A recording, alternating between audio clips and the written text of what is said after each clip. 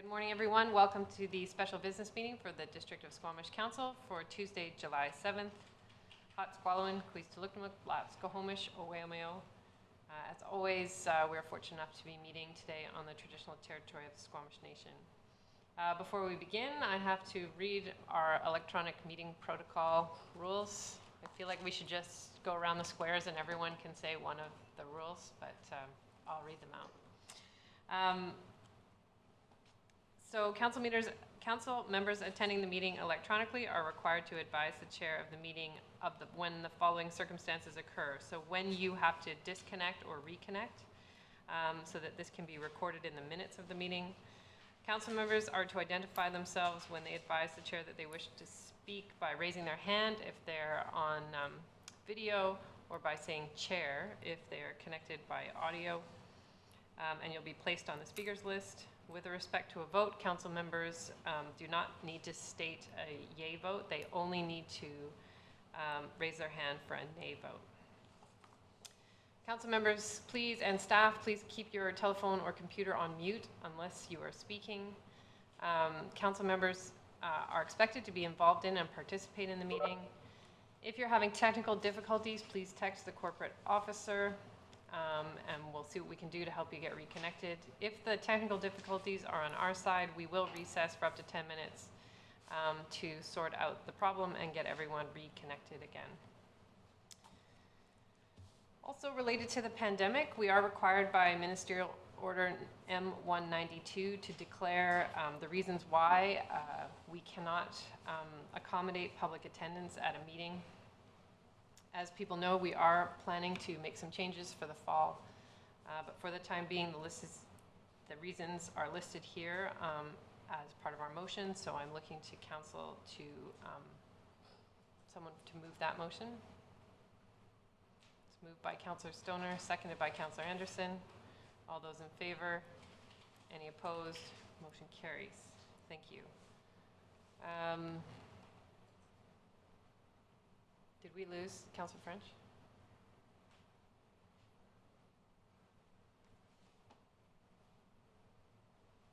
We did lose Councillor French. All right. We still have quorum, so we'll keep going. Motion to adopt the agenda for today. Moved by Councillor Stoner, seconded by Councillor Herford. All those in favor? Any opposed? Motion carries. Any notice of motion, Council? Seeing none. We do have a delegation coming up this month. It's just not today, so stay tuned. I believe that's on the 21st. But we are starting today with item 9A, first and second reading on a number of OCP and bylaw amendments related to aligning those two documents. So I'm going to hand it over to Mr. Daly. Council, we're going to let Mr. Daly go through his slides in full. Then we will take your questions, but we'll go in the order in which all these bylaws are presented on the agenda, just so that we don't confuse ourselves jumping back and forth. Then Mr. Daly will provide his recommendations, at which point we then have to put each motion on the table separately. And let's try and do that in order again, so we don't get confused about where we are. So I see Mr. Gunn's joined us, Mr. Daly is on the line, and whoever wants to speak first, I will turn it over to you. Thank you. Unfortunately, I don't believe I have the presenter ball, so if someone could just pass that to me, that would be great. Coming your way. Thank you.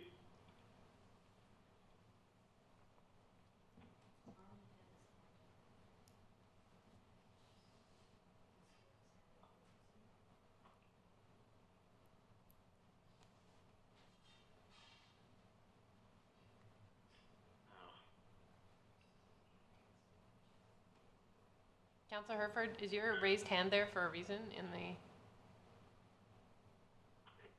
Sorry, I wasn't in as a, I was in as an attendee or something. That was yeah, like okay. A, hi, I'm here sort of thing. Yeah, we got you. Thanks. Thank you. My apologies. This file is loading very slowly.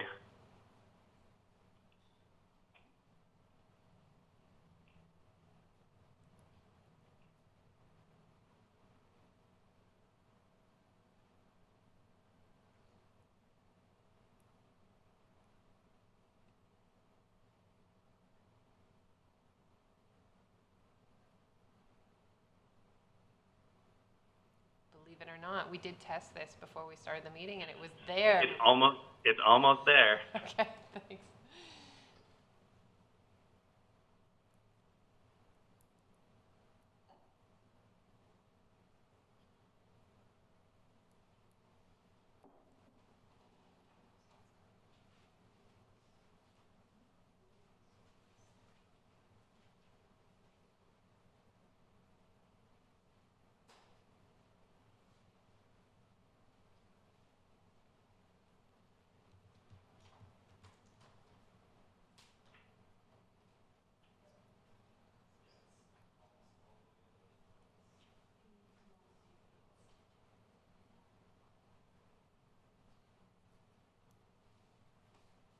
There we go.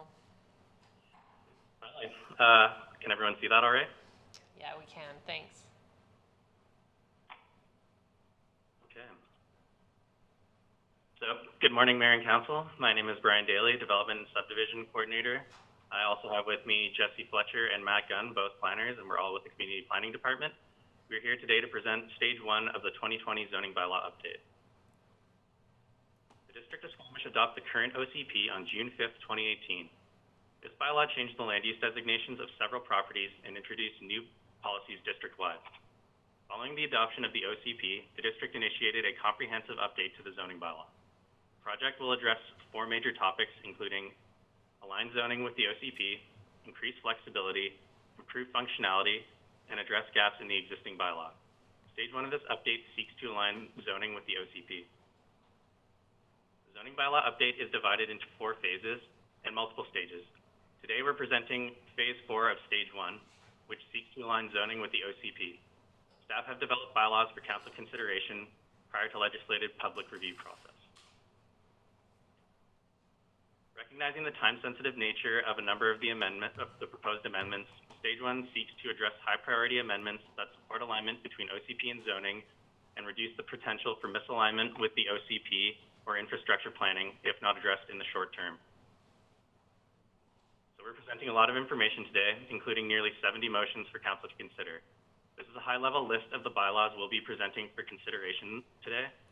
Each of these sections includes zoning bylaw amendments, while some other parts also may include some OCP policy language to help provide some certainty or clarity to property owners impacted by the bylaw changes. The presentation and list above follows the order of bylaws in the staff report provided in advance of today's meeting. Staff conducted engagement with affected landowners, and a summary of this can be found in your report today.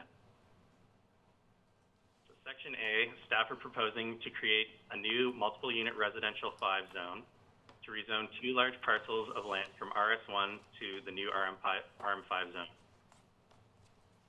Staff proposed the creation of a new zone, multiple unit residential 5, which allows for low-rise apartment dwellings or neighborhood commercial up to a maximum height of 8 meters, as described in Zoning Amendment Bylaw number 2742. Staff have identified 2 large Greenfield parcels zoned RS1. The land use designation for these properties is residential neighborhoods. The RS1 zone permits development of exclusively single-unit dwellings. Continuation of a single form of housing is not well aligned with the OCP policy. Staff proposed rezoning the 2 parcels to the new multiple-unit residential 5 zone. In addition, staff are proposing to include new policy in Section 9.4 of the OCP to guide future sub-area planning or rezoning applications for these properties. The policies include support for rezoning applications that provide as much or more residential density than possible under the RS1 zone, as well as consideration of increases to residential density when such increases would result in complete communities. Landowner feedback on the proposed amendments resulted in a request for some edits to OCP policy to specifically support a road connection from Newport Ridge to Pia Road and stronger language in the CAC policy regarding existing residential density. However, staff feel that the proposed language in the OCP and CAC policies as proposed addresses these concerns without fettering future council discretion. A comment was received that the RM5 zone is not in alignment with the OCP as it does not offer a range of housing forms and the potential build-out of the zone would not be desirable. The proposed amendments align with OCP policy in consideration of the range of housing forms across the entire Valley Cliff neighborhood and the need for walkable commercial development in the area. The proposed zoning enables an appropriate housing form, but also anticipates future rezoning applications that would integrate a broader range of housing forms into future development land. Section B, staff have identified 3 areas of unsurveyed Crown land and 1 area of privately held land outside of the growth management boundary, which are currently zoned RS1, which is not in line with their OCP land use designations. First parcel subject to this section is a portion of unsurveyed Crown land located to the east of Valley Cliff and comprising the northernmost part of the Squamish Chief Provincial Park. I've highlighted the appropriate extent of the parcel in yellow on the aerial photo on the screen for context. This parcel of unsurveyed Crown land's OCP designation is Parks, Greenway Corridors, and Recreation. Staff proposed rezoning it from RS1 to P3, Park, Recreational, and Institutional, to better align with its land use designation. The next 2 parcels subject to this section are 2 portions of unsurveyed Crown land located to the east and northeast of Valley Cliff neighborhood. The 2 yellow stars on the aerial photo on the screen show the approximate location for context. These parcels of unsurveyed Crown lands are designated Resource and Recreation in the OCP. Staff proposed rezoning it from RS1 to Resource to better align it with its land use designation. Policies supporting this are outlined in the staff report in Section B. This slide shows the 4th parcel, which is proposed to be rezoned from RS1 to Resource. This is an aerial for context with the yellow star marking the approximate location of this parcel, located north of Valley Cliff and east of Loggers East. This parcel of privately held land is designated Future Residential Neighborhood in the OCP. Staff proposed rezoning it from RS1 to Resource to better align with its land use designation. Policies supporting this are outlined in the staff report in Section B.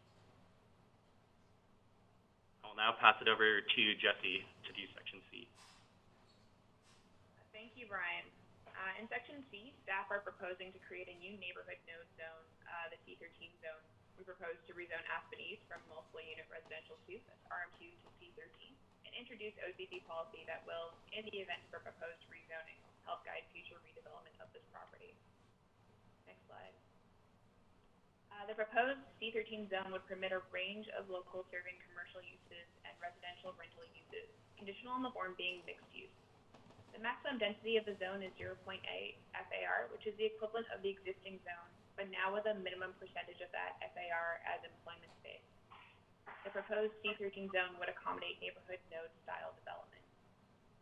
The parcel identified above, located along the Future Pioneer Way connection between Aspen Road and Government Road, is zoned multiple unit residential 2. The current zoning permits townhouse and duplex forms of housing.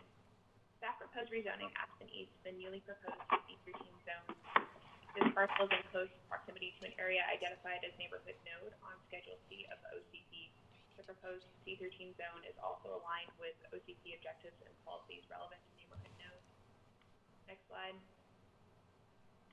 Staff are also proposing to include new policy in Section 9.4 of the OCP to guide future development of this property in the event of a rezoning. The policies include support for rezoning applications that provide as much or more residential density than possible under the RM2 C13 zone, when that density enables the development of a complete walkable community, and given that there is a corresponding increase in employment space. Next slide. The new C13 zone and the rezoning of Aspen East align with the OCP land use designation and OCP policy regarding residential neighborhoods and the requirement for neighborhood nodes. This slide highlights the relevant policies. Next slide, and I'll pass it over to Matt Gunn for the next section. Thank you, Jesse. In Section D, staff proposed a new Agriculture 3 zone for 3 properties along the Squamish River with existing zoning which could allow for further residential subdivision, but which are subject to significant flood hazard and are located in a restricted densification zone. Next slide. The subject properties are identified in yellow on the Mr. Gunn, it's a bit hard to hear you. Okay, I'll speak up. There, that's better. Is that better? Yep. Okay, sorry. The subject properties are identified in yellow on screen. 1050 Depot Road at the north end is undeveloped and is zoned rural residential 2 and park, recreational, and institutional use. 1000 and 1050 Laramie Road to the south are subject to a land use contract and have existing single unit dwellings and established equestrian facilities. I'm going to turn it over to David Rolston to describe the risk context for these properties. David is an engineer with the District of Squamish.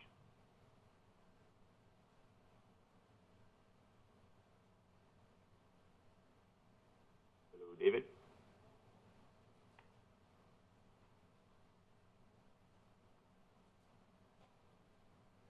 Hey, David. You might be muted.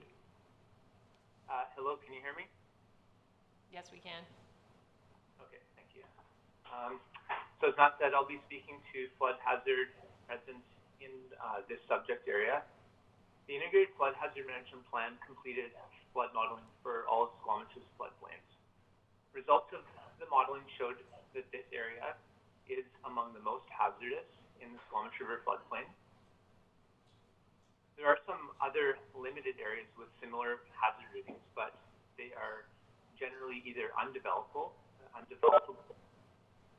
such as Harris Slough, which is shown at the south end of this figure, or they've already been developed, or they have other restrictions, such as an ALR designation or resource zoning. This map shows where the hazard rating is greater than 6 in red. So hazard rating is determined based on the depth and velocity of floodwater. Any area where the hazard rating is greater than 2 is considered a danger for anyone in the area, including emergency response personnel.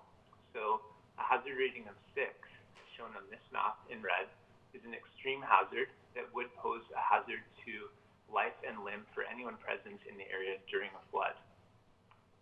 The flood model indicated that flood depth would exceed 2.5 meters and that the velocity would exceed 3 meters per second.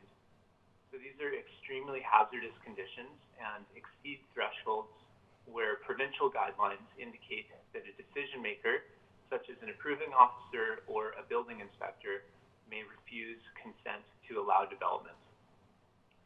Further to this, the district completed a quantitative risk assessment in 2018 for the Squamish River floodplain, and that indicated that the risk to loss of life is in a zone deemed unacceptable, and that's even if the district were to upgrade the dike to a 1 in 500 year return period standard.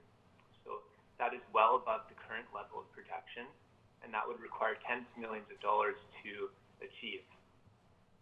So based on that, the district needs to consider other means of addressing flood risk. And something that we talked a lot about during the Integrated Flood Hazard Management Plan is that risk is the product of the probability of an event occurring and the consequences if it does occur. So in that respect, appropriate land use is one of the best means of reducing flood risk. Less people and less infrastructure in high hazard areas reduces the consequences when a flood occurs, and so is one of the best means of reducing risk. So based on all of the above, staff believes that a low intensity land use as proposed in this area is the best zoning. I'll hand it back to Matt. Thank you, David. So for the 3 properties depicted on the screen, the Agriculture 3 zone is proposed. It is intended to support rural agricultural development in high flood hazard areas. It includes permitted uses such as agriculture, single unit and accessory dwelling units, and equestrian facilities. To support agriculture uses and align with the regional growth strategy non-settlement area designation, the proposed zone includes a minimum lot size of 40 hectares. A minimum parcel size of 40 hectares is also established as a condition of use for single unit dwellings, but there's an exemption created to the minimum lot size for single unit development for the specific properties 1000 and 1050 Laramie Road and 1050 Depot Road to permit 1 single unit dwelling despite the parcel sizes of these properties being below 40 hectares. And for these properties to align the OCP land use designation with the OCP flood hazard policies, the land use designation for the properties is proposed to be amended from parks, greenway corridors, and recreation to agriculture. Next slide, please. So for 1050 Depot Road, the proposed amendments include amending the OCP designation to agriculture and rezoning from rural residential and park recreational and institutional use to Agri 3. Next slide. For the the properties 1,000 and 1050 Laramie Road. The proposed amendments include again, amending the OCP designation to agriculture, rezoning from a land use contract to Agri 3, and termination of the land use contracts associated with 1,000 and 1050 Laramie Road. Land use contracts are going to expire in 2024 under provincial legislation. Next slide. These proposed amendments align with OCP objectives 11.3A and B, which reflect an intention to minimize community risk and reduce vulnerability associated with flood hazard. Additional subdivision in this area is not aligned with these policies. The amendment is also aligned with policy 11.5B and 26.6.2, which support agricultural uses in flood hazard areas. I'll now turn it over to Brian for section E. In Section E, we propose a new C12 zone, the Highway 99 Ecotourism Zone. We also propose rezoning a parcel zoned resource to this new C12 zone. Parcel located on the east side of Highway 99, north of the Adventure Center, and south of Brennan Park is designated Conservation and Ecological Reserves in the OCP. This does not align with the existing resource zoning. The parcel is also designated Restricted Densification in the OCP based on identified flood hazard. Staff proposed to introduce a new Highway 99 Ecotourism C12 zone and rezone this parcel from resource to C12.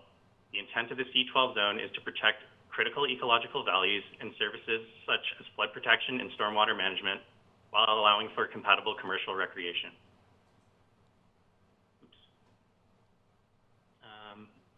And that was the end of that section. My apologies. In Section F, we are prohibiting commercial water bottling in all zones. The zoning bylaw does not explicitly prohibit the commercial bottling or exporting of water. Despite OCP policy against such a use, the amendment will add Section 4.2A, uses not permitted in any zone, to the general regulations, and will include commercial water extraction, including extraction and sale of groundwater from aquifers, surface water from watercourses, or water from the district water supply system to be sold as water for commercial purposes, such as water bottling, bulk water export, or private sales. I will now pass it off to Jessie for Section G. Thank you, Brian. In Section G, we propose to amend the density of 2 large C4 zoned parcels in the downtown and provide OCP policy to guide redevelopment in the event of a rezoning. Next slide. A significant portion of downtown Squamish is zoned downtown commercial C4. The C4 zone permits a mix of uses, including significant residential density with limited requirements for commercial space. Staff has identified 2 large parcels that are currently home to 2 of the district's 3 major grocery stores, 1301 to 1347 Pemberton Avenue and 1200 Hunter Place. Some redevelopment scenarios for these areas could result in dense residential development with significantly limited small commercial space that would not support a grocery store. Staff proposed reducing the density of these sites to 0.5 FAR, which is lower than the maximum FAR permitted by the OCP. The current zone does not designate a density for the site. The 0.5 FAR follows the maximum densities identified in the C4 zone for large parcels on Cleveland Avenue. Next slide. In addition to the rezoning amendment, OCP amending bylaw number 2733 is proposed to enact policy to support future rezoning applications that provide much or more residential density than possible under the newly amended C4 zone, as well as consideration of increases to residential density when that density maintains the role of downtown as a core community service center by ensuring that space that could support a large format grocery store is retained. Next slide. The proposed changes to the C4 zone align with the OCP land use designation, as well as with the OCP policy that relates to commercial use in the The new OCP policy helps further reinforce the existing OCP policy. And I'll pass it back to Brian Daly now for Section H. In Section H, staff are proposing a number of amendments to the university area zoning. The November 12, 2019 Committee of the Whole meeting, Council passed a resolution intended to address zoning in the university area. Council identified the following priorities to be considered in the university area zoning. Allocate the majority of the remaining 450 units to central locations serviced by transit with walkable access to daily services. Require inclusion of permitted uses that facilitate a complete walkable community in future development. Require a full range of housing forms and tenures. Allocate limited density to Parcel A and draft policy that requires development of a complete walkable community, provision of secondary access, and density that supports transit and municipal infrastructure costs. Apply a climate emergency lens to future development in the sub-area, and draft policy that supports rezoning to add density.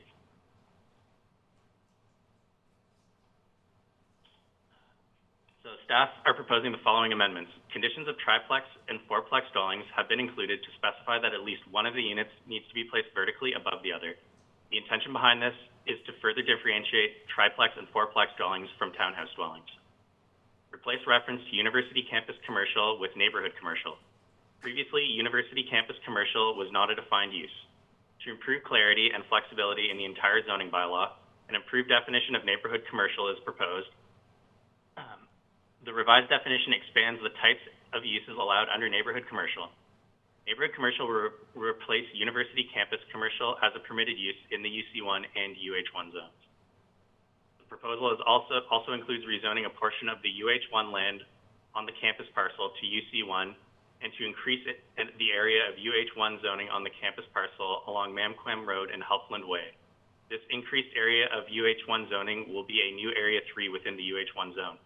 This slide illustrates the area where the proposed rezoning is taking place. As part of this new Area 3, the proposal is to allocate 424 dwelling units to this new area, with the majority being apartment dwelling units.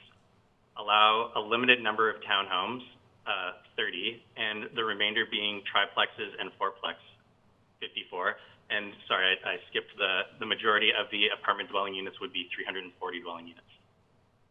10% of the dwelling units in Area 3 are restricted for residential rental tenure. To ensure the apartment units are constructed, a requirement that one townhouse, triplex, or fourplex dwelling unit is permitted for every 5 apartment dwellings constructed in Area 3. In Area 3, a height restriction of 10.68 meters has been added for principal buildings within 40 meters of a lot line adjoining a lot with a single unit dwelling. Proposal also includes allocating 24 dwelling units to Parcel A, shown on the left side of the screen, and 1 dwelling unit to Lot 12, shown on the right side. Policy has been added to Section 9.4 that supports rezoning applications on a parcel that provide higher density forms of housing to support transit and municipal infrastructure costs. The policy also speaks to development contributing to complete walkable communities with a full range of housing forms and tenures while mitigating the environmental impacts from future development. Staff are proposing applying the Development Permit Area 3 Universal Guidelines to the university area. The previous Development Permit Area 11 would be repealed. DPA 11 guidelines were adopted in 2004 and developed before the university and surrounding area had been built out. Staff have been finding DPA 11 increasingly difficult to work with as the guidelines are vague and outdated. Additional guidelines for triplex and fourplex housings have also been added to ensure the massing and articulation of these forms of housing better reflect single unit dwellings. The intention behind these guidelines is to allow this form of housing to better integrate into neighborhoods of predominantly single unit dwelling. I'll pass it back over to Jesse for Section I. Thanks again, Brian. In Section I, we propose the creation of a new zone, C11, the Highway Adventure Commercial Zone. We also propose to rezone an undeveloped parcel along Highway 99 from C9 to C11, and we introduce an OCP amendment to clarify existing policy. Next slide. Staff proposed the creation of the Adventure Highway Commercial Zone, C11. The new zone would introduce a wider range of tourist-serving uses such as alcohol beverage manufacturing, commercial recreation, entertainment, indoor recreation, and tourist bureaus. The C11 zone excludes the permitted use large format retail in order to support directing day-to-day retail commercials to downtown and Garibaldi Village. Large format retail has the potential to meet day-to-day needs of residents while negatively impacting the use of smaller format retailers and other commercial centers. For this reason, additional large format retail is considered undesirable in the vicinity of the business park. In order to ensure strong alignment with OCP policy, an amendment to OCP policy 17.4B is proposed. Policy 17.4B indicates that large format retail outlets be directed to land designated tourist and highway commercial. Staff proposed to amend this policy to add language that supports directing large format retail outlets to a portion of the land designated tourist and highway commercial. Next slide. To more closely align zoning on the parcel located at 39300 Discovery Way with the overall intent of the OCP, as well as with its land use designation highway and towards commercial, staff proposed to rezone the property from specialized highway commercial, C9, to C11. Next slide. The proposed C11 zone better aligns with the OCP land use designation, as well as with the OCP policy that relates to large format retail. The newly amended OCP policy helps further clarify the intention of the highway and tourist commercial land use designation and correct misalignment between different OCP policies. Next slide, please. Finally, we get to Section J, amending voluntary CAC policy. Next slide, please. In recognition of changes to zoning proposed in this report, staff proposed an addition to the community amenity contribution policy. The intention of this policy is to recognize previously permitted residential density on existing properties and any future consideration of development where voluntary CACs are offered by the applicant. So that concludes our presentation. Recommendations for each section are in the subsequent slides that we can go to after questions. Thank you. Thanks, everyone, for your presentations. Okay, Council, we're going to go through this with your questions in the order that they appear on the agenda. And it's okay if you miss a question and have to come back to it. I'm not going to be that strict, but let's try and go in the order that it's presented here. So the first one is on the amendment of the RS1 parcels. Are there any questions?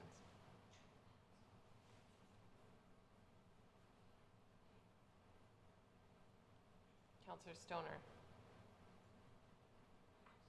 Thank you. That way. Thank you, through the chair. This comes up both in Section A as well as a few others. We have commonly referenced complete communities.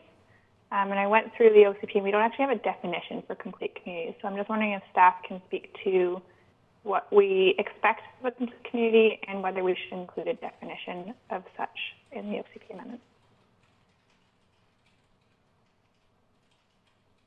Go ahead, Mr. Gunn. So it's a good point, and it is true that we do commonly refer to this in discussion, but we haven't articulated it specifically in the OCP. However, there are a number of policies in the OCP that we can refer to that we are generally thinking of when we refer to complete communities. So a diverse range of housing forms is a key aspect. Not just single unit development, but a range of apartments, townhouses, triplexes, duplexes, single unit, small, single unit. So range of housing forms, range of tenure options, some opportunity for people to meet daily needs within a walkable distance. So that's builds on the concept of having a neighborhood node where you can walk to and complete some commercial activity, whether it be a corner store or some services. And then another key aspect is reasonable transportation infrastructure.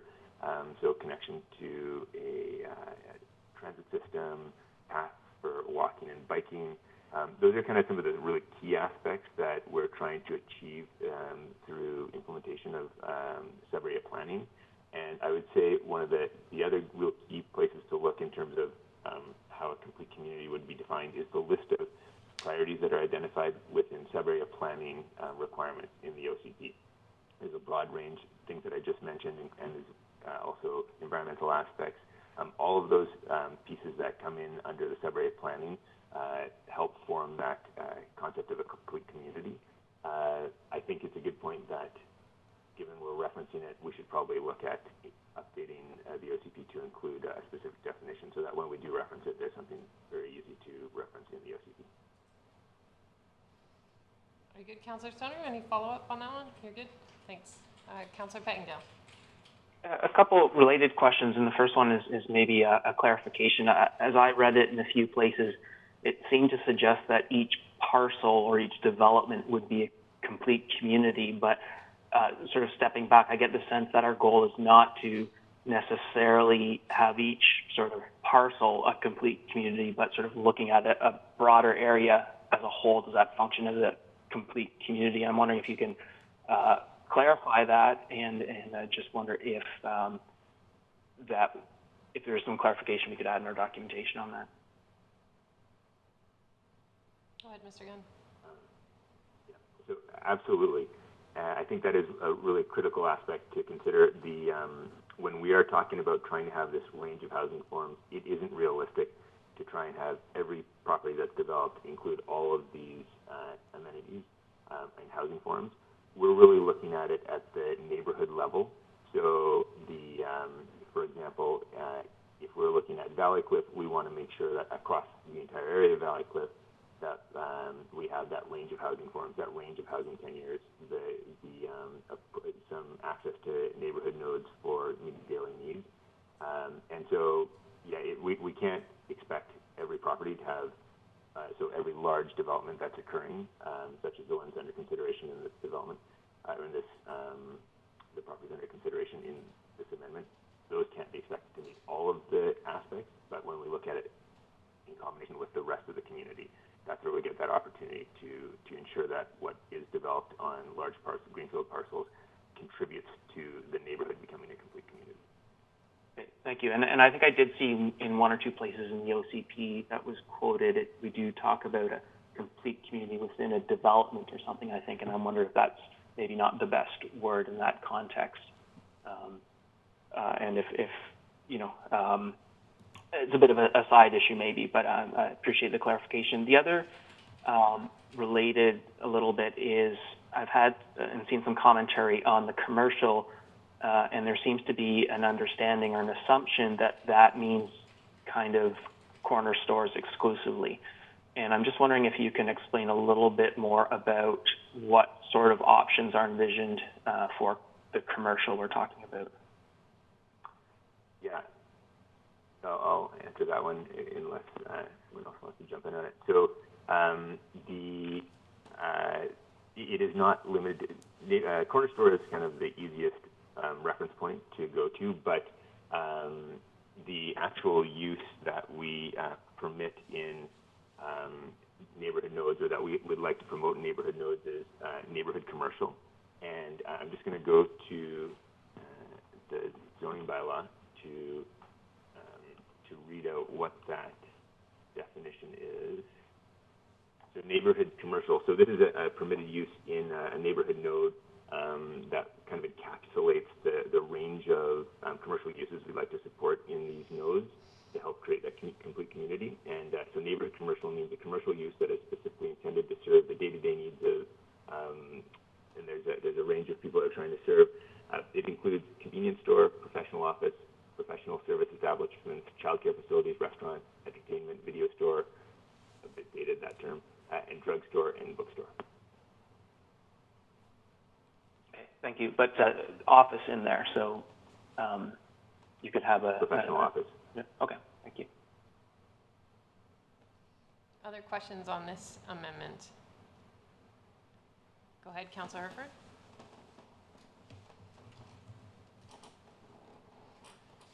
Thank you. My question is around the sort of the general concept of going from having these larger parcels of land zoned for one thing, and as we just received sort of a more complete community definition, I'm wondering about the some more zoning flexibility that sort of encompasses that, because a large tract of land zoned for any one use seems against sort of in direct conflict to that, and whether that's just the nature of zoning bylaws, or is there some other mechanisms we can consider so we can look at these parcels as not just one form, which is I see us in some of these sort of swapping one form for another form, but we're still achieving one form, and that I'm not quite understanding that portion of it. .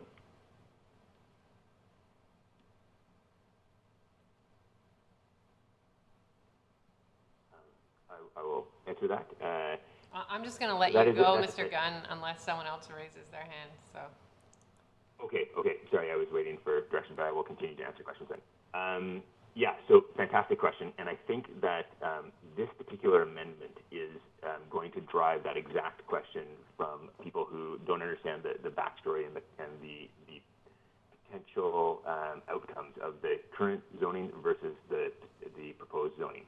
Right now, the current zoning of RS1 would enable owners to move in and subdivide across the entire area and create single unit development across the entire landscape, which is quite a possible outcome of that existing zoning, and which would not be what we would consider a complete community, because it would not have a range of housing forms or neighborhood node or any of the other concepts that we discussed. What we really would like to do is ensure that sub-area planning occurs for these large parcels, and sub-area planning is the process that would achieve what you are referencing, the ability to look at a more fine-grained perspective and identify the right mix of housing forms, where a neighborhood nodes go, all of those elements that we would love to achieve to create that complete community. That really needs to be achieved through sub-area planning. The intention of the RM5 zone is to set the future development of those lands up for that sub-area planning process. It does create a use that, if implemented in those lands, could be compatible with future rezonings that could add additional housing forms and neighborhood nodes that would not likely occur if the lands were left as RS1. An RS1 subdivision that could occur on these lands would not likely in the future be compatible with a sub-area planning process. If RM5 is implemented, likely any development that would occur would be compatible with future sub-area planning processes that could add the element of a complete community. So our belief is not that the RM5 zone, which is proposed, would be built across the large area of these parcels. It has a fairly low density and has would have a lot of open space associated with the development. Our belief is that it would likely result in some development that follows a sub-area planning process and would therefore set us up for achieving the complete community on these properties. Does that answer your question? It does. Thank you. other questions on this amendment? My question is, when we've made the change from single family to this new zone, have we protected the density that was there, or is the density lower or higher in the zone that we're proposing? That's a great question. Yes, one of the intentions of this endeavor was to preserve the density possibilities that we expected from these properties. So there are two things that we've done to reflect that, and that's out of respect for the current owners. So the parcels, the zone was designed to have a fairly large minimum lot size that would support future sub-area planning, and then the density that was supported within those large lots was intended to reflect the proposed densities that would have occurred under an RS1 rezoning process. And so in discussion with the landowner, in particular of one of the parcels, we had proposed what we assumed was a likely density that would occur on that property, and were informed through the process that a higher density was expected, and we changed the zoning to reflect that. So we took at face value the expected density that the landowner had suggested, and that is the density that's supported inside of that zone. But on top of that, the amendment that's proposed to the CAC policy is also intended to reflect that by ensuring that any future consideration of CACs is based on what would be possible in the RS1 zone, or the zone that exists prior to these amendments. The idea is that because the CAC being one of the community amenity contributions being one of the major considerations that developers would have around reduction in density, by respecting that density they have prior to amendments such as these, that would further reduce potential impacts to the developers of this rezoning process. Okay, I have questions about that, but I'll save them till we get to that particular amendment. One of the developers proposed a no-build covenant, but with a timeline, and I'm wondering if staff can speak to why you felt this wasn't the way to go and that we should proceed with the rezoning. Absolutely. Staff were interested in trying to ensure that we had the best possible solution to achieve the goals of the staff of the district for the sub-area planning, but also to respect the interest of the landowners. And so that we explored the possibility with the landowner of a no-build, no-subdivide covenant. But one of the critical aspects there is that we wanted to ensure that we weren't just kicking the can down the road related to the issue that we're concerned around, ensuring that we could achieve sub-area planning.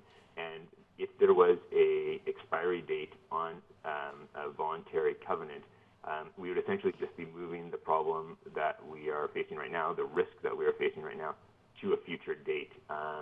If we were to successfully achieve a sub-area plan prior to that date, then all would be well and we would be off on a shared vision.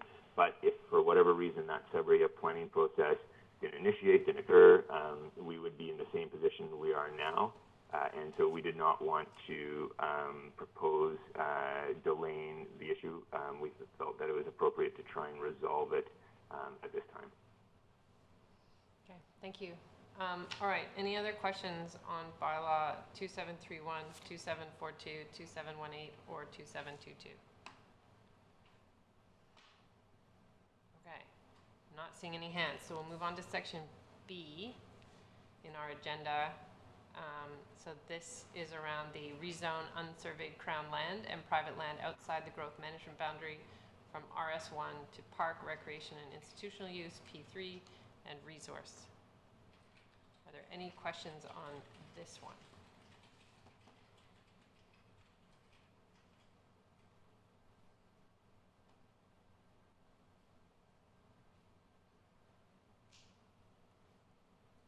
I have one. I'm just trying to get back to it.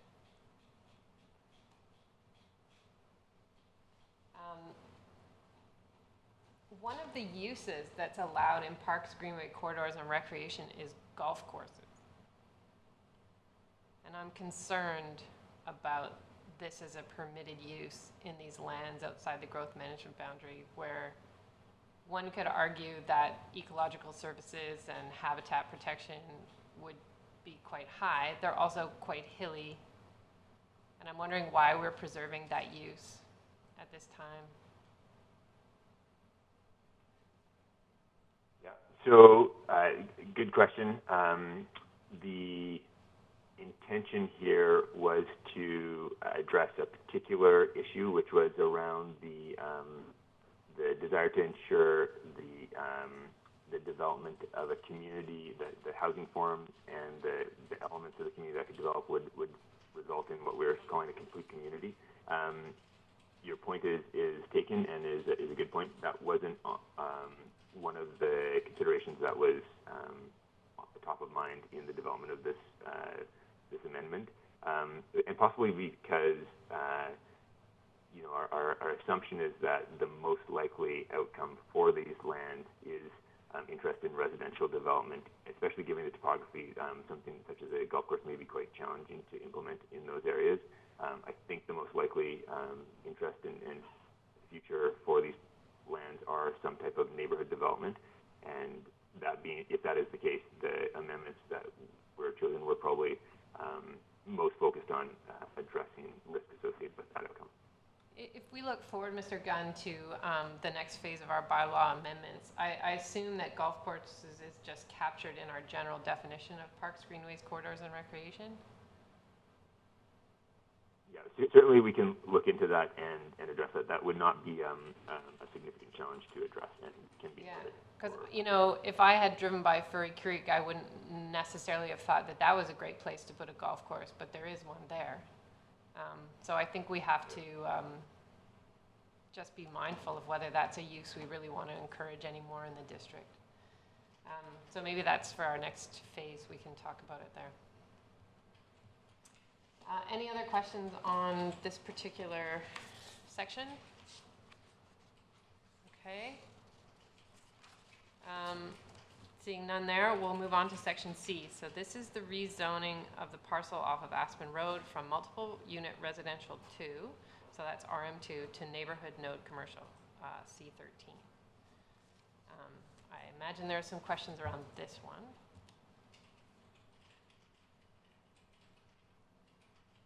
Anybody want to go first?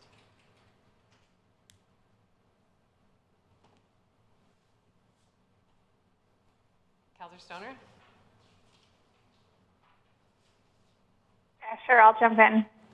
I have a fairly specific question about one of the clauses in the bylaw. So 2A J sub 2, it says consider a max FAR of up to 2.5 for development applications which incorporate 40% employment space and significant purpose-built rental. I'm just curious what in that language, like what would we consider significant in that space, especially since the C13 zone restricts residential to rental tenure only?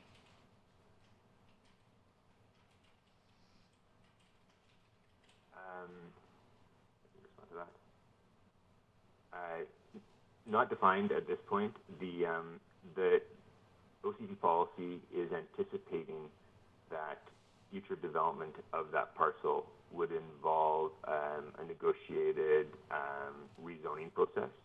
And so the zoning that's put in place, or is proposed to be put in place through the amendments in Section C, are intended to ensure that if development were to occur under its existing zoning, it would be suitable for the neighborhood node and the OCP intent for the area, but that in the event of a rezoning application, there would be likely a proposal from the applicant of non-rental housing on that area, and so that the proportion of that housing that might be rental would be something that would be discussed and determined through that rezoning application process.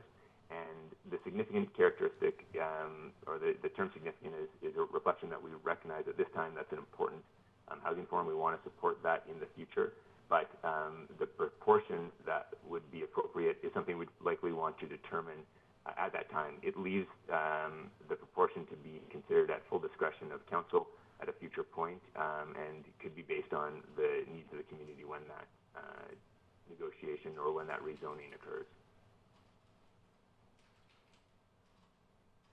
Any follow-up, Councillor Stoner? Other questions on this one? I might follow up on that, and just building on some of the language in this OCP amendment. In J1, it's an appropriate amount of employment spaces provided, and then as Councillor Stoner said, significant purpose-built rental. So maybe using the mud zone as context for what we have today, how does this zone differ in terms of that balance between employment space versus residential? And my second question is, none of this purpose-built rental is being addressed as affordable. And in a neighborhood node where you might have commercial uses, you actually would need affordable housing for the employees that work in that area. So I'm also wondering about its lack of mention in the OCP amendment around affordability. Can you restate the first question?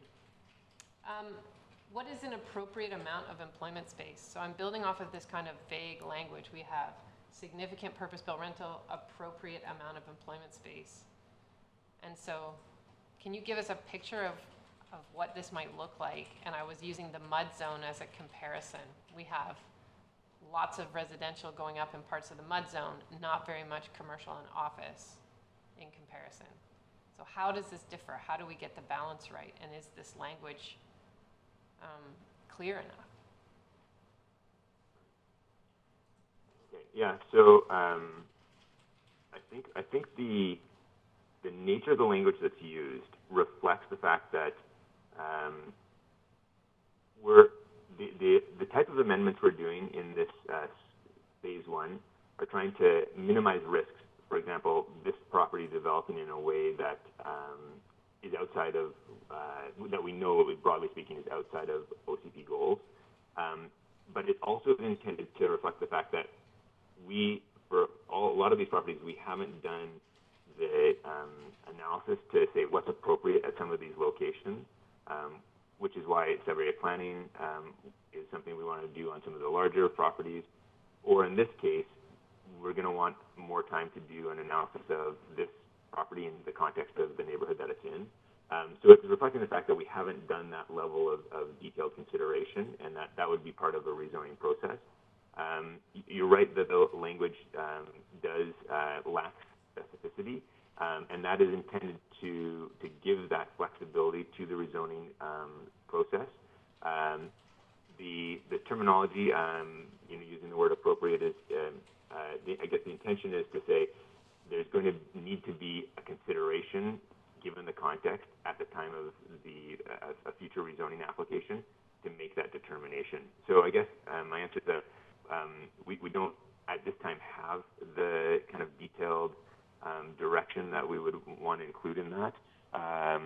Although your second question around the affordable element, it would be reasonable, I think, within the scope of what I'm saying is the intent of this language to add in a word, the term affordable. So that's noted as something that will be considered at the point when a rezoning application comes forward. So we wouldn't want to add something now into the OCP amendment that says that a proportion of the residential would expect it to be affordable. Yeah, I guess I'm saying that would be quite a reasonable addition. If directed by council, that would be a reasonable addition to make to that OCP amendment. Okay. So that's something we could do. But if council was interested in getting more specific about the proportion and did not agree with the idea of leaving that flexibility around appropriate, that's certainly something we could do.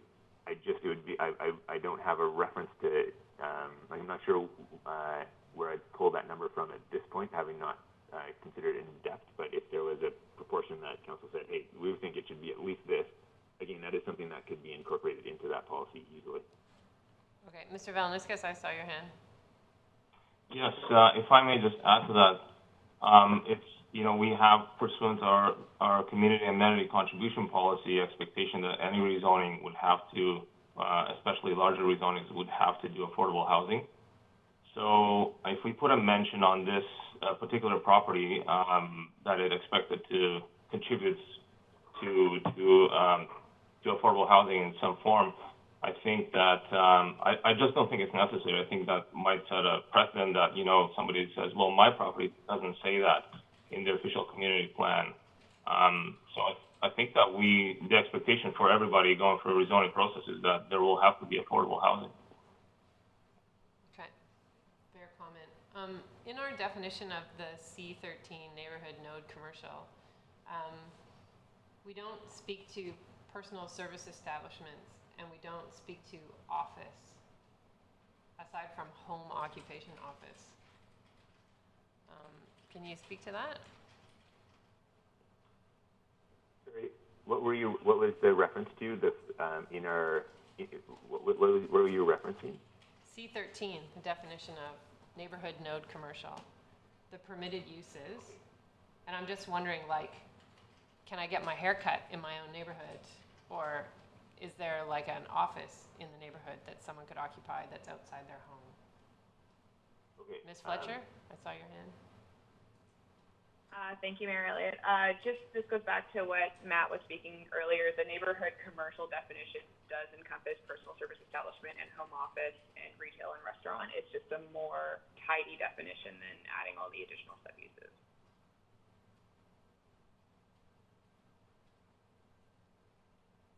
It's under the umbrella of neighborhood commercial, which is permitted use E.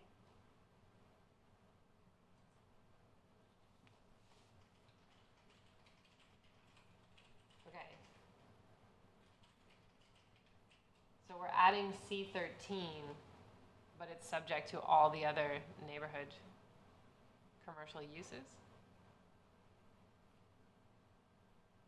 One of the permitted uses in C13 is a broad use that encompasses a bunch of those types of uses like office or haircut. And so those all get brought in as permitted uses under the neighborhood node commercial zone. What is that broad statement? It's the definition. So I'll read the definition. So neighborhood node commercials permitted uses include apartment, retail, store, post office, fitness center, and neighborhood commercial. And the neighborhood commercial definition includes, as a kind of a subset, convenience store, professional office, personal service establishment, childcare facility, restaurant, entertainment, video store, drugstore, and bookstore. Video store, that'd be great. Yeah, I know. Problems with the zoning bylaw. Okay, thank you for that clarity. Any other questions on this one?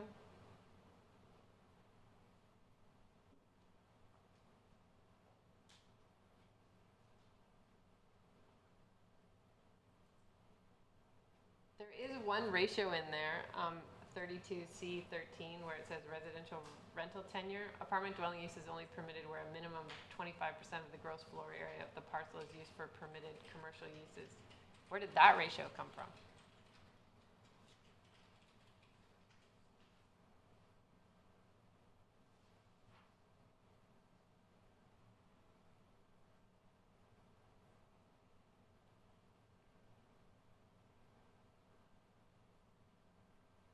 I believe that was through, I'm trying to remember, Brian, do you recall?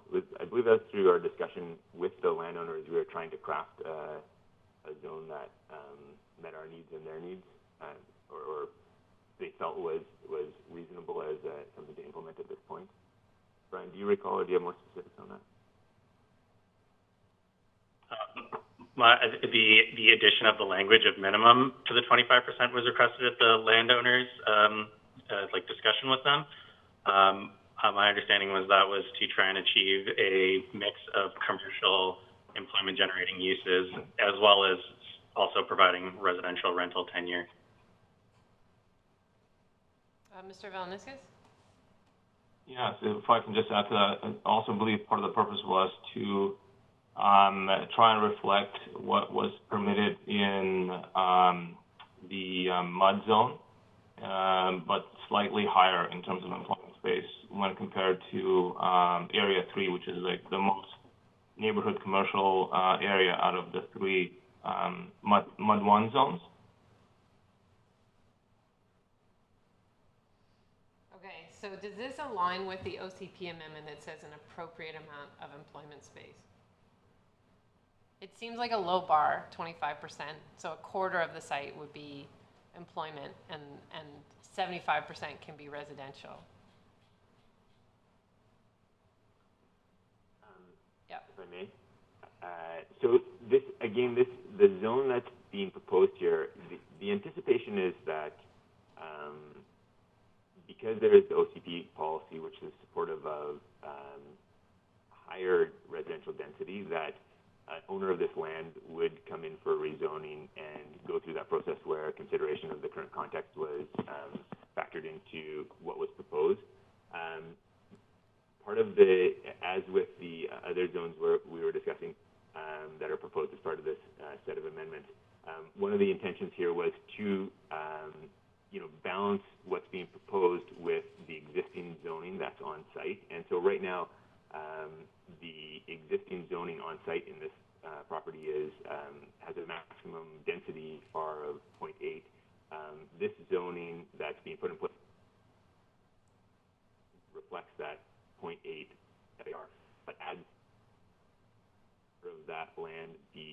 or that build space be used for commercial. And so there's out there between respecting the existing residential density and ensuring that the neighborhood node aspect is reflected. But I think ultimately the anticipation is that because there's additional residential density supported in the OCP, if these amendments go through, there would be a whole discussion around how much residential would land there and what the right amount of commercial space would be. Okay. Any other questions on Section C, the Aspen Road parcel?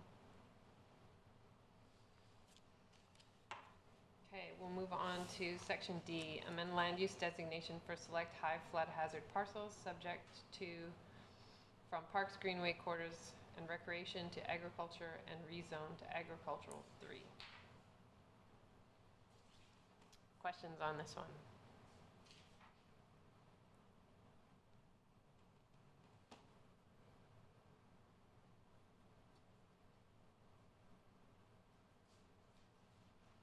Councillor Pettengill and then Councillor Stoner. In this one in the report, there's a fair bit of attention to the flood hazard management plan and the OCP. And maybe this is a more general question, but it comes up for me in this one. How important is our other policy in sort of thinking these things through? I understand there is a particular issue in terms of flooding here, but is it just those two policies that matter, or does our active transit policy, some of our employment policy and community climate action policy, do those things sort of play into the decisions we're making as well? Yeah, so in terms of the intention of the project that we're currently engaged in and the zoning that we're proposing here, what we're trying to do is align with the policies of the OCP. The OCP was intended to try and pull in components of all of the plans that had been completed up to its creation. So it is based on input from the Integrated Flood Hazard Management Plan, from the Active Transportation Plan, from work that had been done, environmental work that had been done. It tries to pull from all of those, but it has to synthesize that information plus the public engagement that was occurring at that process, through that OCP process. So the intention of the OCP is to be the umbrella that encapsulates all of those and balances the different values in those plans, and then sets a vision. And we're trying to implement in alignment with that vision. So I guess the answer to the question from the perspective of this process is that we're trying to implement that synthesized vision. But in consideration, I think from both staff and council's perspective, certainly it's not inappropriate to consider all of those plans independently in your consideration of and in staff's consideration of how these what amendments would be appropriate for these properties. This is staff's thought on what is appropriate to implement given largely the OCP policies.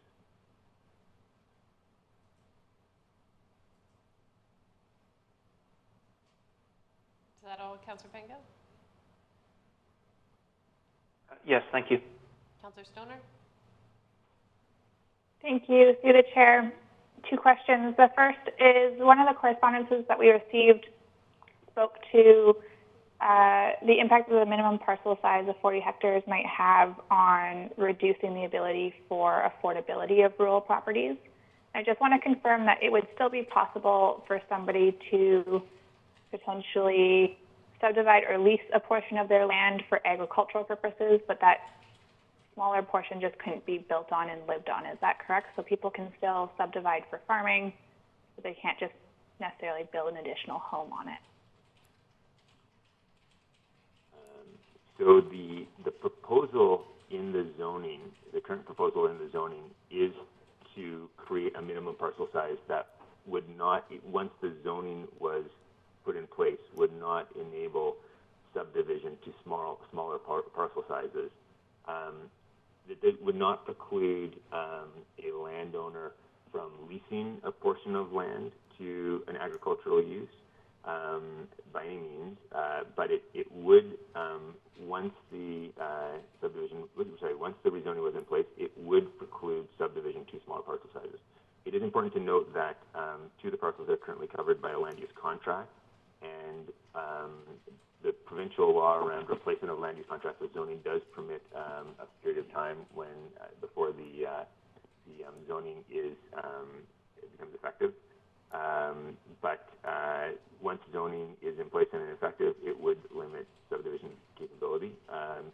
One thing I would note is that as part of the Squamish Valley agricultural planning process, one of the comments that came out of that was that, in fact, larger parcels were more appropriate for agricultural viability because they allowed the flexibility for farmers to change activities based on what the market was, what the market demands were at the time.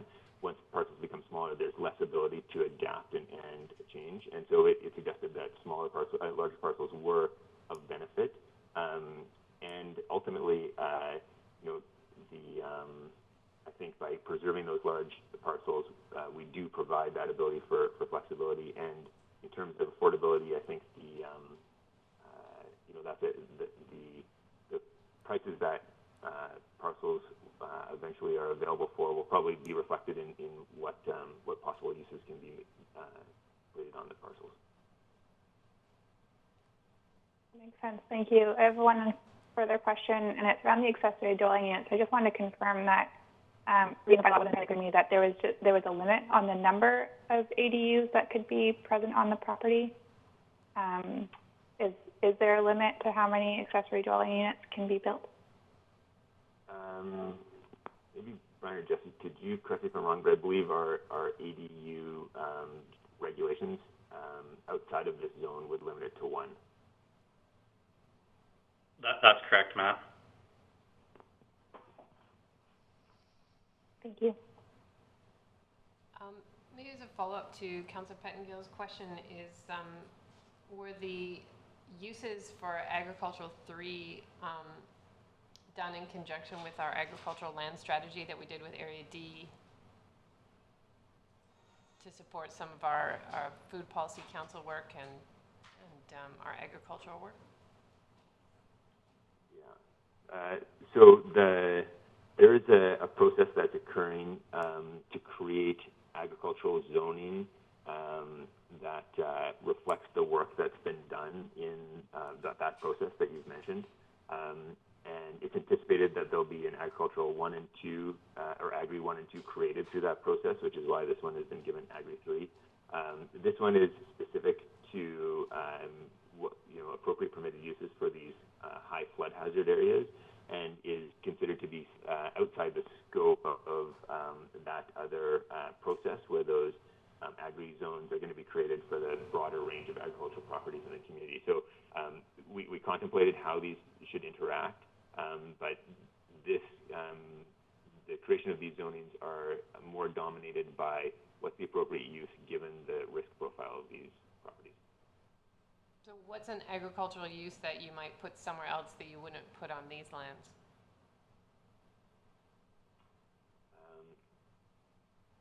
I'm actually not working on that Agri 1 and Agri 2 rezoning process, so I'd probably have to look into that in more detail before I could answer your question. Mr. Valeniscus? You're on mute. You're still on mute. Oh. Thank you. Thank you. Sorry. Yes, I just wanted to add that once we go through the Phase 2 zoning bylaw update, which will include the other agricultural zones, if there's any learnings from that process, we could tweak the uses permitted on these zones as well. All right, and Mr. Ralston, you spoke to this, but we don't often see in a report that we designate lands as the most hazardous properties in the Squamish River floodplain.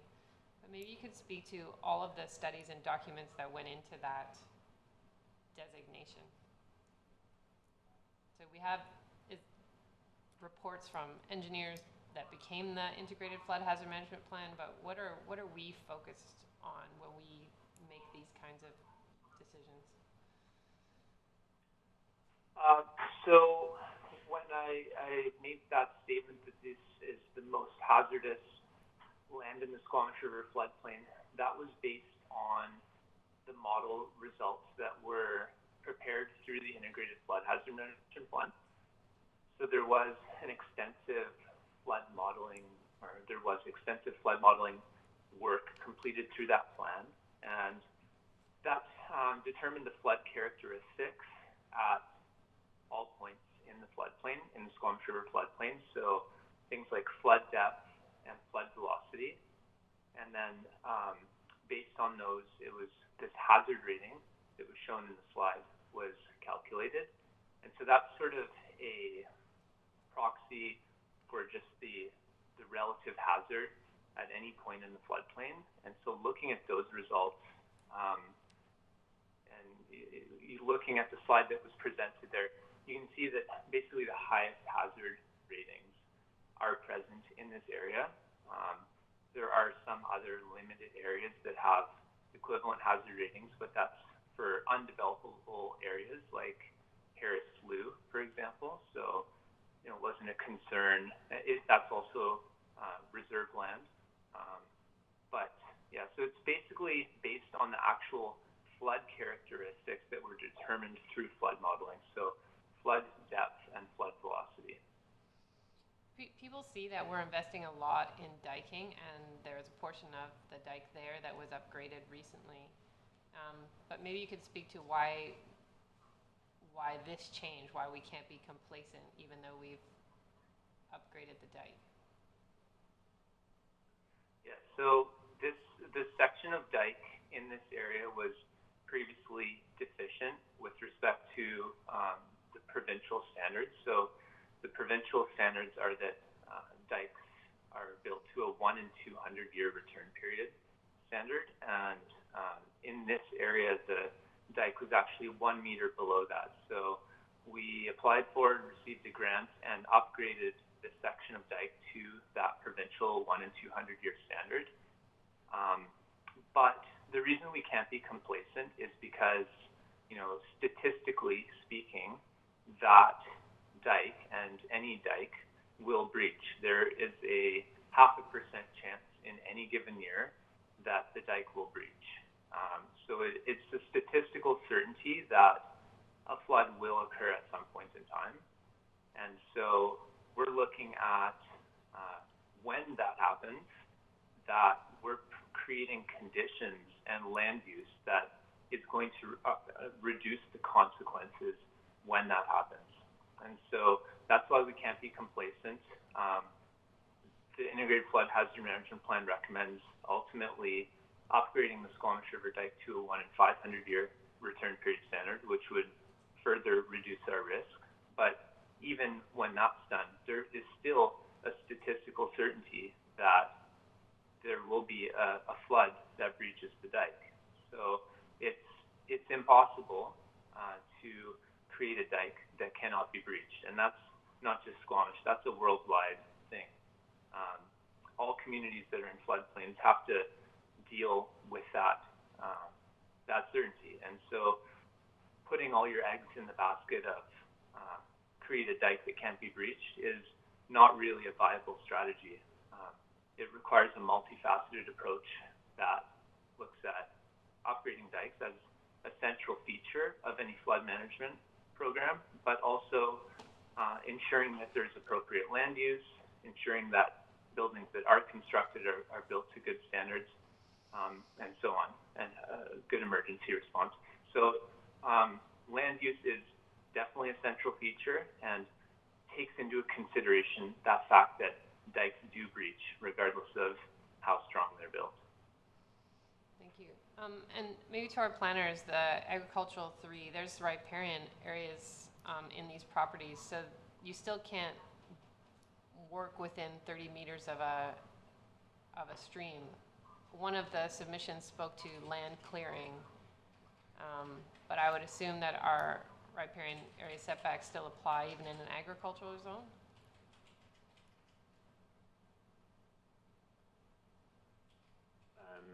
So the agricultural activities do actually receive an exemption from DPA or environmental DPA requirements. And so in considering whether Is that on the ALR appropriate- land or on just any agricultural land? It's an exemption as an agricultural activity, I believe. Jesse or Ryan, you recall that exemption, or can one of you look that up and we can read that out? But just maybe when you do that, as a side note, when we were considering what the appropriate zoning is for this property, we were managing a variety of characteristics on this land base, and so the OCP has a policy around managing flood hazard, promoting agriculture, and preserving environmental values. And there will be some additional impacts to environmental values by supporting agriculture in this area. This is one of those situations where we have trade-offs between values that we can't necessarily align all values together in the same decision. And so from staff's perspective, the need to manage the flood hazard and the desire to support agriculture became the more prominent values for consideration in this decision, and recognizing that could have some additional impacts on environmental values on the property. Mr. Villanuskis? Thank you. I just wanted to know that agriculture is currently also a permitted use on at least some of these parcels, so that won't be changing.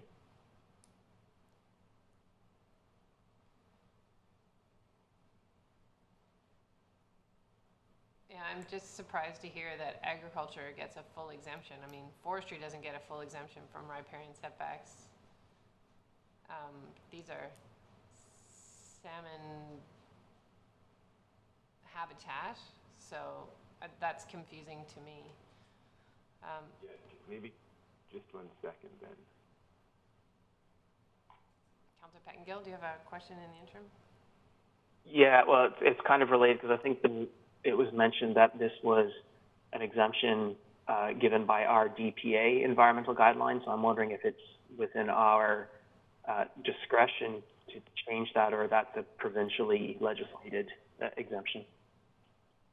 Mr. Villanuskis? It's provincially legislated regulation, so there's an act, I believe, it's a provincial act, and it prohibits certain local government regulations from applying on agricultural activity. But is that for ALR lands, Mr. Villanuskis, which are very specific and have lots of rules, versus just trying to protect the use in a more urban environment? No, I believe it's not just ALR. It's any activity. So if you have a property that's been assessed as a farm, so you have to make sure that there's farm income, then the I think it's called Right to Farm Act applies. Well, you have to show income, so you can't just start clearing the property without any agricultural activity on it. It just seems strange that we can't protect an environmental asset in the same zone as agriculture. One would hope that the two could work together. So, but anyway, if that could be made clear, if this goes to public hearing, that would be helpful. Any other questions on section D? Sorry, we were on D. Okay. Moving on. Section E, rezone RE parcel along Highway 99 to Highway 99 Ecotourism C12. Any questions related to this one?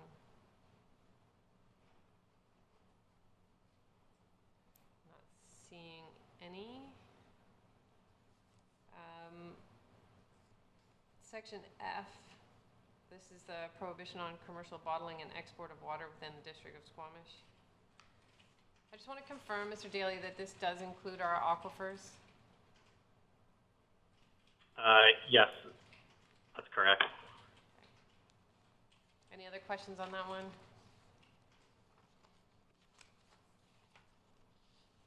Okay, next up is section G, amend zoning of large C4 properties in downtown. So this is to protect our grocery stores. Any questions on this one?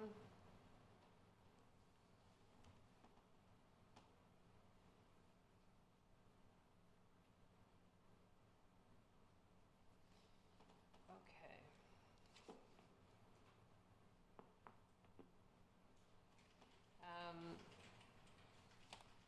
Section H, allocate university housing units in the UH1 zone. Any questions on this one?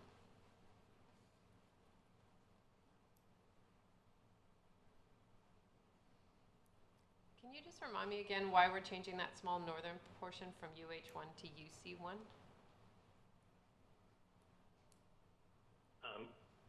Through the Mayor, that's to kind of facilitate the development of most of the allocation of density to Area 3, so because it's a more centralized location. There are lots of challenges in that use the Route 2 to the northwest portion. There's quite steep slopes. It would have kind of an awkward access point, and it would potentially preserve future connection to parcels to the north through there. Also, we felt it was necessary that if we were reducing the amount of UC1 zone to kind of increase it elsewhere. So that was the rationale beyond that. Thanks. And can you speak to why 10% of the dwelling units in Area 3 would be residential rental tenure? One would think that close to a university you would want a higher ratio of rental than 10%. That just seemed strange to me. That's a fair point. In discussions with the landowners, we were attempting to try and strike a balance that, would still provide rental housing. Student and faculty housing is still a permitted use in both the UH1 zone and the UC1 zone. So there's still the opportunity for that, but that is a valid point, and maybe I'll pass it to Matt. Yeah, Mr. Gunn? Yeah. Yes. Okay. Yeah. One of the kind of specific nature or characteristics of the current institution there, and hence the policies and zoning that are associated with it, are that there is actually an intention to have the students housed on the campus, and there is all of the potential students that could go to the campus have bed units associated with them that is zoned to be provided in the UC1 lands. And so the intention had been to house all the students in the UC area, with the UH area being intended for market housing. And so, the OCB policies reflect that intention and vision. We were bringing, the intention is to make sure that the zoning reflects the current OCP vision for that area. So we're largely trying to align with that vision of how the students were going to be housed in the campus area, recognizing that rental housing is important for the broader community. The idea was to add that element into the consideration for this tract of land, but that hadn't really been stipulated or identified in any of the policy documents prior to this rezoning process, and so it was a new addition outside of the existing sub-area plan for that area. Yeah, given that we're trying to put commercial areas up there and that staff work at universities, not just faculty, it seems like still a low number to me. So it takes more than just faculty to make a university work. If there's specific direction from council, we could certainly make that change. One thing I should note is that for the university, the student and or staff and faculty, student faculty permitted use was in the numbers of bed units that were associated were set up to cover the 1,200 students that would be there, and the 300 staff, which was envisioned to be the total staff for the for the campus, not only tutors, but also all staff that would work on campus. Those 1,500 total units are permitted as staff and faculty housing units on campus on the UC zone. So they were considered in the housing zoning framework. Okay. Any other questions on Section H? Councillor Pettengill? Yeah, the Parcel A and the 25, from what I understand, could be large lot, single-family dwellings. Is there anything in terms of sub-area planning and so on that might help align a bit better with what I understand some of our more general OCP and other direction to be? Or are we comfortable with that? Or I'm just wondering if you can speak to that a little bit. Yes, certainly. The OCP policy that is proposed as part of this amendment reflects an intention that we'd like to see a lot more density on that in that area, and that sub-area planning would be a part of that process. And so the expectation is that it's highly unlikely that that area will be developed without a sub-area planning process. To put in the infrastructure to start doing development in that area is going to be quite an endeavor, and there will need to be higher density required to make that viable, and that will trigger, because the allocated units there are quite low, that will trigger a need to go into sub-area planning for that process, for that rezoning. And so all of our desired kind of complete community policies will come in at that point. Anything else? Mr. If I could just add, single unit dwellings and 2 unit dwellings are only permitted where essentially where they've already been built out in the UH1 zone. All right. Section I, rezone undeveloped C9 parcels along the Highway 99 to Highway Adventure Commercial C11.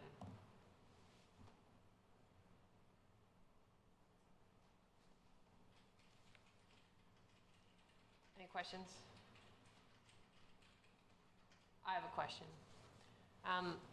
We put things like fitness centers and restaurants on hold in the business park, and one of the uses in this is fitness center and indoor recreation. I'm wondering how we're jiving those two things. Yep, go ahead. This parcel is zoned as a commercial property, highway commercial, and so in consideration of the need to be very strategic about how we use our industrial lands in the business park, it did seem like some of those uses that there's demand for, but we want to be careful about where they land. It seemed like the commercially zoned property and commercially designated in the OCP property that we're talking about right now might be a good location for those to land, to release some of the pressure on the land that is designated and zoned for industrial use in the business park. Okay. And when you say indoor recreation, could you put another indoor climbing gym there? Could you put an indoor mountain biking park there? Like, what kind of indoor recreation are you talking? Or are you talking more like a ninja gym kind of thing?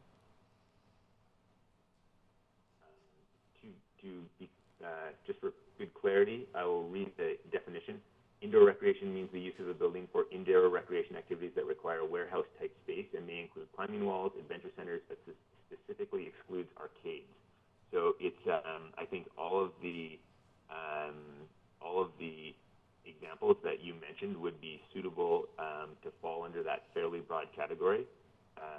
So yes, I think it's a fairly flexible zone, except for those arcades. The feedback from the proponent wanted to put something in like market rental, but this zone doesn't include any residential, correct? That is correct. Yeah. It is not reflective of any possibility for residential on this property. Okay, thank you. Councillor Stoner? Thank you. Just a quick question on the restaurant conditions of use. We have a limitation of maximum 30% of the floor area for accessory restaurant to an alcoholic beverage manufacturing. And I'm just curious about that 30%. What does that look like relative to some of the other operations that we're seeing in the business park? Okay, yeah, that's a good question. I actually don't have off the top of my head the numbers, but I can actually make a guess, and that is that when we've talked to some of the existing operations, the idea of having a 30% permitted restaurant use, as opposed to the current permitted use structure, which is 50 seats. It sounds like that, we've heard from some of them that is an appealing prospect because it allows them to increase their restaurant size as they grow in terms of their manufacturing capability. So it does a good job of allowing growth, but keeping it as accessory to the primary intent, which is, some type of production facility. And as I recall, I think that would have provided opportunity for growth across some of the existing properties, but especially because the idea of being able to grow the industrial capacity provides that additional growth possibility. Does that answer your question? Yeah, totally. That's helpful to have that context of why we're moving away from that seated capacity to a percentage of gross floor area. So thank you. Thanks. Any other questions on that one? Okay, last one, I think. Section J, this is the voluntary CAC policy update.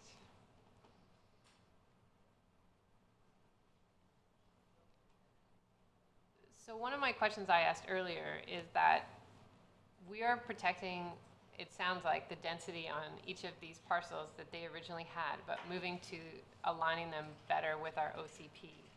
And CACers are there to compensate the community for the added density.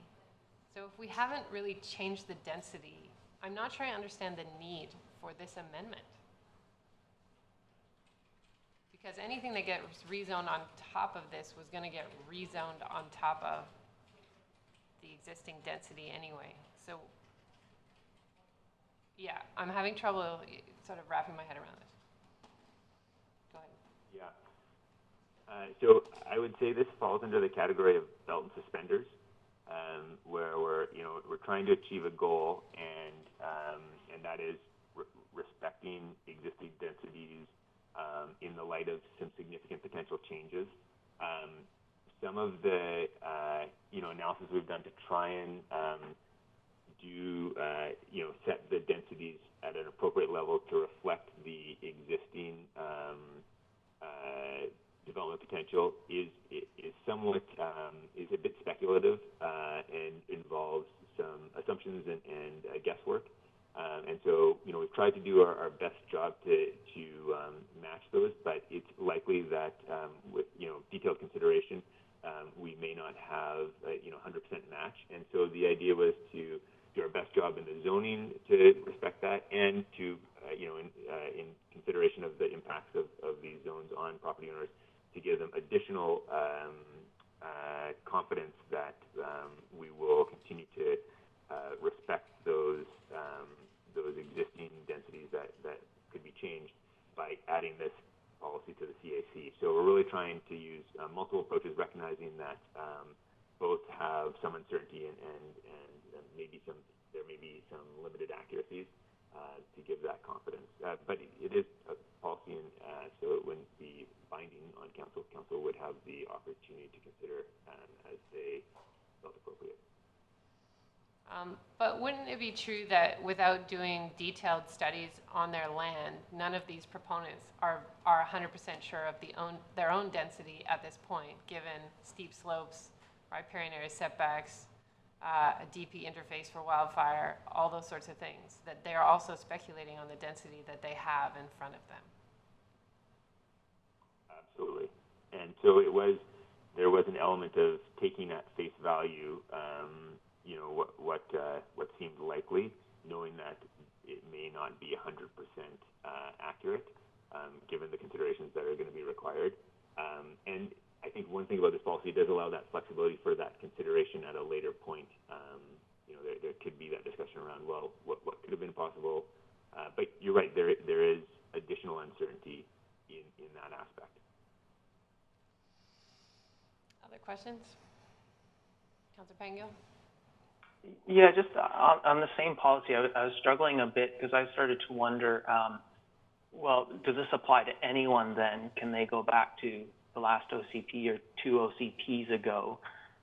I'm just sort of wondering, you know, what this actually means in practical terms as we move forward. And I'm sort of assuming that, and it sounds like we have generally tried to understand the broad context, weigh all the pros and cons, and figure out the best compromise going forward. And that's, I guess, sort of where I would feel comfortable, and then might expect, and is the reason why we couldn't going forward, if there is a rezoning discussion, sort of have the discussion about the context of what had happened and sort of make a determination at that point with that information, as opposed to a policy that reaches back to, I don't know, because it doesn't say which OCP policy we're reaching back to, and you know, I don't see if I could reach back one, why I wouldn't be able to reach back 3 policies ago in terms of density and so on. So that's a totally valid comment. Originally this policy was drafted to be hyper-specific to properties and this rezoning, but it actually became this monstrous long thing and seemed like it might not be the appropriate thing to land in a policy. So we chose this approach, which was more generalized. But you're right, it may encompass other properties that we haven't considered at this point, and so that is a possibility. It's a bit of a fine balancing act. You know, we could amend this policy to say, you know, properties that were rezoned to align with the OCP at this date and this set of amendments that we're doing to make that specific. It could be removed. You know, I think one of the things that staff is trying to do is balance that, you know, the significant impacts that are coming with some of these changes on the landowners and trying to accommodate their perspective in that case. But it's, yeah, it does have the possibility to be interpreted more broadly in its current form.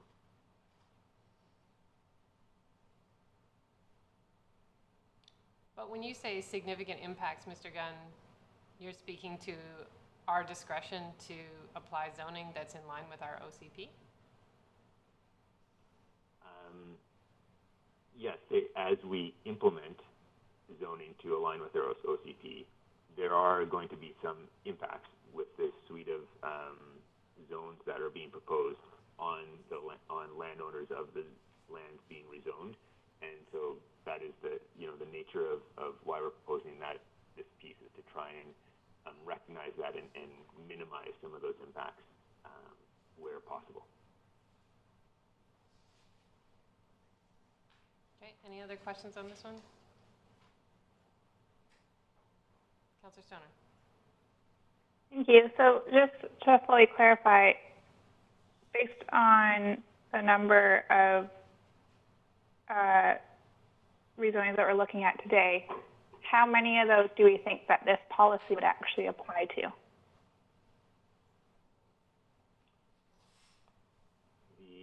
The properties that this is drafted in consideration of, that most likely are being impacted, are the properties that are being rezoned from RS1 to the RM5, and the Aspen East parcel that is being rezoned to the neighborhood commercial.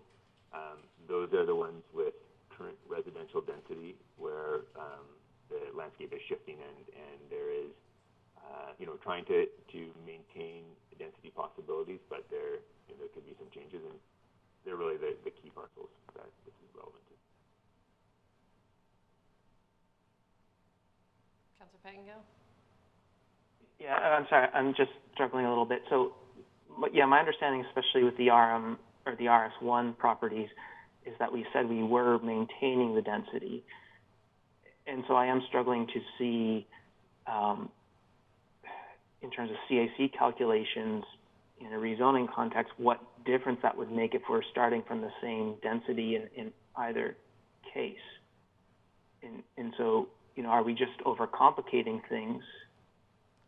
I mean, I get the sense that staff has paid a lot of attention to try and maintain the density already, and so, you know, I'm wondering how would we even do the calculation for the old OCP designation, even if we decided to keep that policy, as opposed to, it sounds like it's going to be hard enough to do it on the current one, unless I'm misunderstanding something. You're correct. It is not a straightforward calculation by any means. What is the exact density that could be possible at the end of a process where somebody comes into development, considers all the current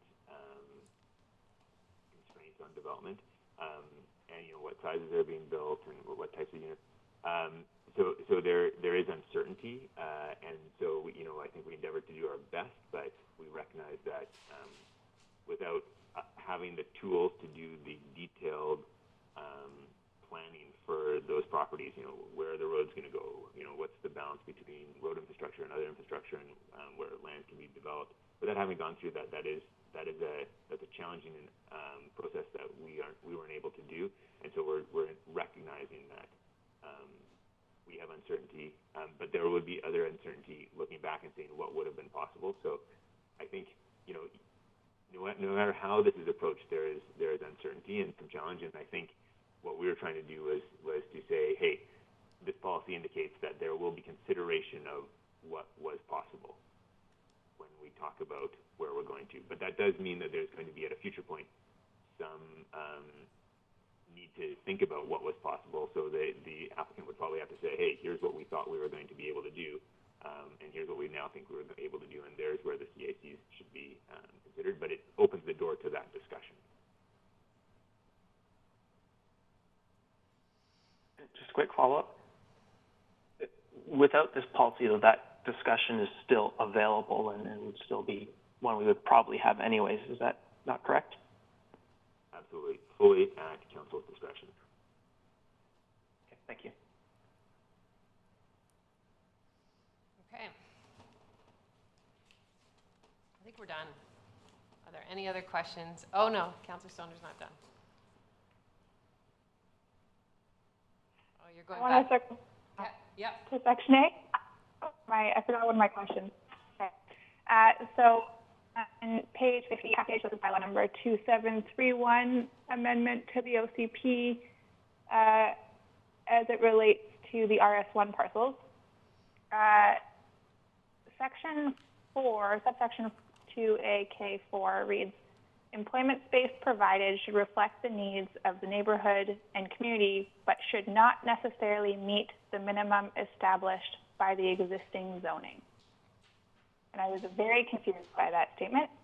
I'm wondering if staff can explain what that means and what we are expecting in terms of employment space provided if it's not expected to meet the minimum established in the existing zone.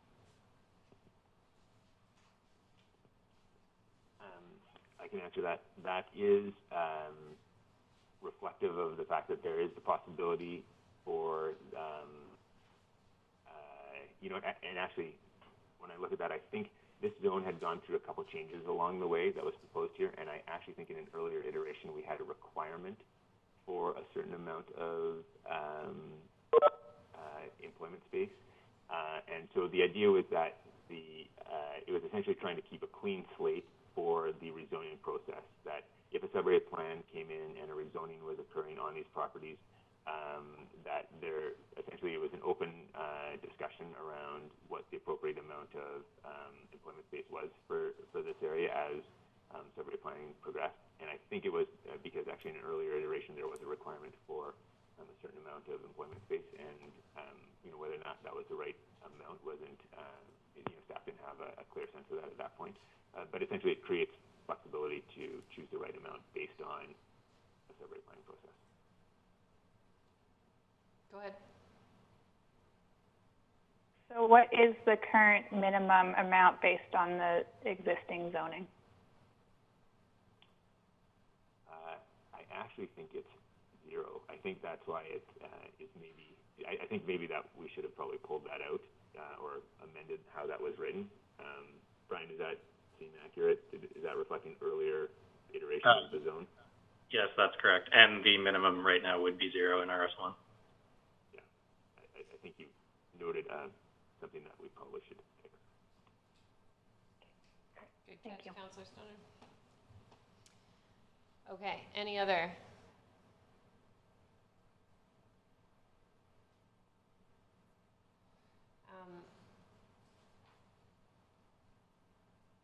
Just going back to the Aspen Road parcel, in the staff report it says the policies, this is for the OCP, section 9.4, also support exploring a change of land use designation to help adhere to this section. Can you explain that, just for clarity? Yes. So that's a fairly complicated area in terms of overlapping zones and OCP designations, and there is the possibility that at some point road alignment as part of a development process may shift, because there are some interests in how the roads will move through there, and they may not be reflected in its current parcel boundaries and land use designations. And so the idea is that if through a development application process it's determined that it's more appropriate to move some road alignments or change zoning to change zoning to reflect those changes and land use designations, that we have some support for aligning OCP zoning and parcel boundaries through that process. Thanks, Mr. Gunn. All right, now are there any more questions? Councillor Pangill. Sorry, going back to the university area, it does talk about bed and breakfast within a single unit dwelling as a permitted use, and I'm just wondering if you can clarify what that means in the context of the short-term rental bylaws we have forthcoming, or what the vision was there. Jonas, I guess you might correct me on that one, but I believe is bed and breakfast going to be replaced in the process of the STR amendments? I saw Mr. Daly's hand.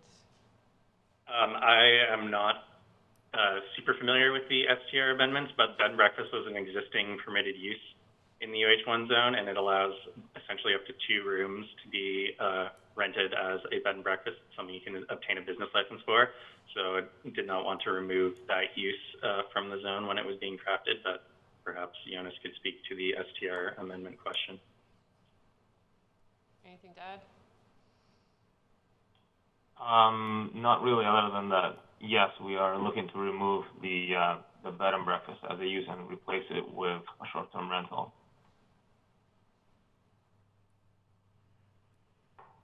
Okay. It is coming up to noon. Are there any, Mr. Gunn? Did I see your hand? No, you're all right? Okay. Council, any further questions?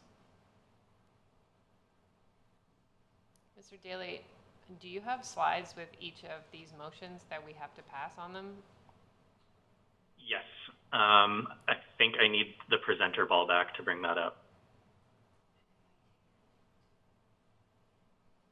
So if it takes a long time to load, I'd rather just go through the written agenda. Is that all right? Sure, if you'd like to. I can try. I think there's a faster way to do it, so I'll try that, but it might take a minute. Okay, so council, we're going to do these systematically. Now, I'm just going to check with our corporate officer. Can I move everything in a section, or do I have to remove each one separately? Each OCP so I've got punctuation there. So anywhere there's a line break, that's where I have to stop. Yeah, they're separated out like underlined, but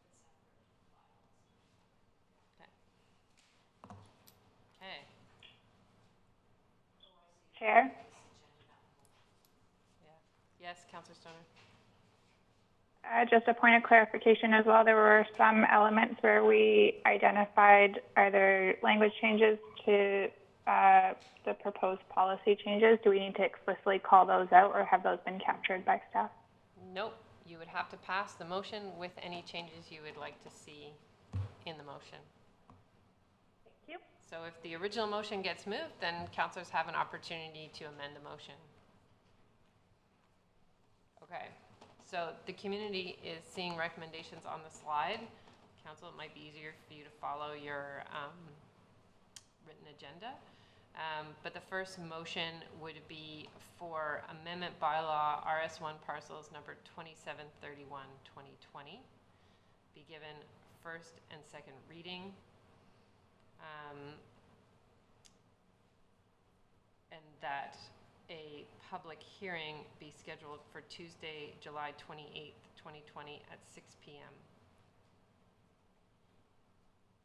which would be streamed from the District of Squamish Council Chambers. Is there anyone that would like to move first two readings? Councillor French is moving that. That is seconded by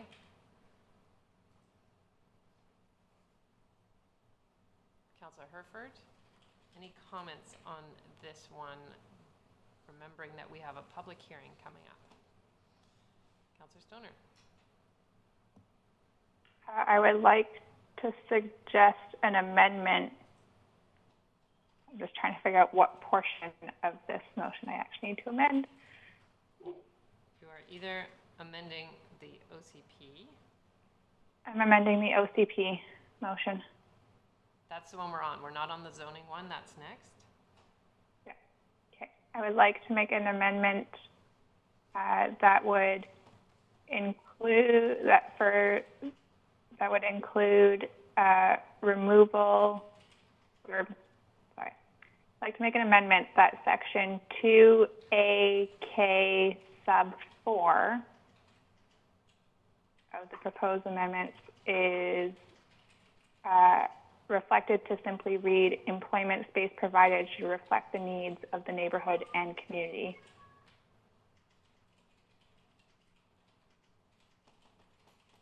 So taking out that last part of the sentence. Correct.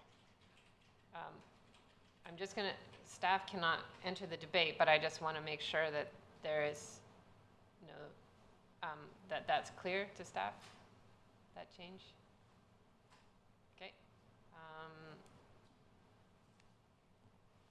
So is there a seconder on the amendment? That is seconded by Councillor Pettengill. So any comments on the amendment? So we'll vote on the amendment first. All those in favor to taking out those words in section K4? All those in favor? Any opposed? The amendment carries. So now on the main motion, which would pass this first OCP first and second reading with that amended language. I'll call the question. All those in favor? Any opposed? Motion carries. Okay. Next up is District of Squamish zoning bylaw. This is the amendment bylaw for multiple unit residential RM5 number 2742-2020. So this is the accompanying update to the zoning bylaw for these parcels.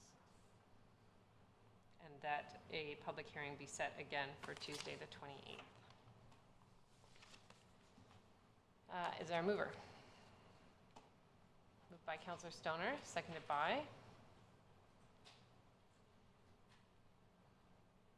I don't know if people want lunch today. I kind of do. So seconded by Councillor Pettengill. Thank you. Any comments on this one? I'll call the question. All those in favor? Opposed? Motion carries.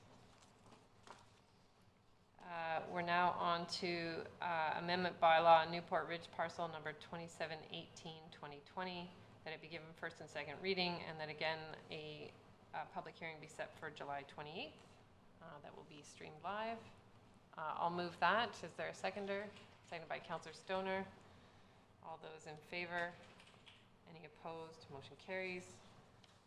And finally, amendment bylaw, North Crumpet parcel number 2722-2020, that we give this first and second reading, and that a public hearing be set for Tuesday the 28th. Moved by Councillor Stoner, seconded by Councillor French. Thank you. All those in favor? Any opposed? Motion carries. Okay, we're on to section B. And these are the parcels located outside the growth management boundary. So that District of Squamish zoning bylaw 2200-2011 amendment bylaw unsurveyed Crown Park number 2739-2020 be given first and second reading, and a public hearing be set for the 28th. That is moved by Councillor Herford, seconded by Councillor French. Any comments? All those in favor? Any opposed? Motion carries. Next up is the amendment bylaw for unsurveyed Crown Resource number 2738-2020, giving first and second reading and a public hearing on the 28th. That is moved by Councillor Herford, and that is seconded by Councillor Anderson. Thank you. Any comments on that one? All those in favor? Any opposed? Motion carries. Last one in this section is amendment bylaw Valley Cliff Resource number 2737-2020 be given first and second reading and a public hearing set for July 28th. Moved by Councillor Stoner, seconded by, I'll second that. Are there any comments on this one? Call the question. All those in favor? Any opposed? Motion carries. Next up are the amendments related to the Aspen Road parcel. First up is the official community plan amendment bylaw Aspen East number 2740-2020. So this is to give it first and second reading and again set the public hearing for July 28th. As moved by Councillor Anderson, seconded by Councillor Stoner. Any comments on this one?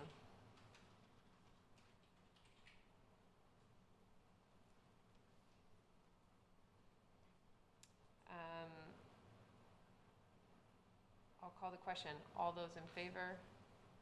Any opposed? Motion carries. Next up is the zoning bylaw amendment that goes along with the Aspen Road parcel for, this is amendment bylaw number 2734-2020, the neighborhood node commercial C13. That is moved by Councillor French, seconded by Councillor Herford. Thank you. Any comments? I find this zone is intriguing, and I look forward to any comments at public hearing. But I think this idea of moving forward our neighborhood node ideas from the OCP is important. So I'm looking forward to any public comments that do come in on this one. I'll call the question. All those in favor? Any opposed? Motion carries. Next up is the amendment bylaw Aspen Road parcel number 2723-2020. And this is the zoning bylaw amendment to give it first and second reading and a public hearing on the 28th. Moved by Councillor Pettengill, seconded by Councillor Stoner. Any comments on this? Call the question. All those in favor? Any opposed? Motion carries. We're on section D now. So this is the land use designation changes for high flood hazard parcels. So first up, we'll deal with the OCP amendment. This is amendment bylaw for 1000, 1050 and 1050 Laramie Road and 1050 Depot Road, number 2746-2020 for first two readings and establishing the public hearing for July 28th. That is moved by Councillor Stoner, seconded by Councillor French. Any comments on this one? My only comment again is to be really clear when we get to public hearing about agricultural uses and riparian area setbacks, and if there's anything we can do to to protect that. There's important habitat in this area, and I'm just a little bit incredulous that there's a full exemption for all types of agriculture. So anyway, if that clarity can come back to us at public hearing, I would appreciate that. Any other comments? I'll call the question. All those in favor? Any opposed? Motion carries. And so now we're dealing with amendment bylaw agricultural 3, number 2721, 2020. This is the update to the zoning bylaw. First and second reading and a public hearing on the 28th. It's moved by Councillor French, seconded by Councillor Anderson. Any comments on this one? I'll call the question. All those in favor? Any opposed? Motion carries. Next up is the amendment bylaw 1050 Depot Road, number 2724, 2020. So this is a zoning bylaw dealing specifically with 1050 Depot Road. Move first and second reading and a public hearing by Councillor Stoner, seconded by Councillor Herford. Any comments on this? All those in favor? Any opposed? Motion carries. Next up is the amendment bylaw to the zoning bylaw for 1000 Laramie Road. This is bylaw number 2725, 2020. First and second reading and a public hearing. Moved by Councillor Anderson, seconded by Councillor Pettengill. Any comments on this one? Call the question. All those in favor? Opposed? Motion carries. Next up is the zoning bylaw amendment bylaw for 1050 Laramie Road, number 2726, 2020. This would be first and second reading and the public hearing on the 28th. Moved by Councillor Stoner. I'll second that. Any comments on this one? Call the question. All those in favor? Opposed? Motion carries. And finally, to deal with the land use contract terminations for 1000 and 1050 Laramie Road. This is the bylaw number 2743, 2020. That the land use contract termination bylaw be given first and second reading. And again, public hearing on the 28th. Moved by Councillor Pettengill, seconded by Councillor Herford. Any comments? Call the question. All those in favor? Any opposed? Motion carries. Section E, this is District of Zoning Bylaw, Amendment Bylaw for the Highway 99 Ecotourism, number 2727, 2020. Moved by Councillor Stoner, seconded by Councillor Herford. Any comments on this one? I'll call the question. All those in favor? Any opposed? Motion carries. Section F, prohibit commercial bottling and export of water within the District of Squamish. This is Amendment Bylaw number 2719, 2020. Moved by Councillor Stoner, seconded by Councillor French. Any comments on this one? Looking forward to this one, moving forward to public hearing. I think it's important to protect our water assets. I'll be interested to see if anyone comments on this at the public hearing. Call the question. All those in favor? Any opposed? Motion carries. Section G. So these are the large C4 properties downtown. So first off is the official community plan bylaw update for the C4 parcels, number 2733, 2020. It's first and second reading and public hearing on the 28th. Moved by Councillor French. Seconded by Councillor Anderson. Any comments on this one?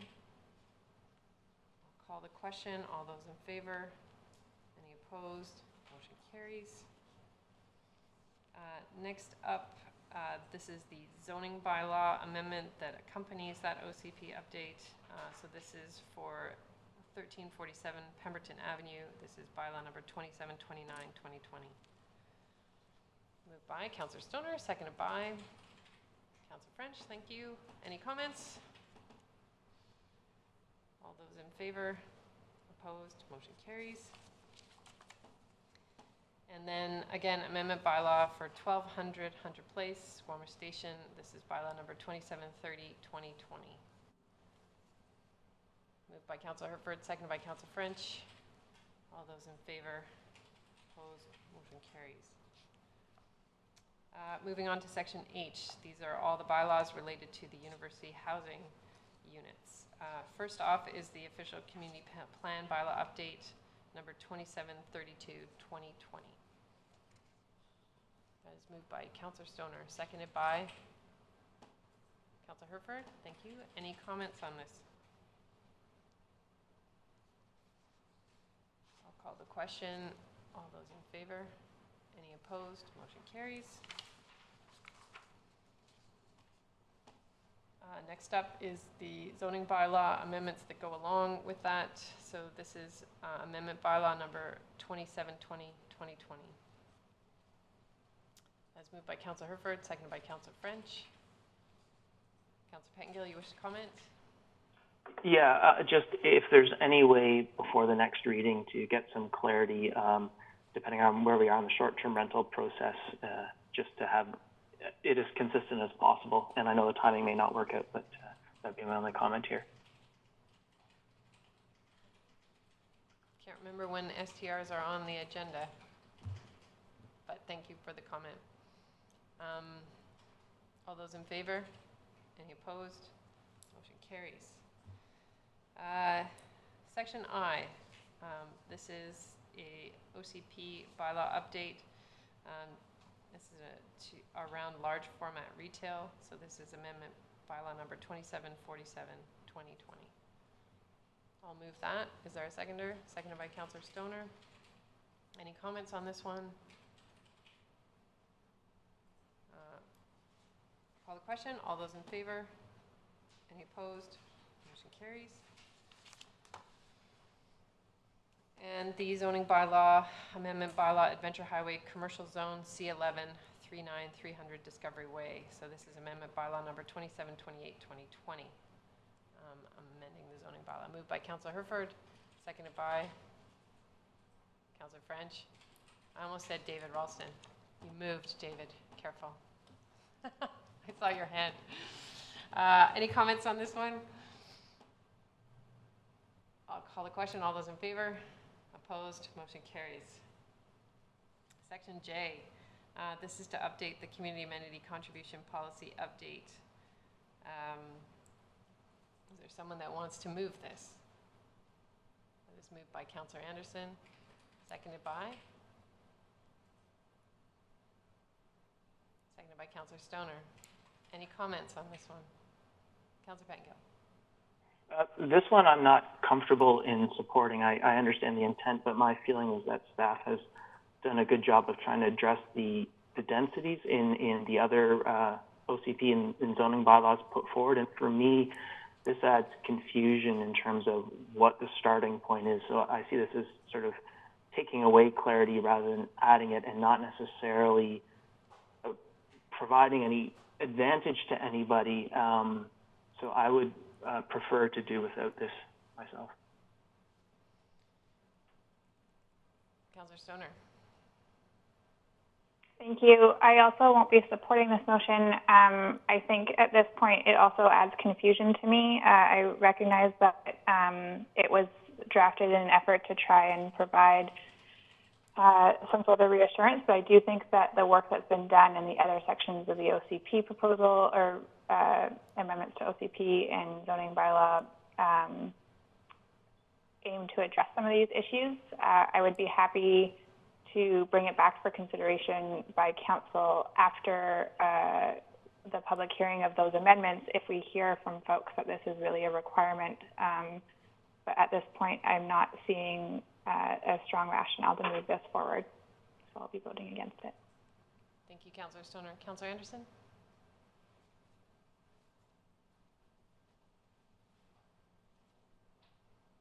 We can't hear you, Councillor Anderson.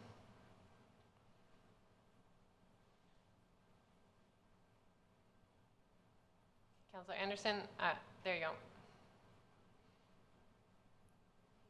Oh, you're back on mute. There we go. Yes, I just wanted to briefly state that we've been using the word confusion, but I think we can substitute the word uncertainties. as Planning Department has spelled out, there are a lot of uncertainties in our transition to a proposed transition to this new zone. And I think it's just simply an appropriate gesture to recognize and respect these uncertainties in order to foster good partnerships ongoing with development community. Thank you. Thank you, Councillor Anderson. Councillor Herford? Thank you. This piece I do has felt redundant from the onset, and as Councillor Stoner mentioned, if after the public hearing that something along the lines of reassurance for the affected properties is still deemed needed, then maybe we can revisit a way to do that. But I feel that this is just overlapping and doesn't provide the clarity. So I'm not supportive of this direction at this time, even though, and I do think that the work done through the other amendments, to me, encapsulates this. So I won't be supporting at this time. Thank you. Any other comments? I won't be supporting this one at this time. As my colleagues have said, maybe I'll hear something different at the public hearing, but you know, CACs are a negotiated process, and they're done out of acknowledgement of the impact that added density has on the community. The way that I understand it is we've tried to match the current densities with these zoning updates. And so I don't feel the responsibility at this time to make this gesture. I think that people speculate when they buy land and there's no guarantees. Our OCP changes back in 2018 signaled that we were going in a new direction in many aspects of our land development. And I think that through a negotiated process, we would work out with the developers where the fair place is to land. So I'm not seeing its necessity at this time, but happy to keep an open mind if I hear something different at the public hearing on July 28th. So I will call the question. All those in favor? Any opposed? Mayor Elliott, Councillor French, Councillor Pettengill, Councillor Stoner, Councillor Herford opposed. Motion fails. So we'll put this one on the back burner for now. Okay, thank you. Thank you to our staff who presented this in a really clear way, both for council and for the public. I appreciate that very much. It was great to have you all here to answer our questions. And we'll look forward to comments from the public at the public hearing, which will be our first virtual public hearing, but we're looking forward to it. So thanks, everyone. I will now recess and bring us back at 1:15. Good afternoon, everyone. We're back in the special business meeting of Tuesday, July 7th. We are now on item 9B1. District of Squamish Special Events Bylaw number 2748-2020. I'll hand it over to our staff to present. Thank you, Mayor. I'm just going to share my screen.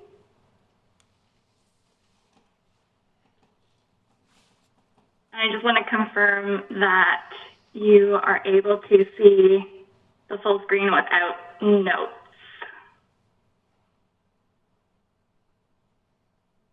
Is that showing up as a full screen? No. We're just waiting for your presentation mode to kick in. Okay.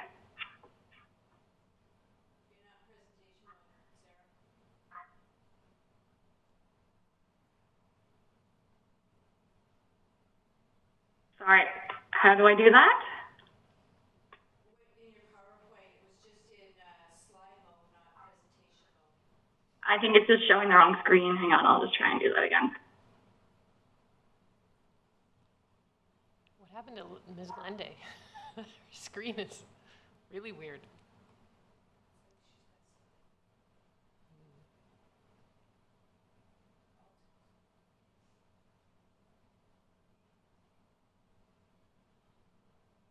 Oh, you are there, okay. Sorry, I'm just trying to get it to show the right thing.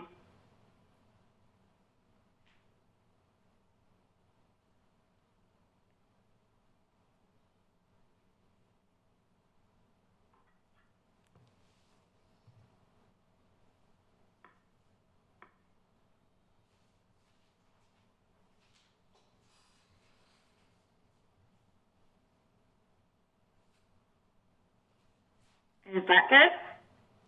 Yeah, perfect. Okay, thank you. Sorry for the delay.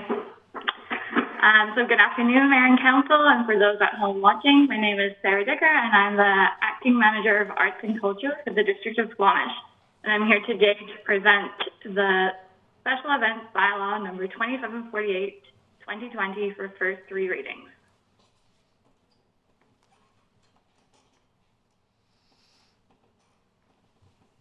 So the background on this project is that need for change came to light during the community engagement and stakeholder engagement for the arts, culture, and heritage strategy. The community is looking for a process to self-organize and create low-barrier events. Council has also expressed desire to see small grassroots events in neighborhoods. The existing special events bylaw was also due for a review, and during this time, during staff research, a transition to a bylaw was determined as the best way forward. So why should we shift to a bylaw? The complexity and the size of events that Squamish is experiencing require a more formalized framework. The bylaw provides enforcement function, a transparent process with outlined appeal process, and the ability to charge back for district staff time for commercial events. It also provides consistency with surrounding jurisdictions. With an increased number of more complex events and major planned events, the need for a more formalized process is required. The bylaw formalizes and creates this more transparent process for the benefit of both staff and event organizers. The bylaw creates event categories. It's broken down into 3 categories: major planned events, community events, and neighborhood events. All events will be required to submit an event application. This is for the Manager of Arts and Culture to determine which category the event best fits into. A special event permit will only be required for major planned events and community events. No event permit will be required for a neighborhood event. The timeline for an application submission is different depending on the event category. This is based on the scale of the event. For major planned events, an application is required 1 year in advance of the event for the first time it happens within the district. If the event has been permitted before, 6 months is required for the application. This is because larger scale events require greater oversight and possibly multi-agency coordination. Community events require 90 days application prior to the event, and neighborhood events require 30 days before. The reason for the 30-day period for neighborhood events, although they don't require a special event permit, it is not determined which category the event will fall into until the application is received. An event organizer may perceive their event to be a neighborhood event, but it may require other jurisdictions to, for example, Vancouver Coastal Health, to provide a permit for food service, or it could require a work permit from the District of Squamish for any street or road closures.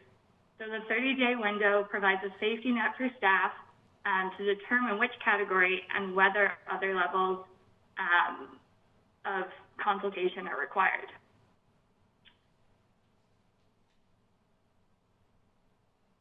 Staff received feedback from Council at the May 26th Committee of the Whole.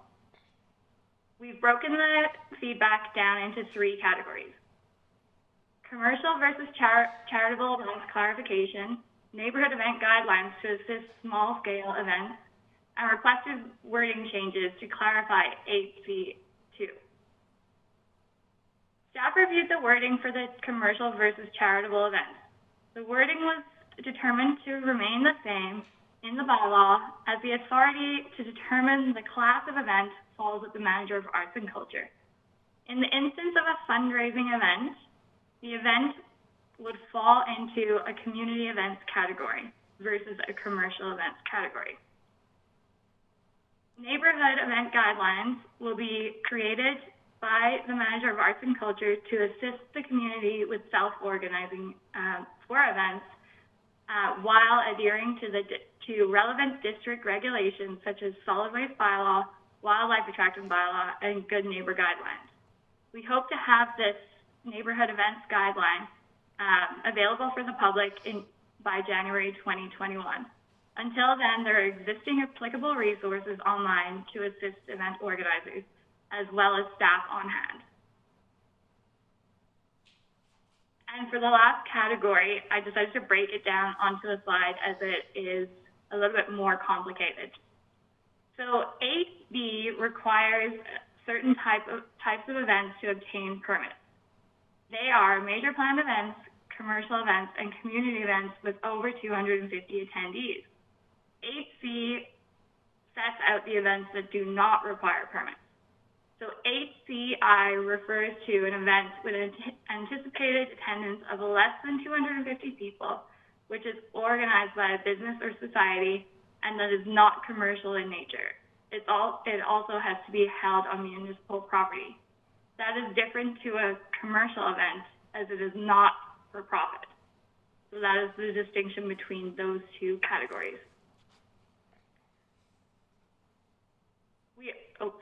Just before I do the recommendation, we also removed the word local from 8C2, just to make it more applicable to external event organizers as well. And with that, I'm going to ask that council, that the District of Squamish Special Events Bylaw number 2748/2020 be given first three readings today. Thank you. Thank you, Ms. Digger. Council questions?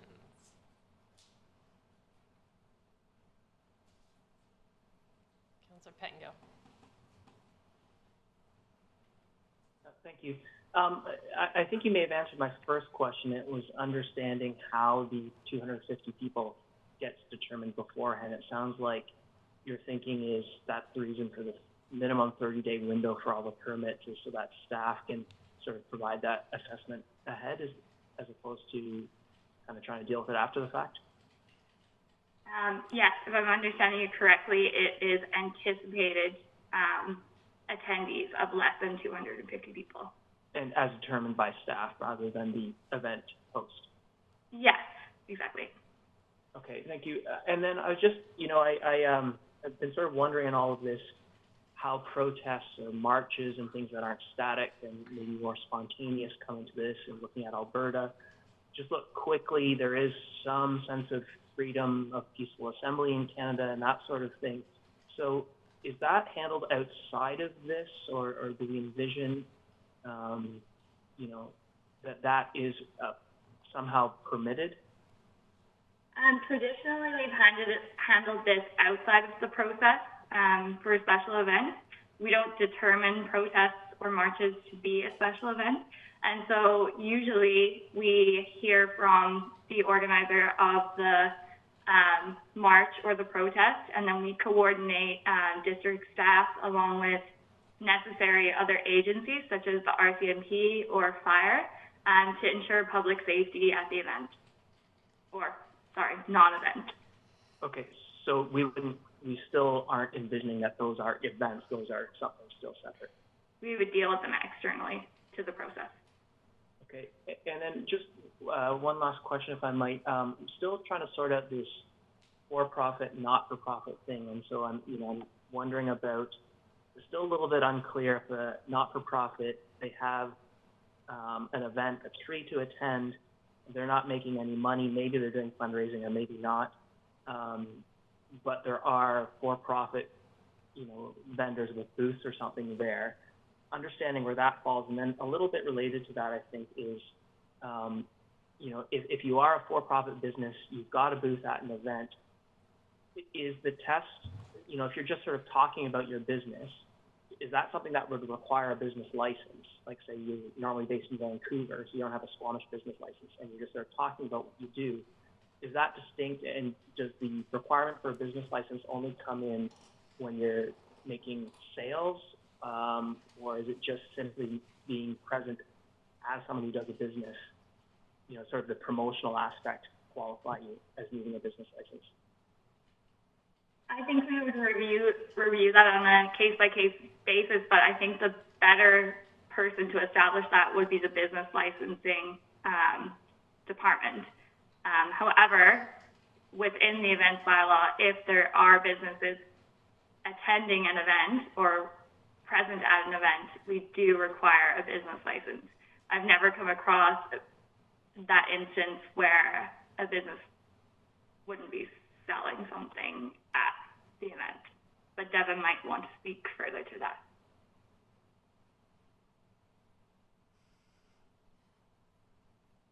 Nope, she's good.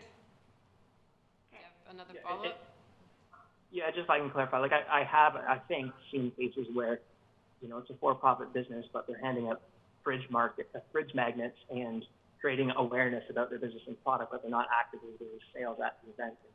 So that's where I'm wondering if that's cross. And I don't necessarily have an opinion one way or the other at this point, but is that crossing a line in terms of that's a business activity, you need a business license?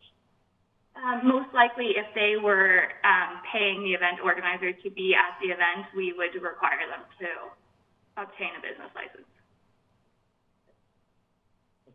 Ms. Guess? I think Councillor Pettingill's question is probably one of a bit more philosophical, and that Ms. Dicker's response would be the expectation of staff in these instances. Thank you. Other questions? Councillor Herford. I'll just go down, I'll take the bait and go down this slight rabbit hole we've created here with just one step. If the threshold is paying for this to be at the event, a lot of these events, that payment would be in the form of some in-kind prizing or some other things. And like, how are we creating a situation where we need to dig into this stuff, which just seems like a bit of a quagmire that I'm not particularly interested in that I think that the bylaw allows for the determination and the requirements to be made, and that there needs to be a certain level of flexibility. Although it is a bylaw, the authority lies with the manager to make those determinations because of these situations that occur. Each event is a little bit different, and so we need to be able to adapt and change accordingly, make those determinations. Thank you. And this profit, not-for-profit piece, which I think that I've got a much better understanding now, is something that sort of jumped at me, but I'm feeling more comfortable now. So thank you. Thank you. Councillor Stoner. Thank you, through the chair. I'm still curious about Section 7 of the bylaws, so the permit application timelines. And we're requiring neighborhood events to submit an application at least 30 days in advance. But the report to council staff provide examples of potential neighborhood events being neighborhood garage sales or block parties, and to me that seems like a long turnaround time to require of a community that might want to put on a block party next weekend. So can staff speak to why that is 30 days at this time? Yeah, so I think in response to that, if there is any impact on district services, so for example, if that garage sale, neighborhood garage sale, wanted to close a road, that would create the need for a work permit to be issued by engineering as well as a traffic management plan. And so just having that 30-day window in order to get everything approved, should it be required, just allows that flexibility for staff to reflect. However, if it is super straightforward, it can be processed in a much quicker time. We just wanted to have that safety net in order to take into consideration whether or not it truly is a neighborhood event. Ms. Guest, did I see your hand? Yeah, just to reinforce what Ms. Dicker's saying, in a lot of these instances, how we serve our community and service particularly volunteer organizers of things in community events are well within the 30-day turnaround, and that the 30 days in the existing policy and what staff are proposing in the bylaw is really a lever for staff to ensure compliance.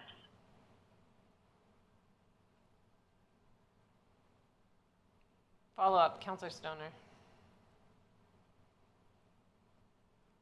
Thank you. I appreciate this may require longer term, but I still think 30 days is a fairly long time if I just want to start a neighborhood event of some scale of 50 people. So I'm hearing from staff that we wouldn't necessarily, if somebody came forward with an application for an event in 2 weeks' time, we wouldn't necessarily turn them away. But as I read this bylaw, if I wouldn't get that insight. I would think that if I wanted to start something in 2 weeks, I wouldn't be able to because I hadn't submitted my application 30 days in advance. So I'm just trying to figure out how we can nuance this a little bit. Right now, I don't think we're hitting the mark with it, and I will do some thinking as we carry on this conversation. Thanks. Ms. Guest? Thank you. It may, I don't know if this will provide any assurance or otherwise, but most of, specifically the events department, the arts and culture, most of these community events begin with a telephone call to the manager to really workshop the scope of the event. A lot of these, and so it begins off with a much more service-oriented conversation and assistance rather than people in our community reading the bylaw.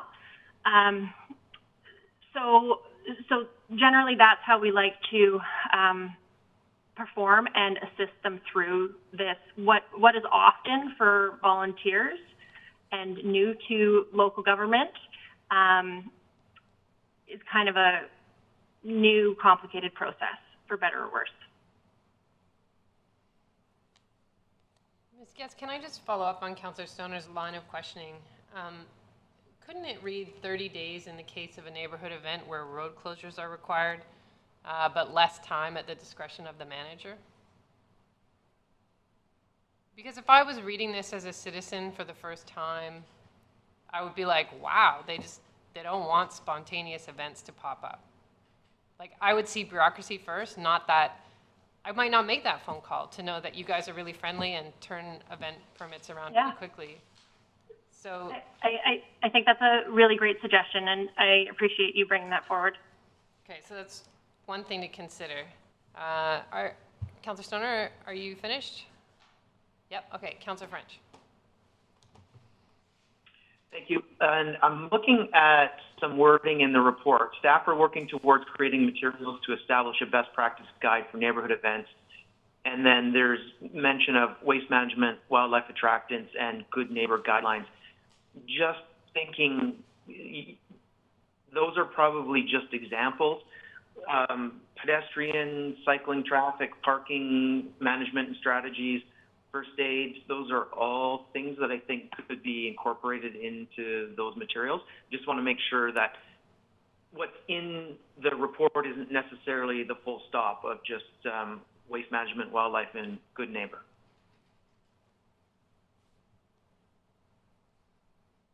Yes, through the mayor, that would be correct, Councillor French. There is a example of what could be included. Excellent, thanks. Yep, Councillor Pettengill.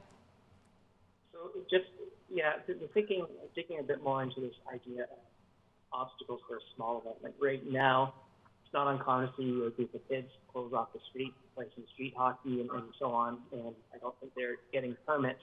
And so I'm trying to relate that sort of thing to,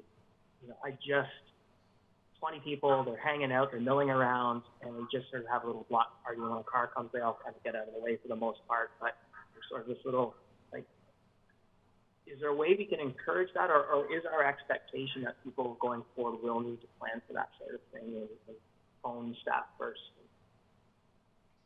Ms. Guess? I think that, sorry. Oh, sorry.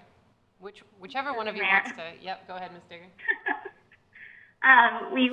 We would determine the need for a work permit, which is a street closure, based on the event and the scale of the event. It would probably not be our expectation or engineering's expectation that a work permit would be required for such an event that was, 20 attendees or around that scale.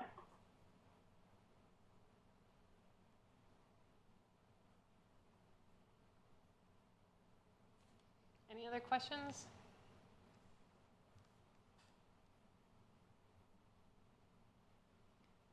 If we change the wording to that section around the 30 days notice, would we also change it to,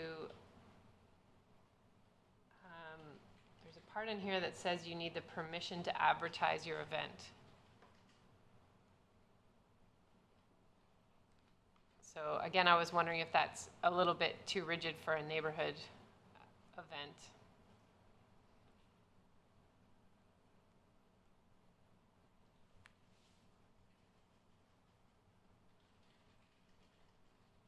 Is there a reason that everybody needs that permission? Through the mayor, thank you for your question. Just to clarify, only events that require permits would be subject to that advertising regulation. Events that do not require permits would be able to advertise as they may.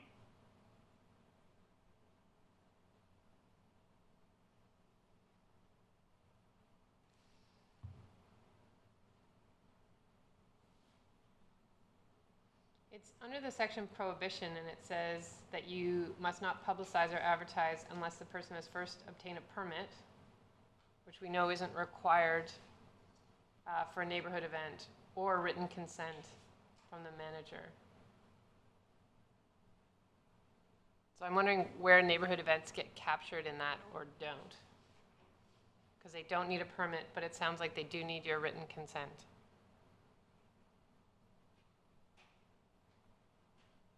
It was, through the mayor, it was my intention that that section would only apply to events that require permits.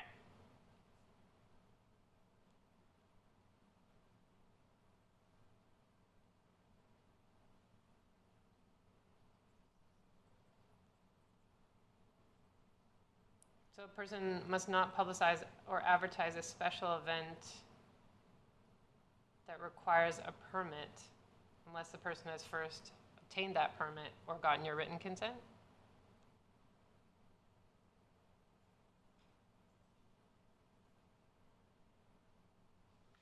If we change that prohibition, item 6, would that make sense? Or be more clear? Yes. Okay. Councilor Herford, I think I saw your hand. Yes, thank you. Just thinking through this, I'm thinking about some of our some organizations in our community hold events, the two at or above the 250 threshold, maybe weekly throughout the summer, and I'm curious how something like that. So in my case, I've got lots of experience with Sorka and social rides, and we're seeing over 2 for those, or we had them last year, and I would expect a return to that at some point in the future. So, is this something where if there's a sort of a standing, like how is that captured? Is that meant to affect? Are those events or things like that meant to be captured under like a midweek community gathering of 250, 300 people at various venues throughout the summer? Like how, so I'm just curious if we're wading into terrain that we haven't covered before with this, or if we're just purely formalizing the process. So it's a couple things there. Through Mayor, we're more formalizing the process. The community will not, from a macro level, the community will not feel a big shift in moving towards the bylaw. To speak specifically to the SORCA relationship, in past years, staff have worked with SORCA to ensure that they're working on community best practices that represent public safety and asset protection. And so I would not see that relationship changing drastically for either party right now. Thank you. Any other questions? Yes, Councillor Petgill. So, just sort of thinking through a couple of things. It's not clear if I was having a neighbor, if I'm the sort of person that sort of acts first and seeks permission later or deals with that when it happens. You know, if I'm putting on a neighborhood event where really there's no permits required and so on, and so I just kind of take the risk. I guess, what are the consequences? Are we expecting consequences for that, or is this sort of more meant to capture if I do that and then road closures and bathrooms would have been required, then we have a mechanism to deal with that, but it's not so much our intent to force a burdensome process up front on everybody. Thank you for the question, Councillor Pettigill, through the Mayor. The intention of the establishment of the neighborhood event was to establish that into a category of its own where it was not subject to the same requirements as other special events. And so in terms of enforcement and the need for enforcement, we would only look to that should the outcome of the event be, you know, not undesirable. Okay, thank you. And then just thinking an observation at Halloween around my street, I don't think anyone organizes it, but there's tons of kids and parents, and some of the parents seem to be having alcohol, and they're just walking around the streets kind of informally clothed, and people are milling around house to house. And so there's no organizer, there's no advertised event or anything. It just seems to happen every year.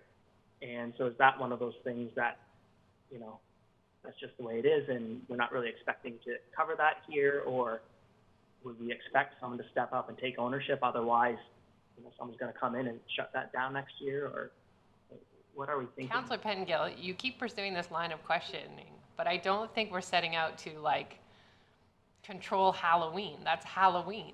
It's how it happens. Correct me if I'm wrong, staff, but I don't think we're trying to put bureaucracy around that kind of thing. Thank you, Mayor. It is not staff's intent to take away from Halloween, Easter, or any other winter holiday event at this time. Is there something more specific that's not giving you peace of mind in this regard related to this bylaw? Is there a specific wording or something that's not clear? I guess as I read it, it sort of implies to me that that would hit the threshold of a neighborhood event, or maybe even a 250-person event, with the exception that there's no formal organizer. And so I guess it's just not clear to me the way the bylaw is written, if that is something that we are intending to somehow manage, or we just have no, it sounds like we don't have an intention to really manage that sort of thing. Which is, I guess it's just not clear to me where that falls in this bylaw, or doesn't fall. I will reiterate that at this time, the Arts and Culture Department, as a staff of one, does not feel the need to overly bureaucratically manage this process, and that again, the community won't feel that they won't, from a service perspective, feel a shift from going from a policy to a bylaw.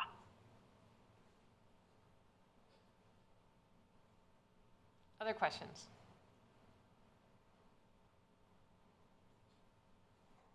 All right. Can I just check with you, Ms. Dicker, in section 25B,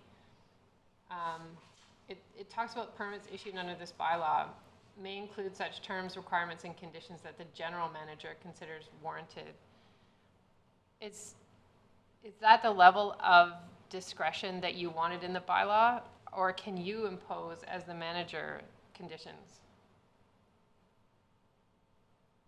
Because the general, sorry, through the mayor, because the general manager is the authority issuing the permit, the general manager would have the power to impose conditions on the permit that the permittee would have to adhere to. And so I think I would recommend that stay at the level of the general manager. Okay, I was just checking. Thank you. All right, any other questions?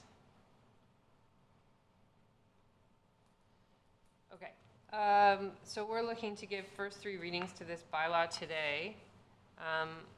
I'd like to move those first 3 readings with change in wording to section 6 around prohibition. Now I've got to go find it again.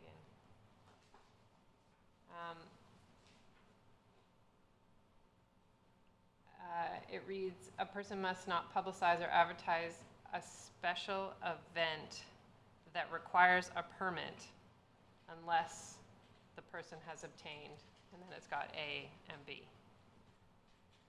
Just to clarify that language to exclude the neighborhood level event. Did you catch that? And then in item 7D, it would read 30 days in the case of a neighborhood event where district road closures are required, or less than 30 days at the discretion of the manager. So I would move the bylaw with those 2 amendments if there's a seconder. Seconded by Councillor Herford. Any other comments? Councillor Pettengill?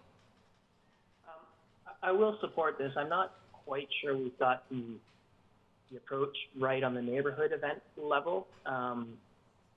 It does still feel, and I appreciate staff's comments and the bandwidth and so on, but I'm not sure it's quite permissive enough, at least in the language, or gives that impression of the support that I think everyone really wants to give to community events and so on in general. But, you know, I recognize that we can learn from this and go back and adjust it as we learn. So I hope that this is one where I would like to really pay close attention. Are we seeing events increase or fall off after this, and do we need to make adjustments? I'm very willing to do that. The other piece that's in the back of my mind is thinking about COVID, and at the one hand, people want events and want to get together. On the other hand, people are sort of nervous about events too, and so I do feel that impulse to manage things a little bit as well. So I'm trying to balance those, which is why I'll support this for now, but with an eye to sort of watching how it evolves. Thank you, Councillor Pettengill. Any other comments?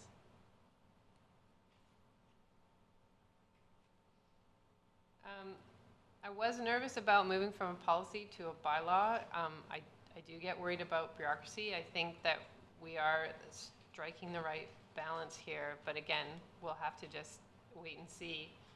I was of one mind to add a pandemic clause just so that we could put conditions related to public health orders on permits, but I decided against it because those are higher level directives from the province that we actually don't have any jurisdiction over.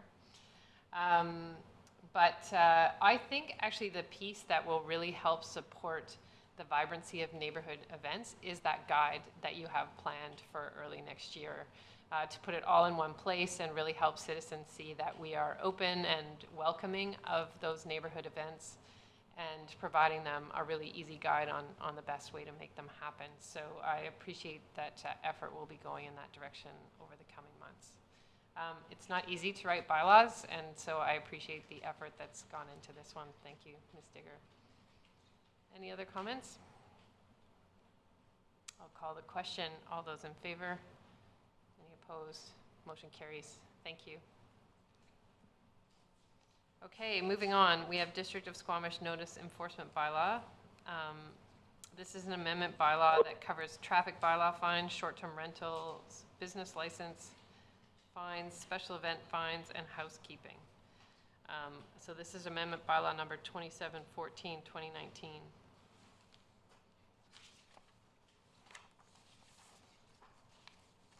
Ms. Goldbeck, do you have a presentation? I do not.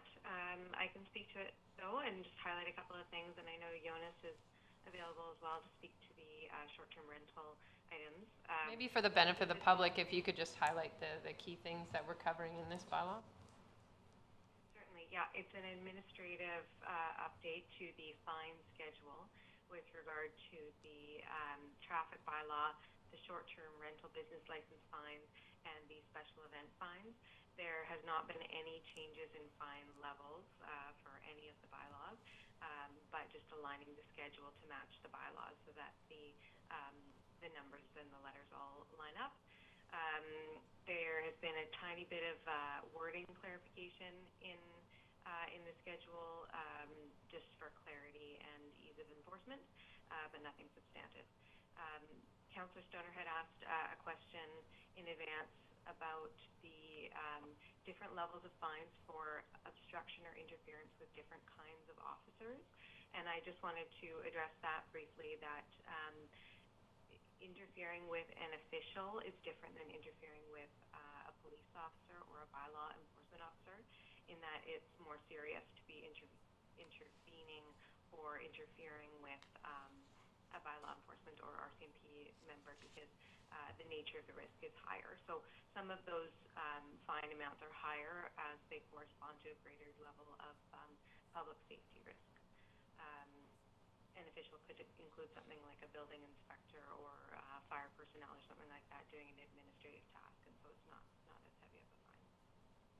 The other thing, just briefly, that I wanted to point out is Schedule F has been changed. There was a minor error there on number 4.2. It should be consistent across the municipal ticket information and the notice enforcement bylaw, and that fine is set for 4.2 at 100, 90, and 110 respectively.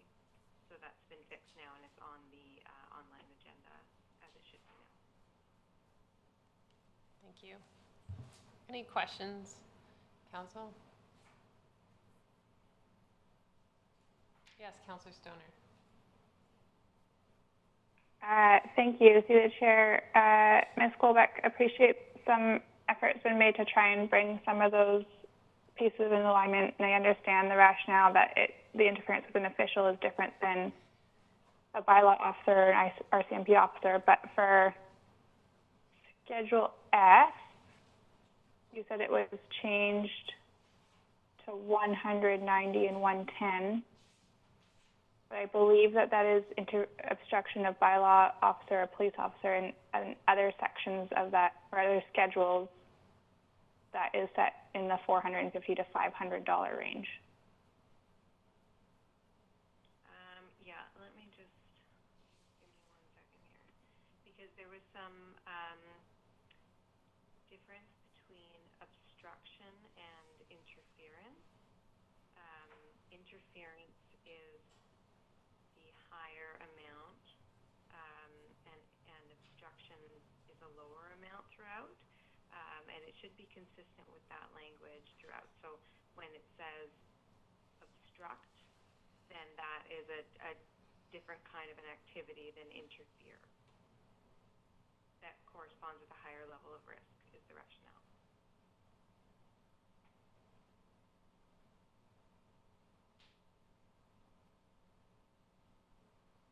Any follow-up?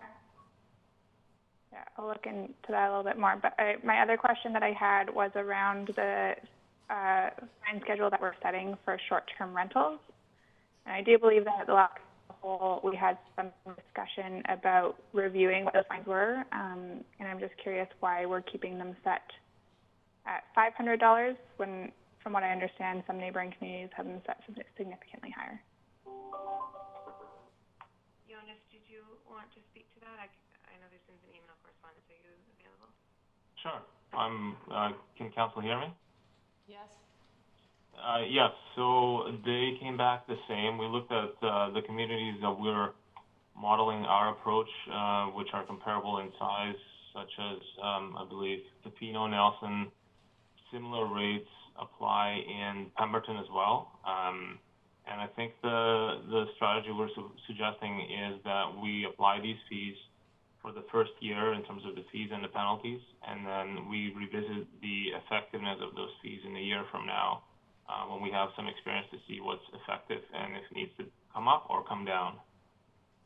So from our analysis, Whistler and City of Vancouver use a higher penalty rate than us, so that would be at $1,000 per penalty versus $500.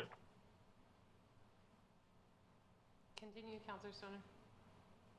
Thank you. So I believe Whistler's is set at $10,000. To put it into context, last time I spoke with somebody from one of the councillors up there.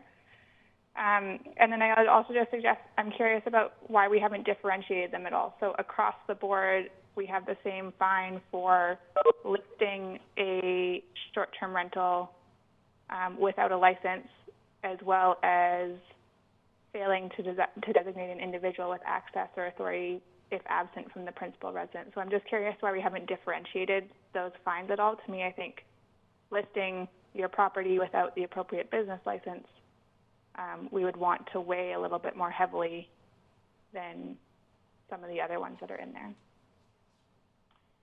Yeah, I think, again, so it will come down to how effective these rates are. We listed them all at 500 because that is, that's our experience with other similar sized communities and for simplicity.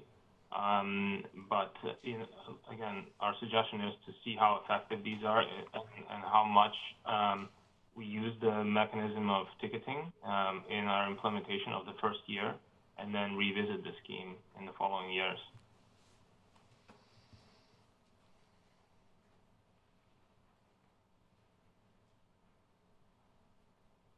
Or council can strike those items from this bylaw, pass the bylaw without them, and revisit this once the STR process has run its course. That would be another option, would it not, Mr. Valeniscus? Absolutely. Other questions or comments? Councillor Pettengill? Well, a comment, if I may, in your last point.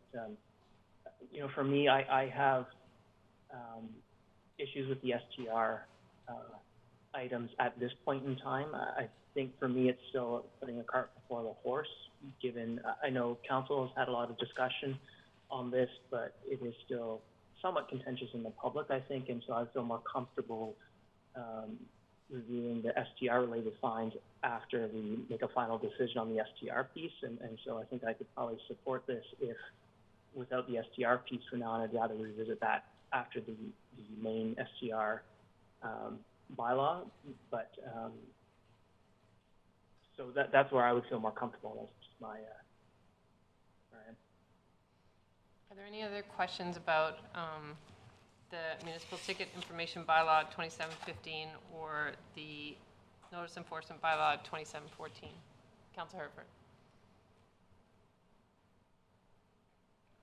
Herford. Thank you.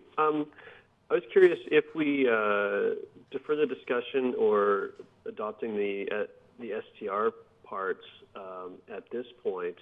I'm curious what that does to the versus approving them and then amending as needed after our discussion. I'm just curious about the timeline. I want to make sure that we're going to move at the pace that we've told the community we're going to move, and I don't want to add undue delay to maybe arrive at the same conclusion.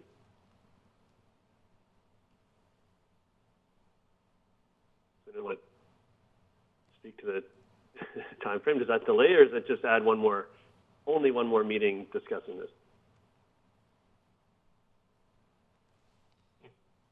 Go ahead, Mr. Valasquez. I think it would only add one more meeting, and we still have time with the STR bylaws. I believe they are not coming back till September. Okay, so, and we could discuss that at the same as sort of the next topic after we've adopted. Okay. Thank you.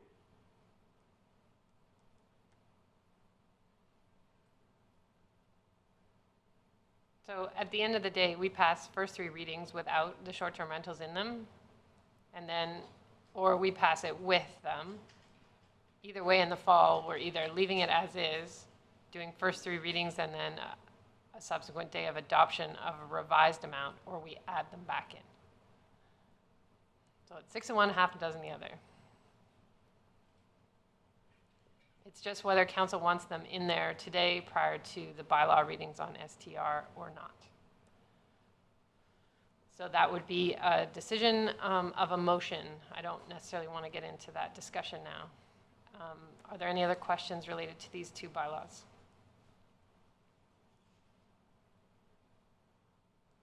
Okay. Seeing none, then Councillor Stoner. So I will move that the District of Squamish Notice Enforcement Bylaw be given first 3 readings without the short-term rental business license fines. Is there a seconder to that motion? Seconded by Councillor Pettengill. Do you wish to comment, Councillor Stoner? Yeah, I do. Thank you, through the chair. Appreciate staff's due diligence in crossing our T's and dotting our I's on this one. It's important to have these all in line, so thank you for going through it with a fine-tooth comb. I'm putting forward the motion to remove the short-term rentals fines at this time, because I think it is putting the cart before the horse to do this before we've had a chance to really hear from the public on the direction that we're going with the short-term rental bylaws. So I will be happy to entertain these once we have moved forward with public hearing on the STR regulations. Councillor Pettengill, any other comments? No, I think I said what I need to say. Thank you. Okay. Anyone else? I'll call the question. All those in favor?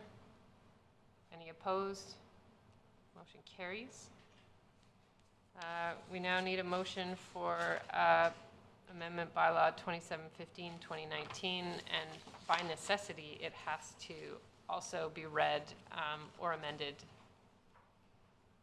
Has to be read with the amendment that Councillor Stoner passed. So is there someone that wants to move this without the STR rental business license fines in it? Councillor Pettengill, are you moving that? And seconded by Councillor Stoner. So that is, for the minute taker, moving 2715 without the short-term rental fines included. All those in favor? Opposed? Motion carries. Thank you. Next up is development permit 546. This is Garibaldi Springs Phase 1.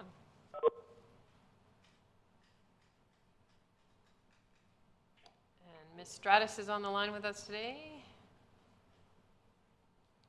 Good afternoon, Mayor and Council. I'm just getting familiar with the new system, and I'm going to upload the file, which you're not able to do ahead of time. So give me a second here.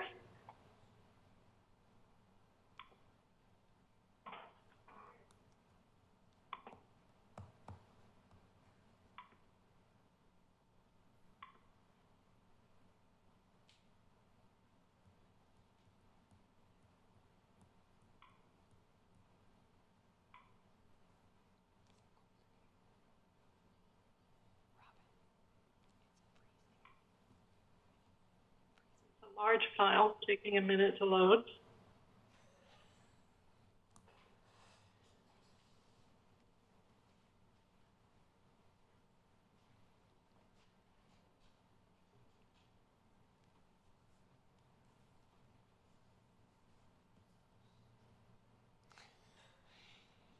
For those of you not here in City Hall, we're smiling because it is freezing cold in here, but the HVAC system shows that it's on heat.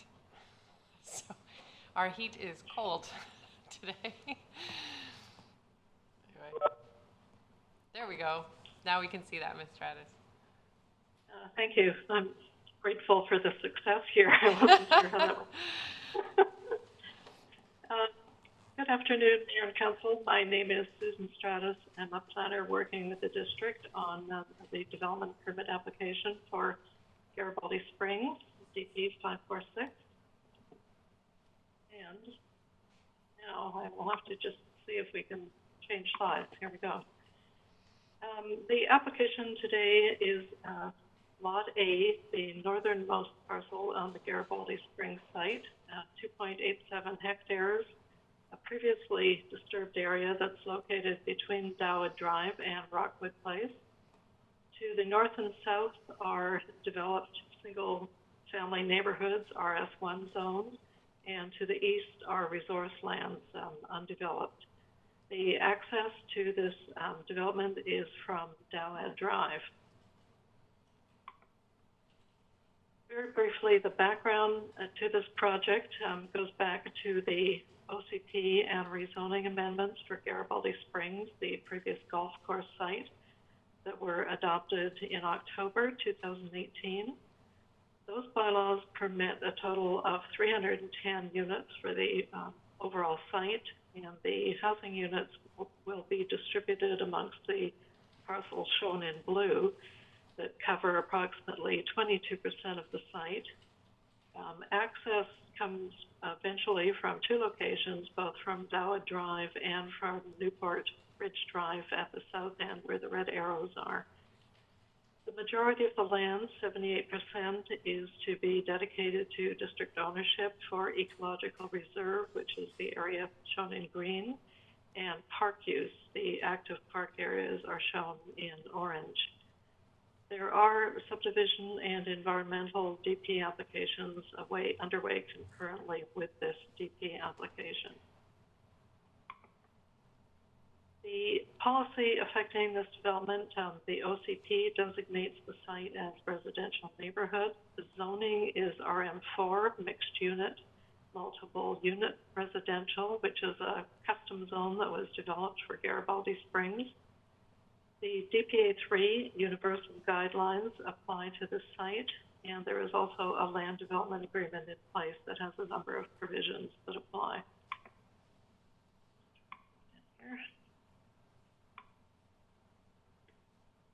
This is an air photo, again, showing the zoning and the current conditions on the site. It is previously developed as a golf course in the lower portion and very much a disturbed site. There is not much on there at present.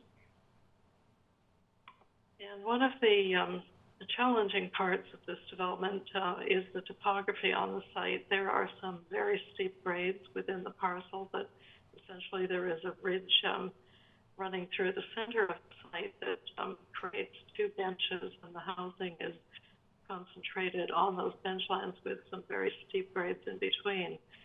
And the road area coming down from Dowwood Drive is also extremely steep, which is another challenge that has been worked on through the development application process. And looking at the site grades, you can see the one house that shows up on the top of Dowwood Drive there.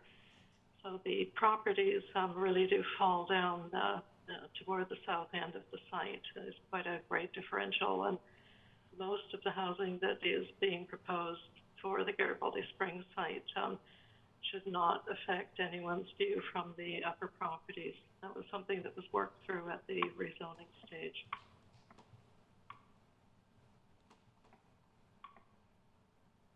Again, just another look at some of the site grades. We did get questions during the application process from some of the neighbors about the cut and fill that will be placed on the site.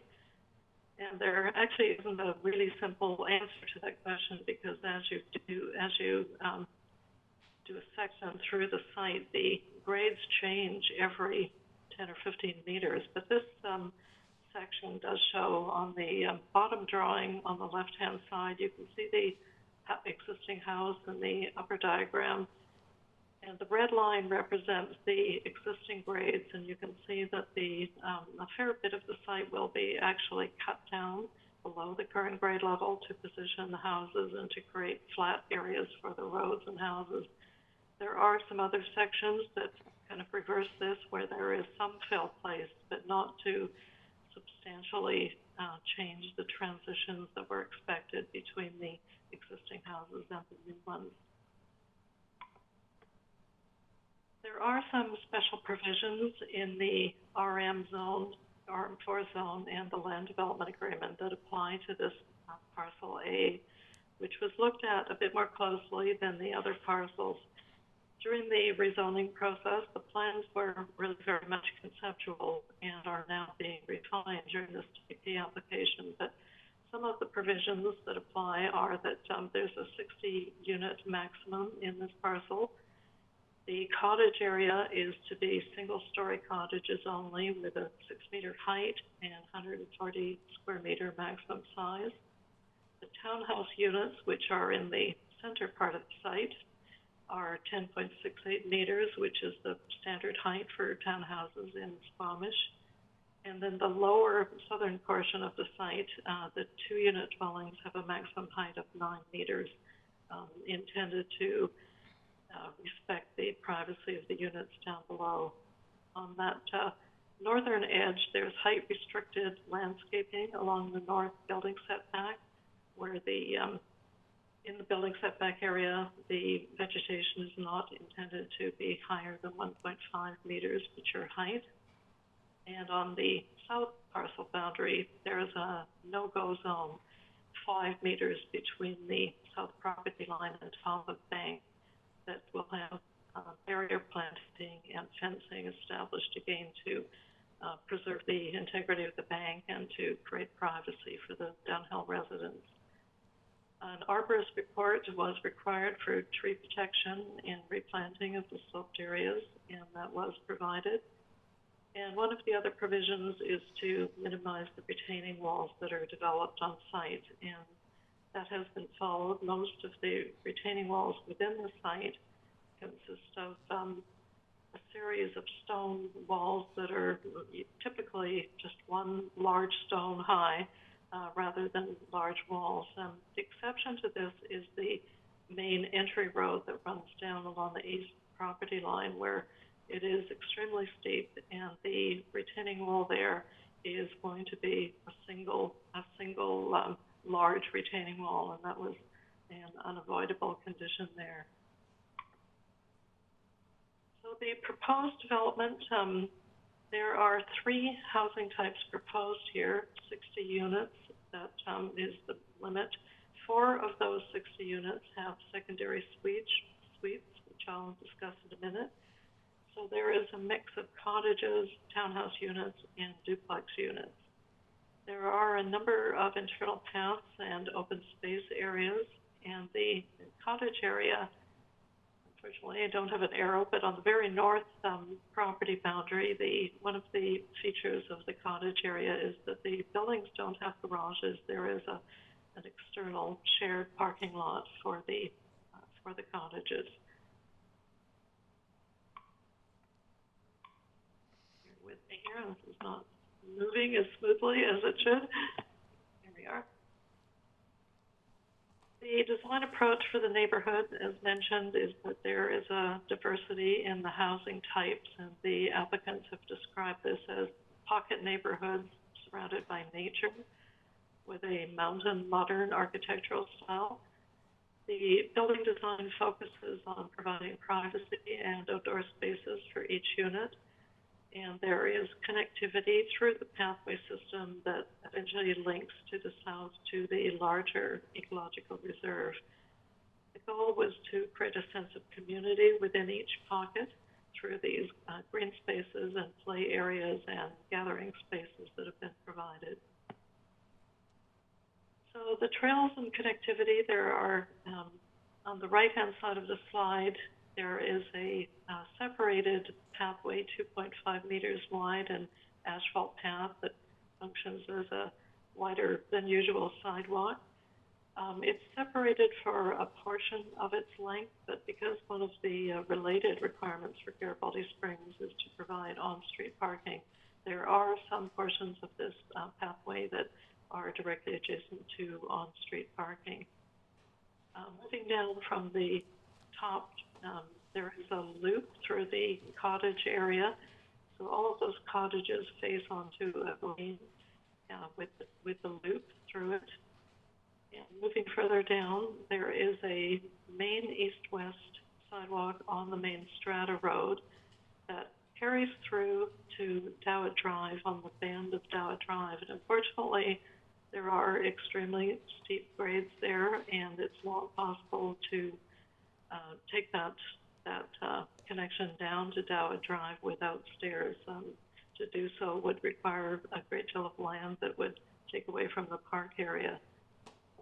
The main north-south connection mentioned on the right-hand side of the slide at the very bottom is going to be the actual alignment of that final piece of that connection is going to be subject to the environmental DPA that is underway concurrently. So there may be some minor changes in the actual alignment of that section of the trail.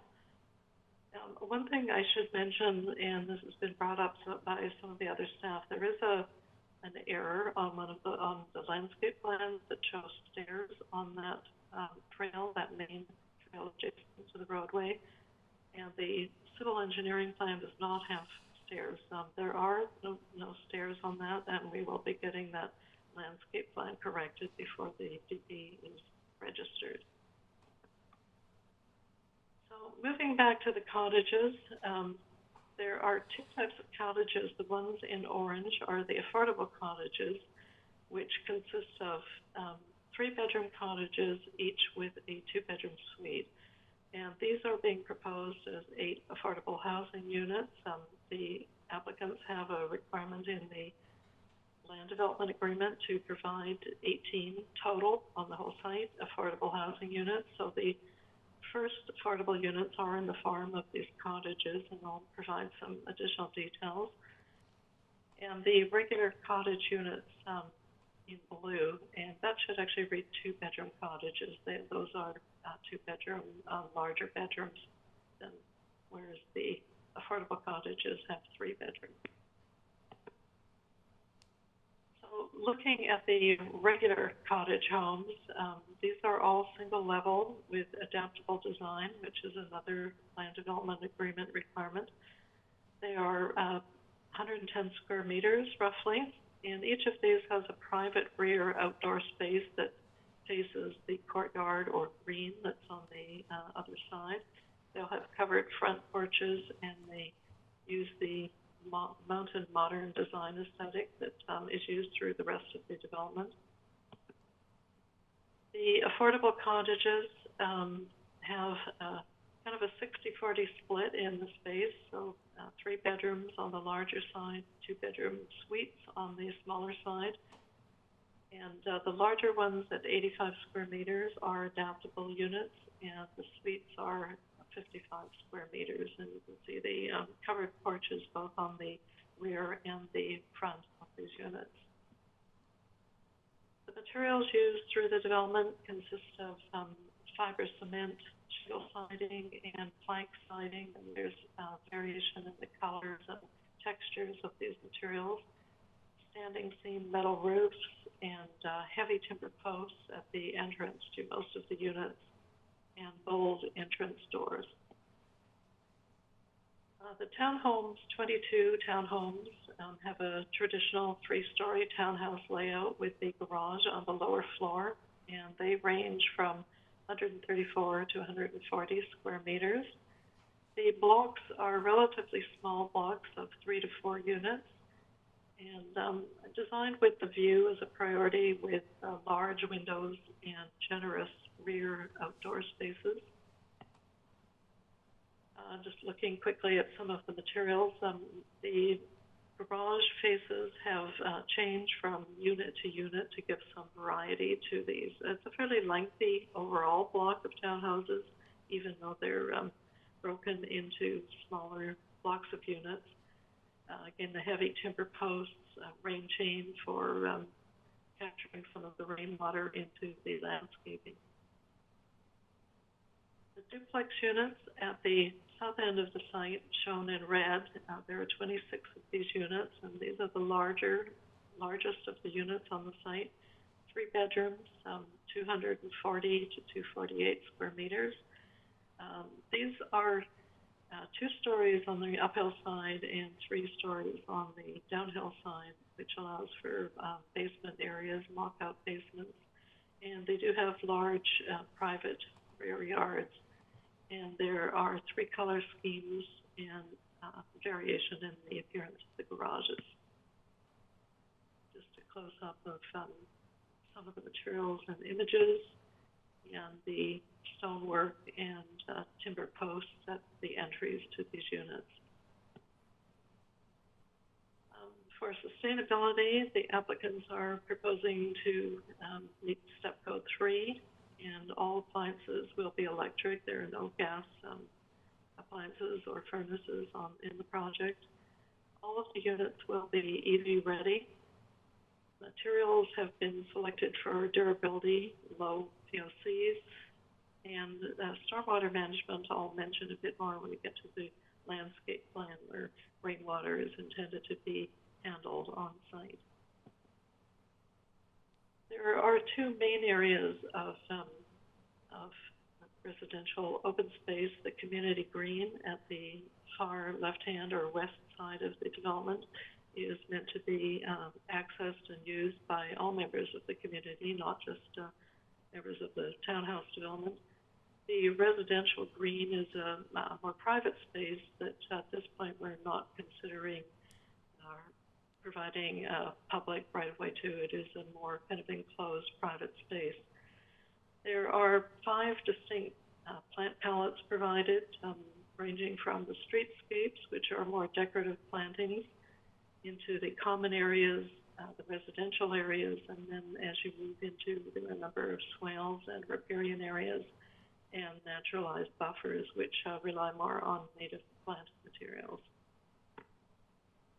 The private open space, this is one cross-section that shows on the lower duplex units how the open space blends into a swale area at the south boundary, which is fenced to prevent people moving through. And the plant materials are also chosen to prevent people moving through and overlooking the buildings below. This slide shows some of the kind of dramatic grade changes that are present in the site, and just one of the challenging conditions that the applicants have had to work with as they've been designing the landscape. But each unit does have a private yard area, either at the front or the back of the unit, and sometimes both. Moving to the residential green that's in the center of the cottage units. All of these units chase the residential green, and there is an internal pathway system that links all of the units. There is an outdoor kitchen with a gazebo over a harvest table and barbecue and seating provided in this, and mostly surrounded by naturalized landscaping for this portion. And just another view of that interior green space that's meant to be kind of a community gathering area. The neighborhood open space at the west end of the site is divided into 2 zones. One is more of a passive area that has got a covered picnic table and communal barbecue, and the other is the active play area that provides a number of play features for a range of age groups. And the access, the main access to this neighborhood open space is going to be from that road sidewalk. And again, as I mentioned, there is access on the far west side from Dowd Drive, but that does involve a couple of sets of stairs because of the grade. For public engagement, the development signs were posted and notices were delivered advising of the online story maps information, and the developer provided a video of the project. This was just at the beginning of the COVID experience, and so we were, it was somewhat experimental to see how the story maps would work out, but I think it did work reasonably well. We received 8 comments.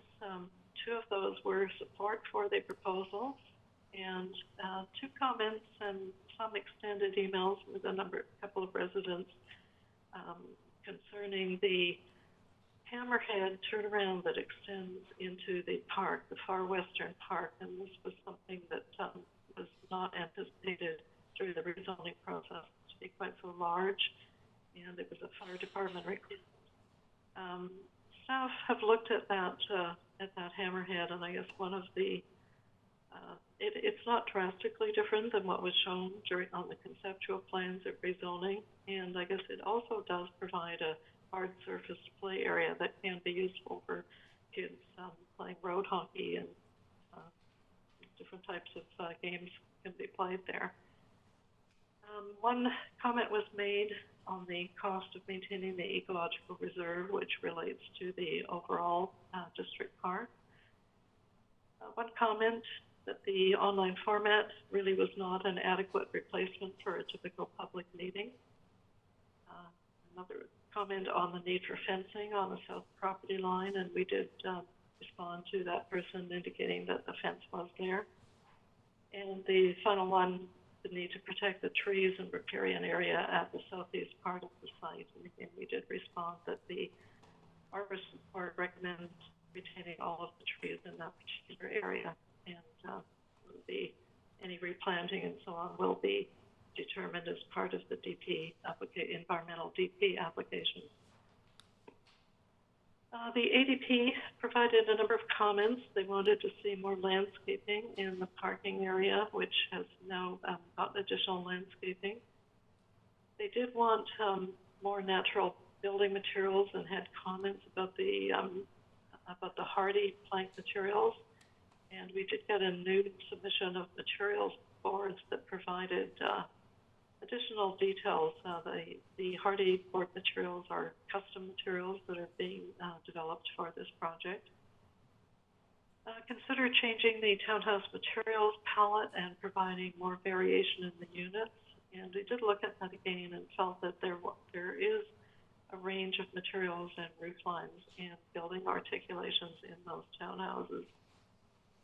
The comment, another comment was to provide more covered seating and covered seating, picnic areas with some custom-made arbor. What's the word? Lost my train of thought there. Covered picnic areas in both green spaces. The ADP commented that one rental unit should be made accessible, and the LDA requires a number of adaptable units, and the project does meet that goal. And I think a further staff comment I've heard from other developers as well is that if they provide a fully accessible unit, there's no guarantee that that unit in fact gets occupied by a person needing ramps, for instance. So the adaptable units are more flexible in that way. And last comment is that to reconsider the roof lines of the duplexes, and the roof lines were kept. Staff believes that there is quite a variety in the roof planes in those units, and at least that's consistent with HDA guidelines. So just to summarize the DP review, the project does meet the majority of DP guidelines, providing distinctive building form and character, use of local materials, and connectivity. And I just actually want to get back to that one in a minute. Private, public, and outdoor spaces, and has extensive landscaping. The project addresses council priority areas for housing, diversity, and affordability, and connectivity in public spaces with trails, sidewalk, and neighborhood park. And under environment, it does consist of redevelopment of previously disturbed sites with all-electric servicing, durable materials, and stormwater infiltration.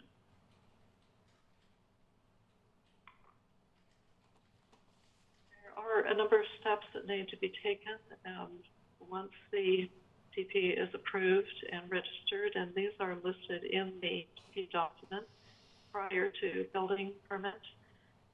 They need to provide on-site landscaping security and a final itemized cost estimate. And I should mention that we do have an itemized cost estimate, and district staff are just reviewing a couple of items related to that and looking for some additional irrigation compared to the original cost estimate, and I think that is underway as we speak. We're looking for a stat right-of-way for public access to the strata, parks, trails, and roads, and a Section 219 covenant to secure the special conditions that have been met for Law A, site servicing plan and servicing agreement, and any tree permit and soil management permits that may be required. And there's a list of items prior to occupancy permit, which is issuance of environmental DP under DPA 1. And the status of that application is it's in the hands of the federal and provincial agencies that are reviewing the proposal, and we do hope to hear back from them soon. And that would allow the subdivision approval to create the parcels and dedicate the land to the district to proceed. A final stormwater management plan is required, surveyed stat right-of-ways for the parks, trails, and roads, the final geotechnical report and Section 219 covenant for the site, final flood covenant and flood hazard report. And they need to, the applicants prior to occupancy permit need to complete the ecological reserve, and that's by the final occupancy permit for phase 1. And that means building the parks, trails, habitat improvements that are going to be done in the ecological reserve. Another requirement is to provide a constructed daycare in the lower floor of the clubhouse building. And completion of a housing agreement for the affordable housing units, and public art is another requirement of the land development agreement. And I haven't really started on that one yet. So the recommendation is that development permit number 546 be approved and executed by the district. And I would just add that, you know, one of the items we're requiring before the permit gets registered is there's an error on the landscape plans that shows a set of stairs on the main north-south sidewalk or trail, and that needs to be corrected and be consistent with the civil plans that do not show stairs. Just leave that with you, and that's the end of the presentation. Thank you, Ms. Stratus. Council. Councilor Herford. Thank you. Could you remind me of the grade of the road coming off Dawood Drive, that access road? It's mentioned as quite steep, and it's caused some, as you just mentioned, with the stairs being in and out of various drawings, and I just didn't see that grade listed anywhere. I believe Dave Merrill has joined us on this, and I think he's here. And I'd ask Dave to answer that.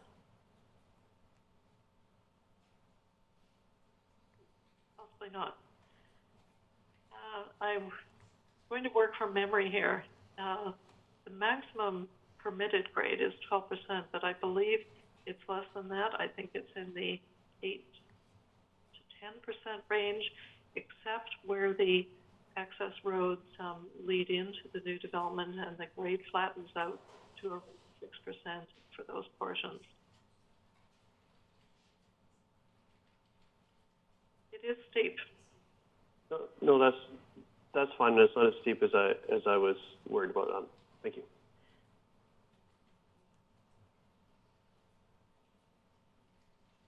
Councilor French. Thank you. And just taking note of the public art component. I don't recall seeing public art mentioned in previous information, so I'm curious to know anything more above and beyond what you've already told us. Understanding that you pointed out that it's early in that process, but any additional information on public art, I'd love to hear, specifically if there's any public participation in that process. Through the chair, I don't have any information other than in the land development agreement, the applicants committed to providing $100,000 toward public art, and no steps have been taken yet as to where that might be located. It may be part of the future park design, but it's not a requirement of this first phase. It just has to be completed before the final occupancy permit, and I believe we'll be bringing something forward with the park design. I don't really have any additional information at this point. Okay, great. I'll stand by for that as when it comes available. Thanks. Councillor Pettengill? Thank you. I'm just wondering, on these the affordable cottages and affordable units in general in development, do we set expectations on the sorts of finishing, that it's, the same as other units in the development, or do we have any sort of expectation there? Through the chair, no, we don't have any requirements that they be exactly the same. I think we understand that these are meant to be more affordable units and fit with the development, but there's no strict criteria for finishing materials as part of it. It really depends on your affordable housing policy. Okay, something we might want to file away, I think, as a council and think about. And then we are sort of still working on our governance model for affordable housing, and I'm just wondering, timing-wise, I presume the strata will be responsible for administering these units, or does this need to coordinate with that other work we're doing, and are we sort of on time for all those things coming together? Through the chair, I think I'll direct this question to Jonas, who I believe is online. Yes, I'm here. So a really good question. We are, as you know, in the process of, we've just finished our affordable housing policy and are in the process of determining the management for affordable housing units. So we've been coordinating these two kind of parallel processes. When the agreement was made with Polygon, in the land development agreement, they agreed to providing privately owned affordable housing units. So the management system will be up to Polygon. The restriction that we have in the land development agreement that will show up in the housing agreement is around, who's eligible, what the rental rates are going to be, and the ownership of those units. So there's a provision in the land development agreement that prevents single unit ownership, to make it easier for the district to monitor these units and ensure that there's compliance with owners not living in the units. So it will be at least 4 units owned by one owner in this section, I believe. But in terms of who's going to manage them, it will be up to Polygon whether they want to hire somebody, or the future owners want to hire somebody to manage the units, or whether they want to use the services of our housing agency. Thank you. Councillor Anderson. Thank you. One of the public input correspondents has referred to the fact that the cottage units, both types, will likely be or could be of potential interest to seniors. The advisory design minutes refers a couple of places to, I quote, consideration of accessible parking, but the minutes don't go into too much detail. You have referred, Ms. Stratus, to removal of some steps, or that steps were subject to consideration at one point. Can you confirm that the pathways between the cottage units, both categories, and the parking whether their grade or their surfacing are not going to present obstacles for seniors or for people with wheelchair or walkers. I just couldn't see it in the small-scale diagrams that I have in front of me. Thank you. Through the chair, that's a great question. I don't know if my slides have totally disappeared, but I'll just answer this verbally.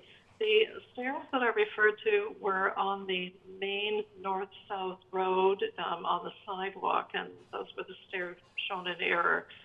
For the access to the cottages, the developers confirmed during the ADP presentation that all the pathways are less than 5% grade, and they are all hard surfaced. So anyone needing to move from the parking area and possibly install a ramp, for instance, into one of those cottages, it'll all be less than 5% grade. Thank you. Ms. Stratus, while we're talking about parking for that area, is any of the parking for the cottages covered? As in a carport kind of fashion? No, at the beginning of the project, the applicants were considering putting a covered structure there. And I guess in the interest of both keeping the project affordable and secondly to reduce the visual impact from the uphill properties, they decided to go with open parking. So none of it is covered. That's a challenge in our rainy climate. Councillor Stoner. Thank you. A few questions. I may have missed this in the diagrams, but where is the waste management facility for, in particular, those who don't have garages? Through the mayor, there's two areas of two structures that meet the district requirements for enclosed waste facilities, one on each of the road systems. There are two kind of shared communal facilities in buildings. And that includes both recycling receptacles as well as garbage and compost? Yes.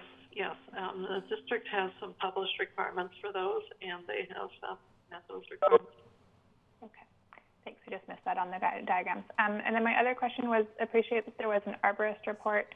I also wasn't entirely clear, though, as to if any of the trees were going to be removed or if they are all being retained at this time. Through the mayor, there are actually really very few trees on this site. The arborist report identified a cluster at the very south end of the site where the main road leads into the ecological reserve. That's where the cluster of trees that were surveyed in the arborist report, all of those are going to be retained. And there's one tree further to the west, toward the west end of the site that is smack in the middle of the building footprint. So that one will be removed and replaced under the district bylaw. Wonderful. And then finally, appreciate the proponents' willingness to come forward with zero fossil fuel infrastructure. And step 3, I'm just curious about our own process. So step 4 becomes a requirement as of January 2021. I'm just curious if that comes hand in hand with the DP or if that comes with a building permit. I can tackle this question, Susan. Yep. That's a good question. Through you, Mayor. So the step 4 requirement, when it kicks in, comes in with a building permit application. So it's based on the timing of when a building permit application is submitted, rather than a development permit. So if the applicants get this development permit and apply for a building permit this year, then they would be under step 3. If they apply for a building permit next year, then it would be step 4. Thank you for that clarification. Those are all my questions, Chair. Thank you. Thank you. Can we go back to where the garbage and recycling facilities are? I don't know how we can get the plans up on the game. I will attempt to describe them verbally. I think we're going to give you back the presenters. If you want to share the slides again, you can, Ms. Stratus. If you don't feel like describing it.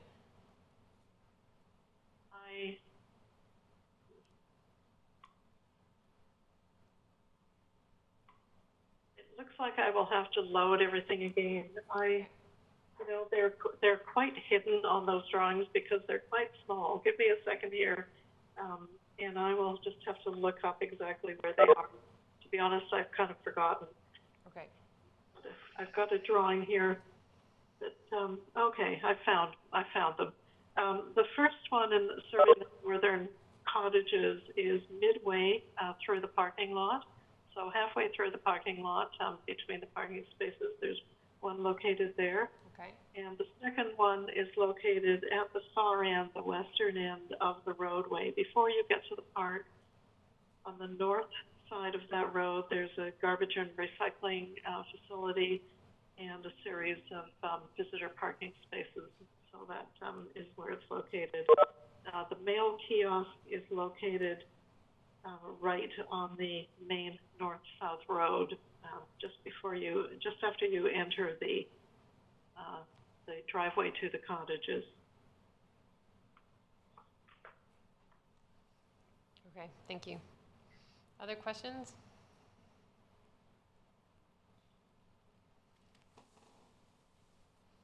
Okay, I don't see any. Oh, Councillor Stoner? Thank you.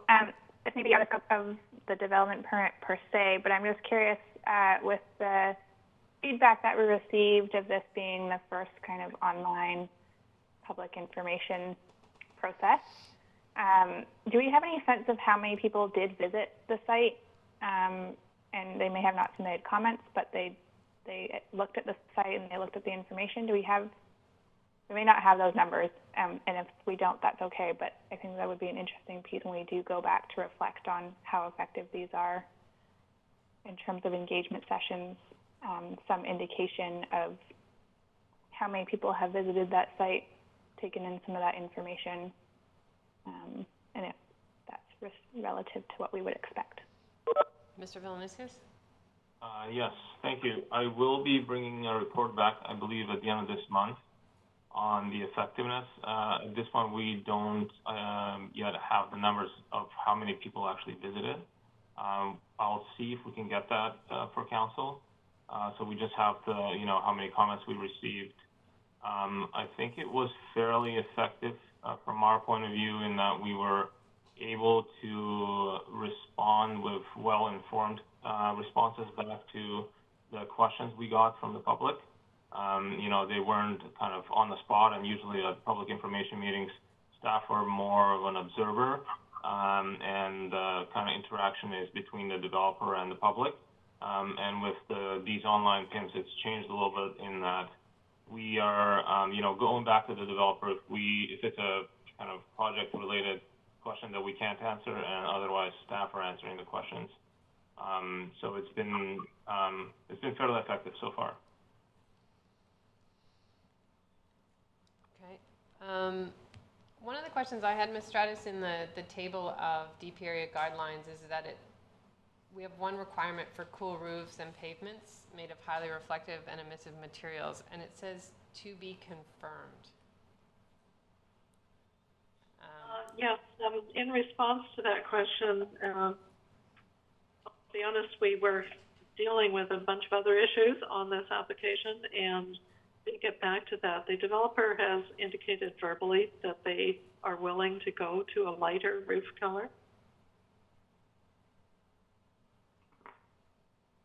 Okay. Does that mean they're going to, though? Yes, yes. Okay. They will. Okay. Thank you. Any other questions?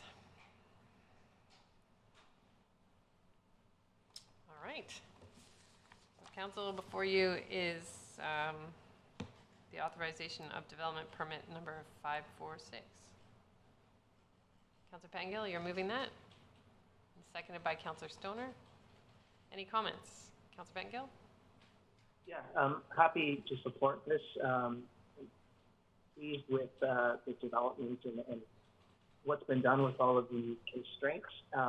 But I do think it's a different conversation that I think we should talk about in our affordable housing policy, any expectations around finishing and so on.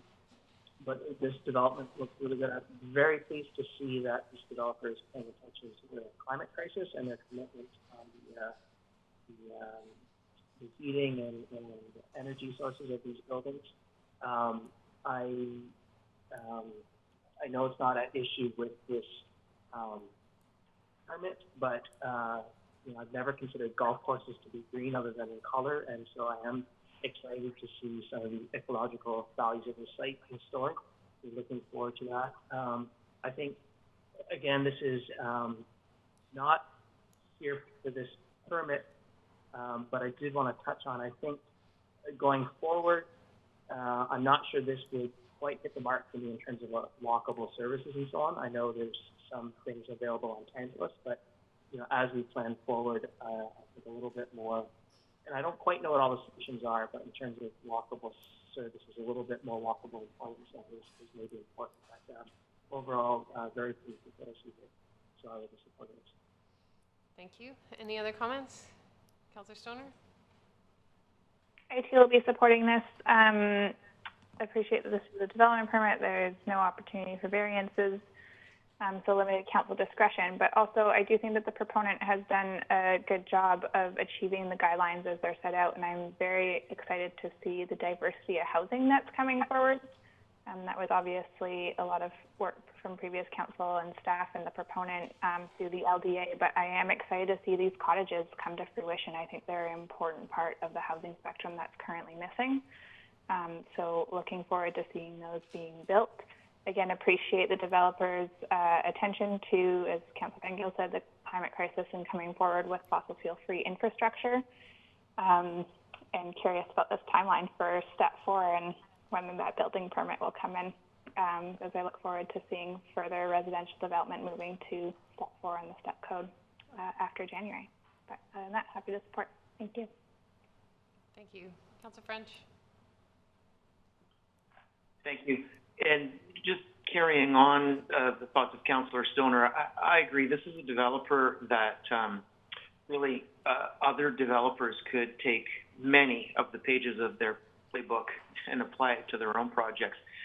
It's refreshing to see a report that is indicating that pretty much everything is in alignment with our objectives. And the diversity of housing is also refreshing. It's great to see cottages being incorporated into the mix in this plan. So I'm supporting. Thank you. Any others? I'll be supporting the motion. It's actually kind of bittersweet after the heat we took in the last council for putting this through rezoning and an OCP amendment. To see this diversity of housing, to see that some of these cottages will be affordable and adaptable. I think that's a great addition to our community. I think probably that Strata is going to hear from the cottage residents is that they'd like to cover up their parking somehow.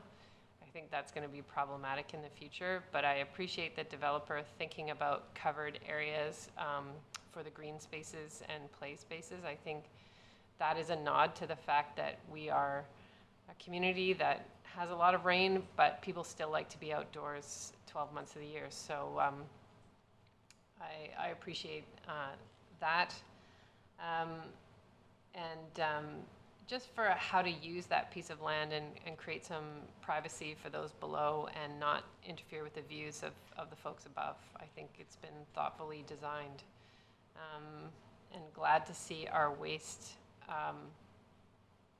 receptacles being put into specific areas rather than having bin after bin after bin that bears can access. So it's nice that staff have moved us in that direction to see centralized waste management. I think that's a great idea. I will call the question. All those in favor? Any opposed? Motion carries. Thanks so much for your work on this, Ms. Stratus. Thank you. Council will take a 10-minute recess till 3:10. Good afternoon, everyone. We are back in special business meeting for Tuesday, July 7th.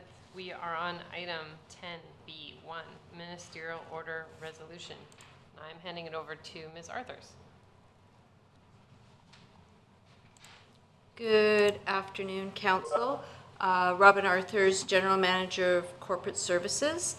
And today I am here to speak to Council about Ministerial Order 192, which was issued by the province on June 17th, or put forward. So as I did give an update last Tuesday on June 30th, and a little reminder, a refresher, but in early spring, in response to the pandemic and the emergency state of emergency issued by the province introduced ministerial orders that allowed local governments, to operate their council meetings differently from what is prescribed legislatively in the Community Charter and the Local Government Act.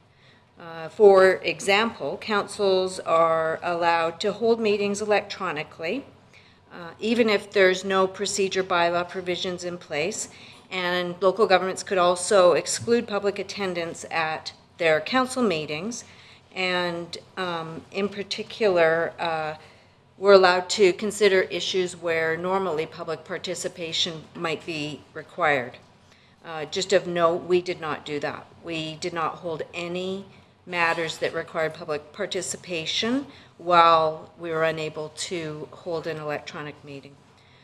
Additionally, the province gave councils the ability to give bylaws, all 4 readings in a single meeting, where there were no hearing provisions. So, highlights from Ministerial Order 192. So, this order was introduced and it validated the previous Ministerial Orders 139 and 98, which had been challenged through the Ombudsman's office as far as their validity in the minister who issued them having the authority to do so. That we're all okay because this Ministerial Order 192 validates any of the actions that local governments undertook while operating under 139 and 98. So today I'm only going to speak to the council meeting requirements because 192 has some considerations of other things like finance bylaws and bylaw readings and a few other things.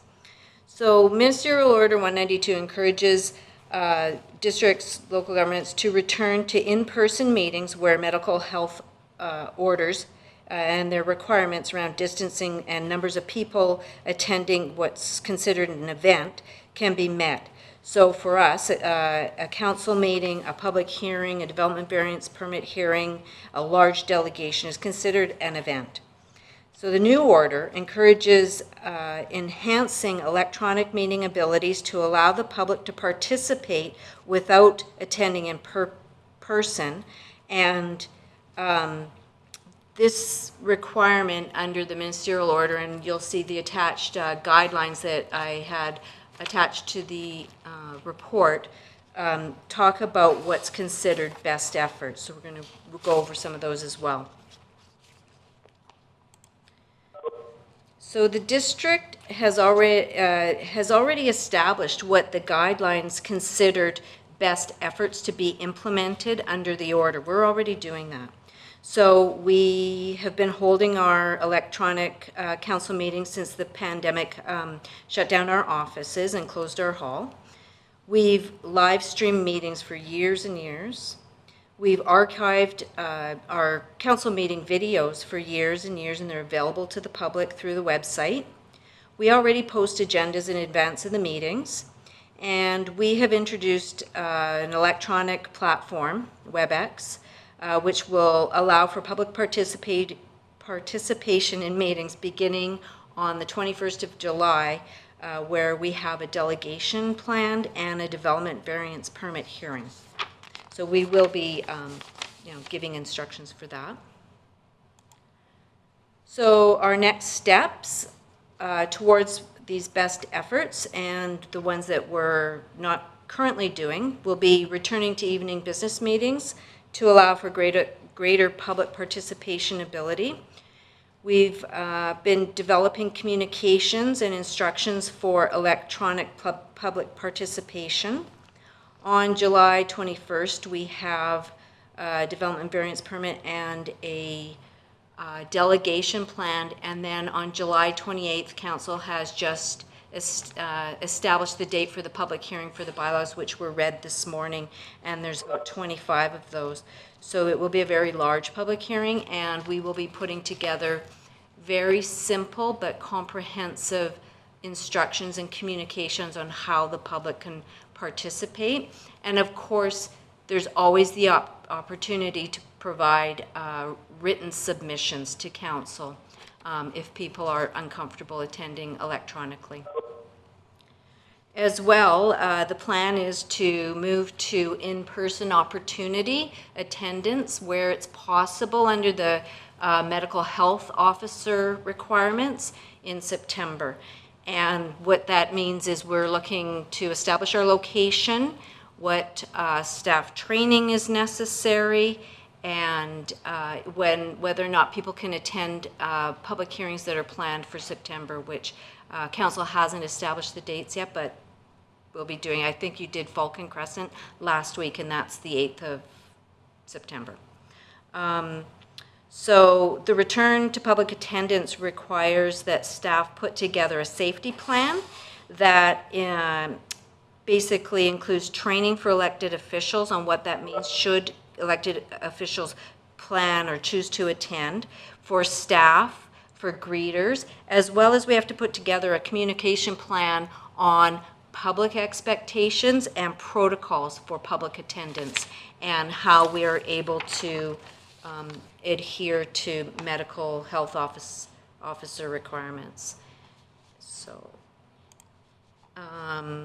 just one thing though that does have to do with our council meetings is bylaw readings.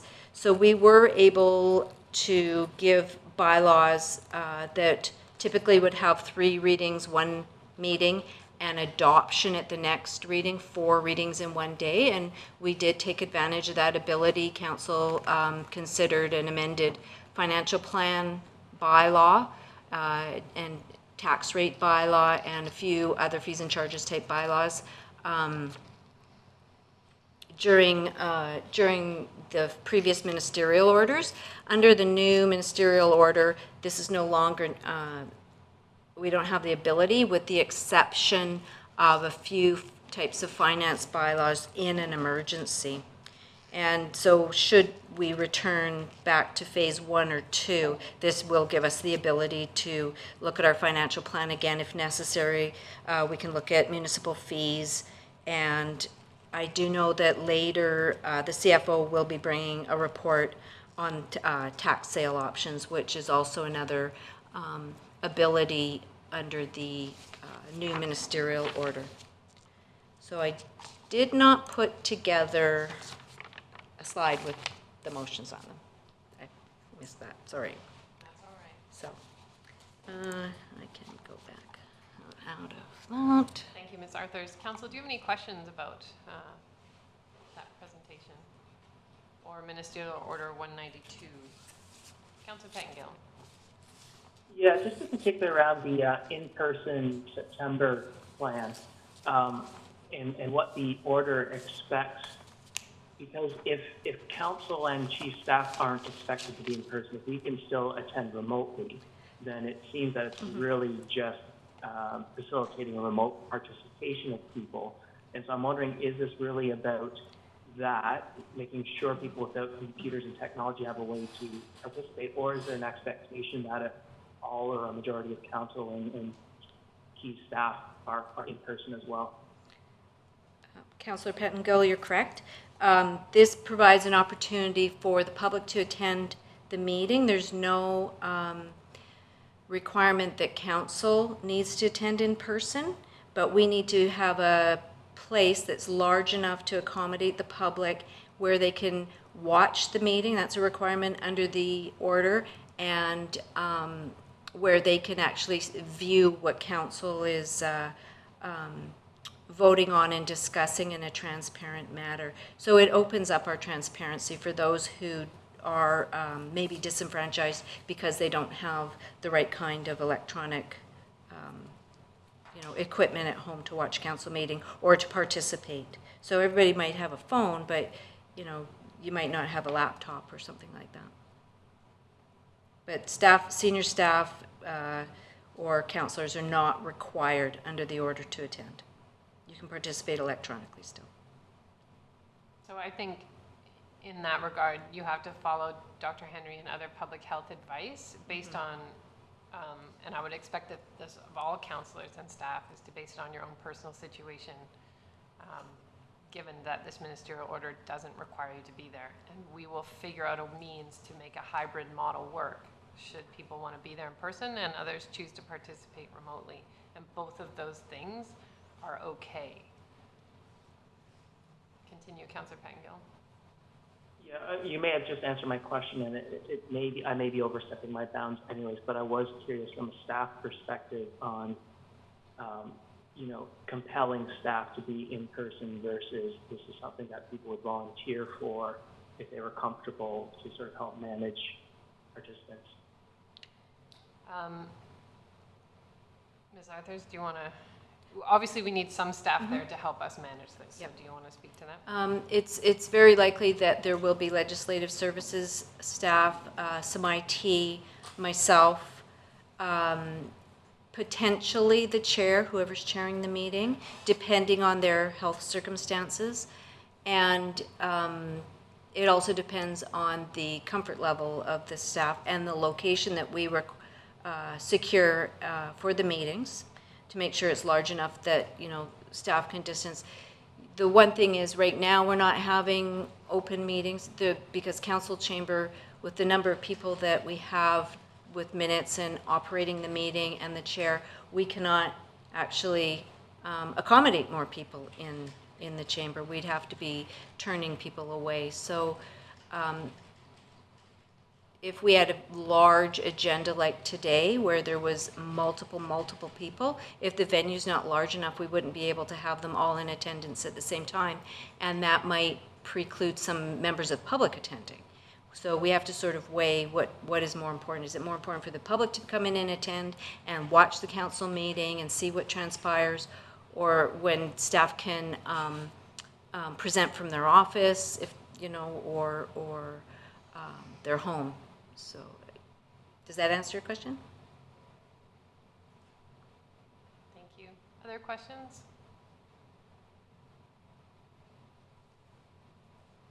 Are staff considering mask wearing?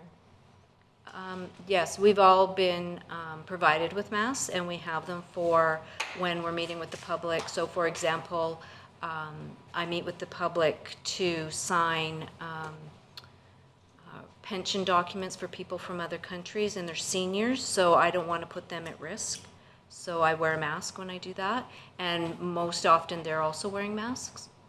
And our staff at the door have masks. Our greeters at our open council meetings will have masks. Absolutely. I was thinking more of the public required to wear a mask to attend an in-person meeting. I think that we can look at what the medical health officer requirements are, and then look at the availability of a supply of masks, because it would, if we're having a public hearing and somebody shows up without a mask and we don't have masks, I'm not sure what that would do to our public hearing validity if we were to turn them away without them being able to make a submission.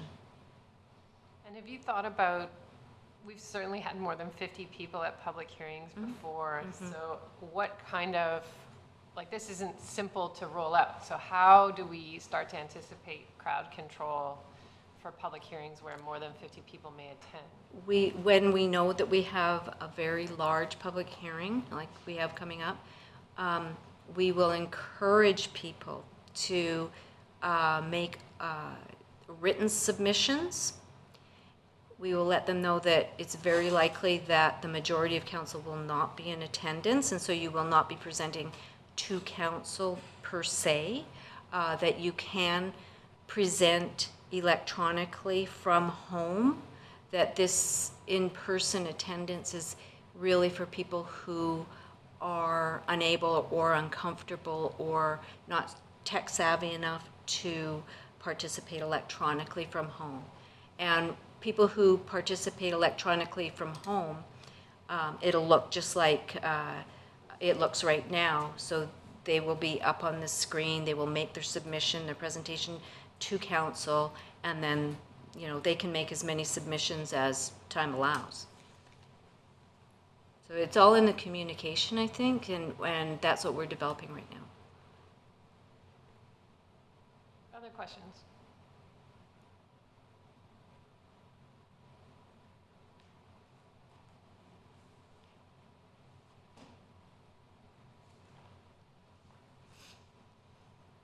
So there is motion in front of us.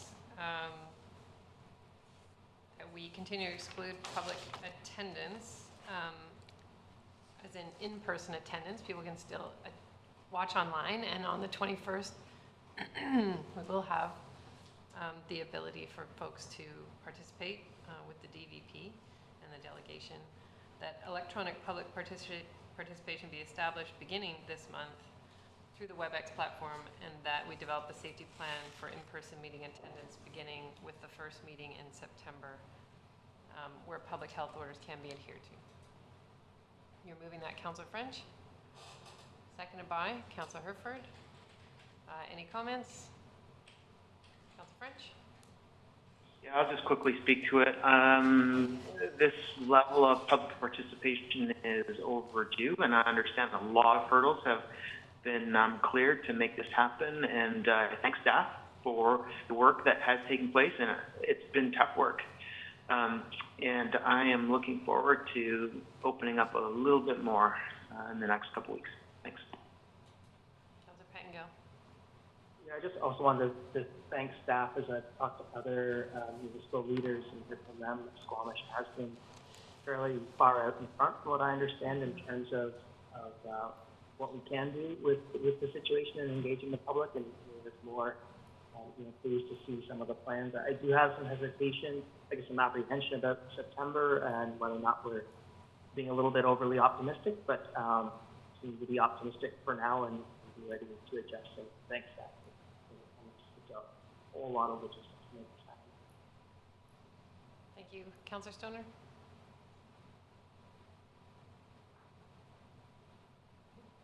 There you go. There you go. Thank you, through the chair.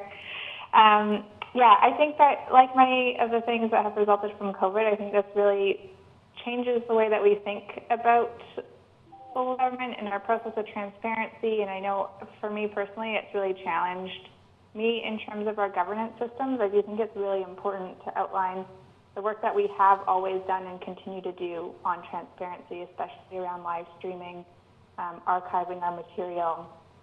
As Councillor Pettengill just said, we are ahead of the curve on that one.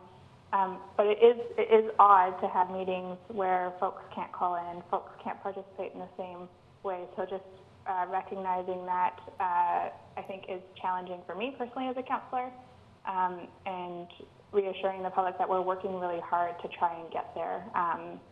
And so thanks to staff for continuing to revisit how we might be able to do that. Looking forward to the end of this month where we can trial some of those things, where we can have folks call in. And then also that there are other communities that have been doing a few public hearings, and so I know staff are also looking to them in terms of what has worked and what hasn't worked. And we're not alone in this, and so we are still figuring it out, so appreciate the patience of the public. And staff for ensuring that we are doing everything we can in this moment, in these unique circumstances, to make sure that we are being as transparent as possible. Thank you. I'll call the question. All those in favor? Opposed? Motion carries. Thank you, Ms. Arthurs. It was actually kind of fun to have someone presenting to me for the first time instead of on a screen.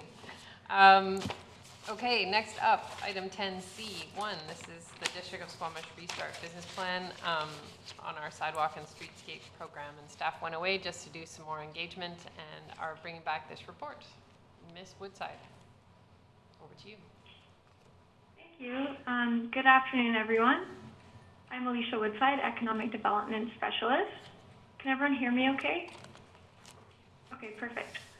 So today I'm presenting an update to you on the Sidewalk and Streetscape program, which is designed to leverage municipal assets to support business recovery from COVID-19. So first off, we wanted to provide a quick update on the initial two programs that we launched earlier in May and June. So first program is the temporary patio and sidewalk sale program, which offered businesses a way to create or extend their patio or sidewalk sale, whether that was on district land or private land, and it offered a streamlined process and application to do so.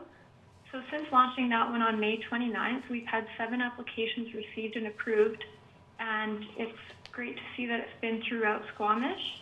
So we've had about 4 in the downtown area, 1 in the business park, 1 in Valleycliff, and 1 in Brackendale. So that's the first program. Following that, on June 5th, we launched the temporary patio program.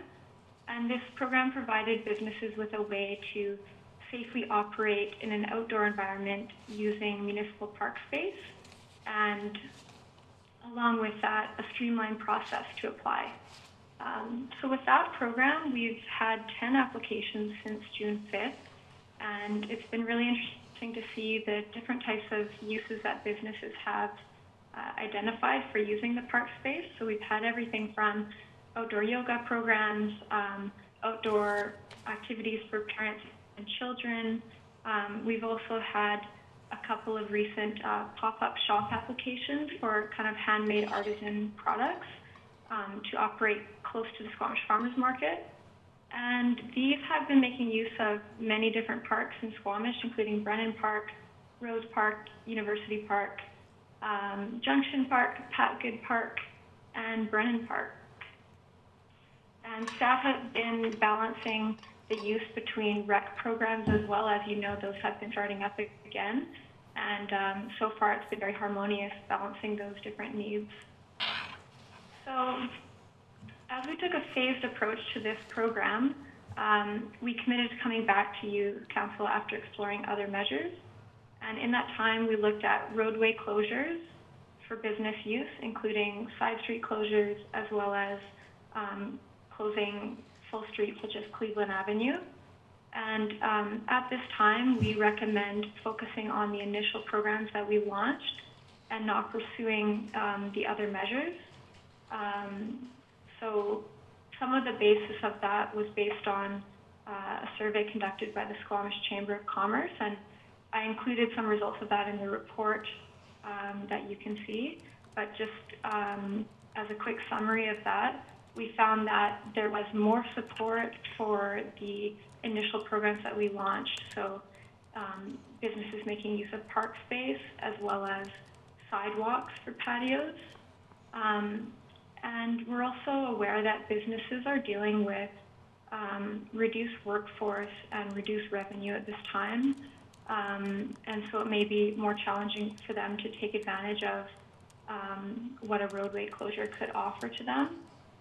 And in addition, there is potentially some similarity when we look at roadway closures to car-free events and activations. And while the car-free events are definitely a part of the Community Climate Action Plan as like a medium-term objective, a lot of the car-free events are being canceled for this summer just because of physical distancing and the obvious potential for crowding.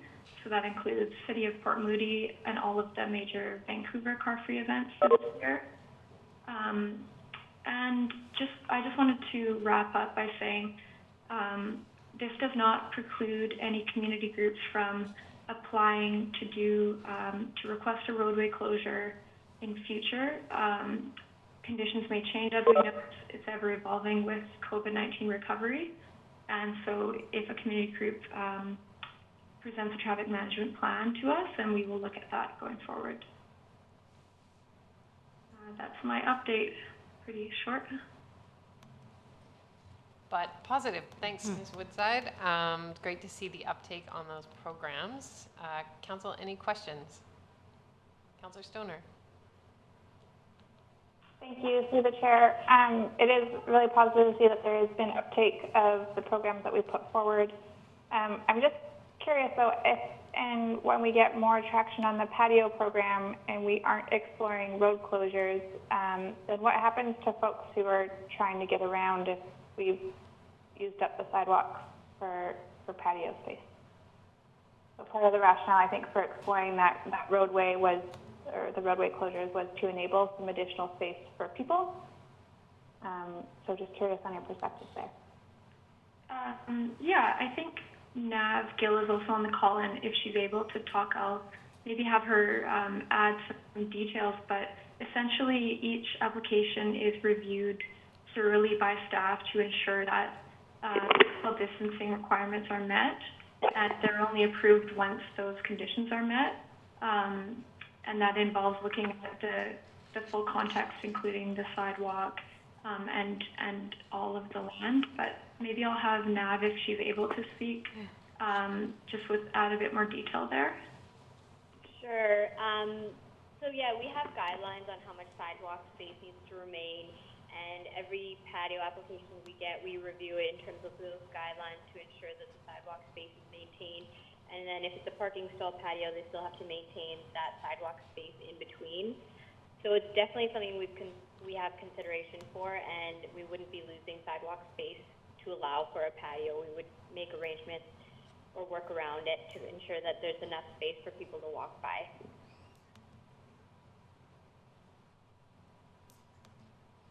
So no one's asked for a bigger patio than we're allowing through this program?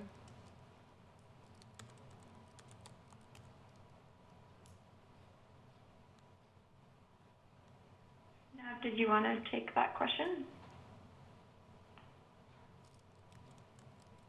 Technical difficulties here. That's correct. And well, in cases where they have tried to expand further, we've kind of like readjusted things, looked at different alternatives, and had some discussions with them. So we haven't encountered anything that would totally be unfeasible in terms of sidewalk space, in terms of that too large of a patio for that, in that instance. Any follow-up, Councillor Stoner? Councillor Pettengill? Councillor Pettengill? Thank you.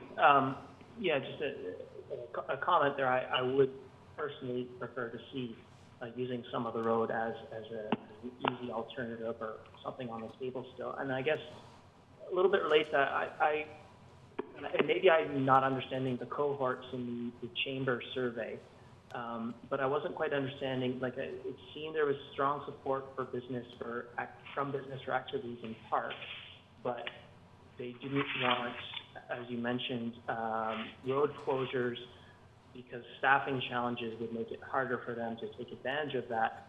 But intuitively, it would seem to me that would be even more true of taking advantage of the park thing, which presumably isn't right in front of the store, and so there's more challenging in terms of staffing. So I was trying to put those numbers together, and maybe that's two different groups answering that question. That's where that distinction was. And I guess, so I wonder, can you speak to that? Is it all the same group, or do you, can you sort of help me understand that? Yeah, through the mayor. So the Squamish Chamber survey had about 80 respondents, and one of the findings that we found really relevant for the roadway closure question is around closing Cleveland Avenue to vehicles, and when the responses were broken down into the Cleveland Avenue businesses specifically, that's where there was opposition. And so you'll see that chart in the report, but 50% said they did not at all support the closure, and that's Cleveland Avenue businesses, to be specific. When we look at the park use program versus the roadway closures, they are quite different in that a park use program, businesses have the option of taking advantage of it, but they do not have to. Whereas a roadway closure, basically something that businesses can't necessarily elect to participate in, if that makes sense. So there's a little bit of a difference there. Okay, thank you. And then related somewhat, in my mind at least, I think we're dealing with COVID, and I understand a lot of businesses are struggling. There are some supports which may or may not always be sufficient, but there is that support to get through a change in operation. And setting aside COVID, between climate change and growth, we do sort of, I think, see a need to shift away from customers coming in cars from businesses. And so I guess from my perspective, this seems like one of the silver linings is an opportunity is to grow that side of your business or focus that side of your business that serves customers on bikes and walking and so on. And so I guess I'm wondering, are we doing enough to take advantage of some of the small silver linings here? And are we missing an opportunity by not, some of the businesses that would benefit or think they could benefit from a road closure, should we at least be doing that a little bit to help them? Ian, are you able to connect as we hoped? Ian Picketts is also on the call and can speak to that question. Yes, can people hear me? Just a quick thumbs up if you can. Yeah.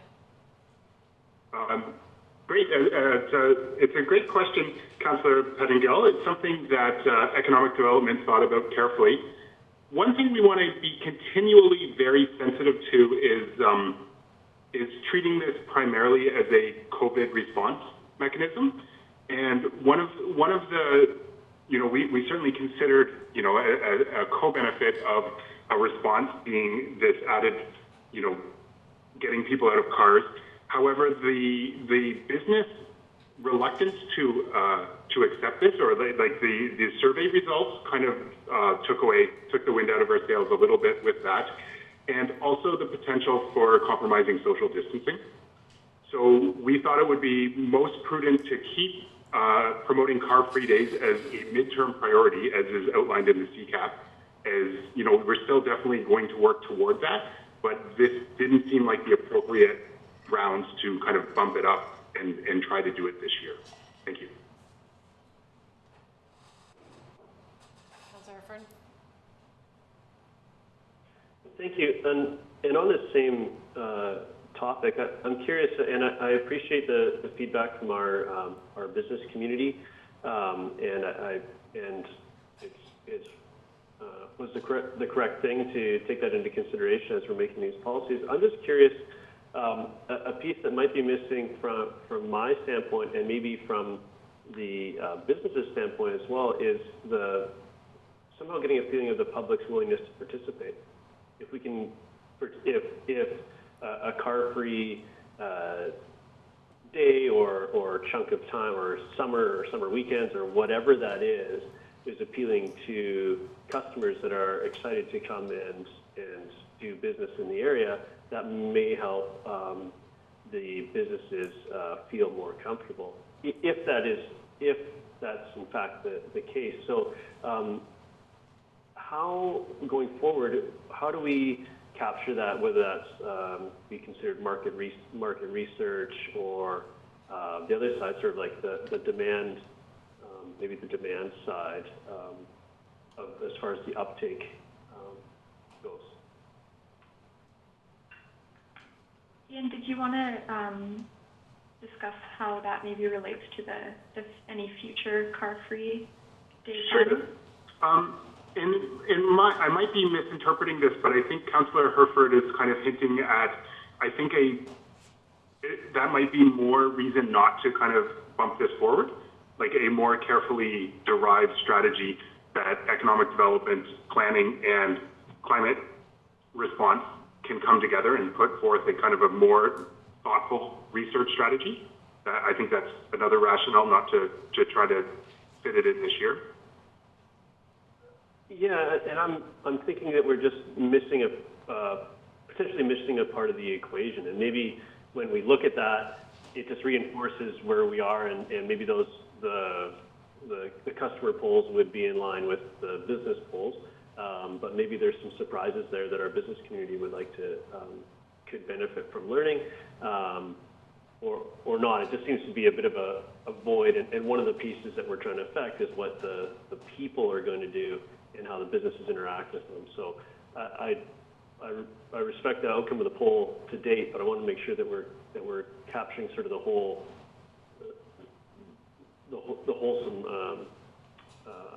approach to it as well. Go ahead, Mr. Pickett. One of the great help write a report is feeling like I'm tooting my own horn. This Woodside did some great analysis looking at how these are, and in truth they are very much tourism oriented a lot of the time, which I was certainly surprised to read. So it's an interesting aspect. I would have thought it would have been more locally attractive, but these do have the potential to be major tourist draws, which is further reason to think about it very carefully. And at a time of COVID, it might be not the best, not the most prudent strategy.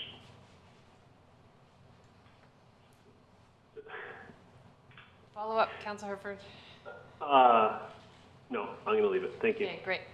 Councillor Pettengill, quickly. Yeah, and I just want to clarify, the climate issue is a concern, but I think it's also just a piece about management growth. But with more people downtown, I think there is a desire for people for some sort of social interaction. And so I think in my mind, and maybe it's just optimism, but it seemed that street closures was a way to provide some level of greater social interaction while allowing us to manage some distancing, maybe, and maybe that's unreasonable, but sort of managing that distancing in a safe space, in a safe way that can provide some benefit to the businesses. And are we missing that opportunity in this? I can take that through the mayor. I guess with this program, we really looked at it through the lens of business recovery first, and that was the main intention and goal, and how can we help businesses recover from COVID-19. It's great if we can also action part of the Community Climate Action Plan as part of it. And what we found from the initial data, and of course, this is all happening very quickly, and we'd love to have more data, but we kind of had to move quickly on this. We found that there was some opposition to this type of roadway closure, and that when we looked at it in comparison to the other two programs that we launched, it didn't have the same kind of unanimous support around it. And because businesses are struggling through their recovery, we feel that it's a much better place for businesses to be able to take advantage of something like this when they are more recovered. For example, potentially in the next summer or following. Thank you. Councillor Stoner? Thank you. I'm just curious. So in the staff report, it does say that there was some general support for closing some of the side streets. Granted, it wasn't overwhelming support. I have heard, so trying to get a little bit of insight into the other side of this equation, I have definitely heard people and from people that they are no longer going downtown because they feel like it is unsafe and it is too busy, and that there isn't space to move around. And so appreciate that we are hearing from the business community, but I do think Councillor Herford is getting to a point where we actually don't have the other side of the equation in this staff report, which is, do people feel safe and comfortable going downtown at the moment? And so I'm just curious from staff perspective, what is the lift to try and close some of these side streets for Saturdays for the remainder of the summer, in an effort to try and address some of that concern that I know at least I've heard from the community, that they don't want to go downtown because it's too busy, while recognizing that there is some support from the business community to trial that. Through the mayor, Ian, can you speak to the engineering side of the resourcing required for street closures? I'm sorry, I don't feel that I have the expertise to do that. Is there anyone from engineering team?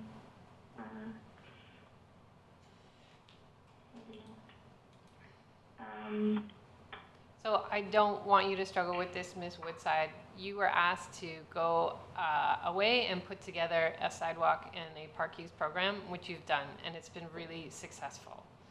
And part of that was engaging the business community to see their interest in road closures. We're not seeing that, but that's not uncommon, and that wouldn't be uncommon even if there wasn't a pandemic and people weren't short-staffed and just trying to keep their doors open. When car-free areas are proposed, businesses say no, generally. And that's why they're piloted. But I'll ask council to remember that we don't have a fully functioning transit system. We have not seen numbers go up on transit. Some people are afraid to take transit. We don't have enough bike racks downtown, I'll tell you that much. And so there's missing pieces around this that, one, we're hearing from businesses that I'm feeling stressed out. I might not have enough staff to take advantage of more space to create a vibrant experience. People may not feel comfortable using the modes of travel that we would need them to use to get down here on a car-free day. But I absolutely support the fact that I recognize with my colleagues is we didn't ask the people, and are people comfortable downtown? And I think that's something that our business community, the downtown BIA and the chamber, should be not just focused on their members, but also being curious about the experience of people in our community. Do they feel safe in the businesses they're visiting? What is their experience? Because if they're not coming downtown or anywhere, no matter what we do. So I think there's definitely missing pieces to this puzzle, but I don't want to put Ms. Woodside on the spot here. We didn't direct her to do more than we asked her to do. And I don't want her to feel like she hasn't performed in putting this program together and launching and getting it done and seeing this great response. So, so let's, if we want to direct more work, then we need to direct more work. I think we're going to have to monitor this. If we get any nice weekends over the summer, I think it will be crowded downtown. And for my part, I think, tourists and locals alike want to feel safe wherever they are through the pandemic. So I think it's something that we need to keep our eye on and keep responding to business as they experience the summer that is hopefully coming our way, despite the rain. So council, if you could just watch your questions, because there's folks here that aren't here to answer some of the questions you have, and we didn't direct the work that you're asking about.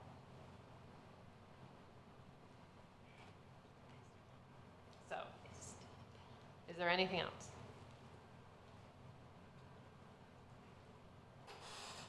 Certainly, I would like to ask that staff follow up with the Downtown BIA and the Chamber and see what measures can be taken to take the pulse of our community and visitors. I would actually include Tourism Squamish on that to try and assess how people are feeling. I know Tourism Squamish had an ambassador program, and they used to survey folks at parks and different places around town as visitors arrived. And it would be really helpful to see if there's a way for us to capture some of are we meeting people's expectations around safety and distancing and service,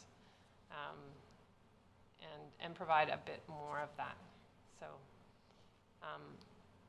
if you wouldn't mind following up in that regard, Ms. Woodside, to see if our partners in the community have a way to gather some of that information. I'd be happy to. Thanks. Anything else on this, council? All right.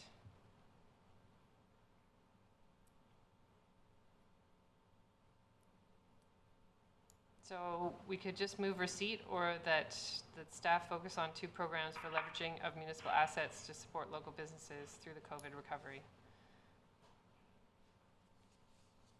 That's the motion, unless someone wants to put forward a different one.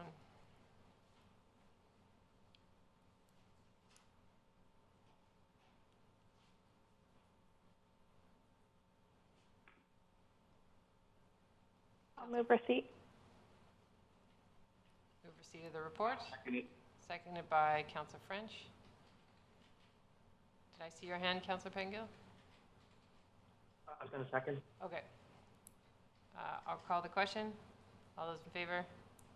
Opposed? Motion carries. Thank you. We're on to the consent agenda. Thank you for your work, Ms. Woodside. Thanks. Thanks. If you are in conflict of any of the items on here, you need to, we need to remove them from the consent agenda and deal with them separately. Or if you would like to pull any correspondence from this list, you should do that now. Councillor Anderson? Yes, I'd like to pull two correspondence items. Item number 4, Philip Clark letter. Item number 13 from Anitra Paris, Reclean Energy BC.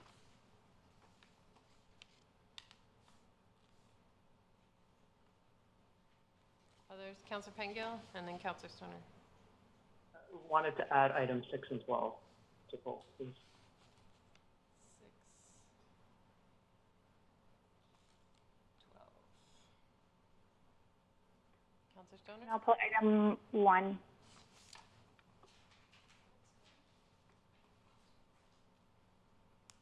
Did you get all those? Yeah. Anything else? Okay, so those letters will be dealt with under correspondence action requested. That's item 13. So if there's nothing else, Councillor Herford, are you moving the consent agenda? After I pull letter 8, I'll move the consent agenda. Darn it. So I believe it's 8 for bank signage. Got it. Who would like And to then move? I will move. Oh, thank you. I will move the consent agenda. Seconded by Councillor Stoner. All those in favor? Opposed? Motion carries.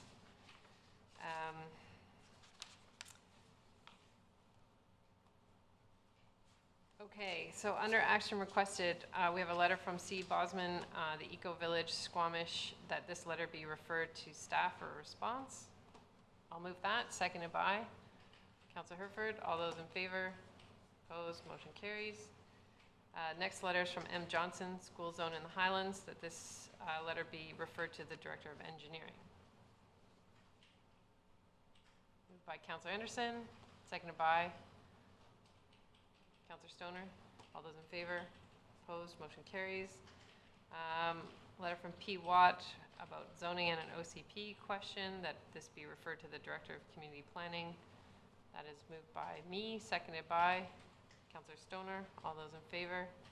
Opposed? Motion carries. Ms. Anderson has sent us an email about the bike lane on Pemberton Avenue, that this be directed to engineering. Moved by Councillor Anderson, seconded by Councillor Stoner. All those in favor? Opposed? Motion carries. And finally, in Johnston, proposal for a playground on Glacier View Drive be referred to staff for a response. Moved by Councillor Herford, seconded by Councillor Stoner. All those in favor? Opposed? Motion carries. I'm going in order from the letters that were pulled. Councillor Stoner, you're up first. Thank you. Through the chair, I was just wondering if staff could speak a little bit to the ongoing efforts that we're doing at the end of Perth. I know this is one of multiple pieces of correspondence that we've received, so I will just end up moving receipt, but I was hoping that staff could kind of speak to the work that's ongoing. Ms. Glende, is there someone that can speak to that?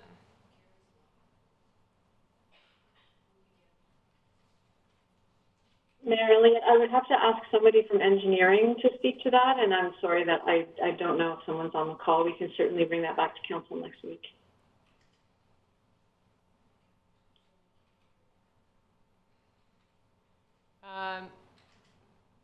Councillor Stoner, do you want to refer it to next week's?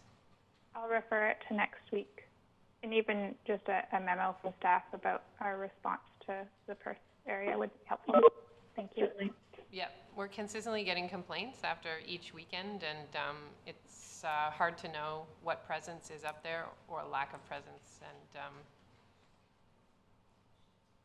so we'll have that come back next week, Councillor Stoner. Move receipt, moved by Councillor Stoner, seconded by Councillor Herford. All those in favor? Opposed? Motion carries. Okay. Councillor Anderson, you had letter 4. Yes. Letter 4 concerns concerns raised about some of our signage downtown, older signage, legacy signage, if you like. And I believe that the specific concerns should be taken very seriously by our council. I'd like to take the opportunity to highlight that we may be missing something in the toolbox for addressing this. The chieftain sign in particular has been discussed within the community, including by the Squamish Nation, as a heritage artifact. And the piece in the toolbox I think we're missing for an orderly discussion or the kind of discussion I think the standard discussion this requires is an element of local government initiative province-wide that they have as part of a heritage strategy or policy, statements of significance. And this is where a local government or a community group approaches a local government, be a commission or something, about an artifact or a building or something of having heritage value or heritage character. And statement of significance, these are used continent-wide, worldwide. And they're a tool. They're a tool for not establishing heritage value, but describing it. And part of that description concerns values and how values change. And this is really the substance of this letter. It reflects on the fact, the correspondent, that values are changing and have changed. So this is a tool for negotiating and recognizing changing values and doing it in a consistent manner. We don't have that tool. So the chieftain sign should have what we can refer to as a reference document, a statement of significance. And there are many examples, including about similar signage. I have one in front of me from Vancouver on Kingsway. There are many examples that we would apply to this. Such a program was recommended by our planning department to council in 2005. And I know it's a bit of something I keep returning to, but I think that we have here another example of how it is still missing in our toolbox. So I would, having said that, I will offer to move receipt of this piece of correspondence, unless there may be other comments. Councillor Pettengill? Yeah, I was considering pulling this one as well. I think some valid concerns are raised, and Councillor Anderson touched on somehow values and understanding has changed. I think a discussion about the appropriateness of this sort of signage and or where or how we acknowledge this history is important. I'm not sure that we've got it right currently. I guess I was going to consider forwarding this to our budget discussions. I'm wondering if, there's a sponsorship policy which maybe brushes up against this. I think it's maybe worth some time about a bit of council consideration about how or if or where we deal with this sort of issue.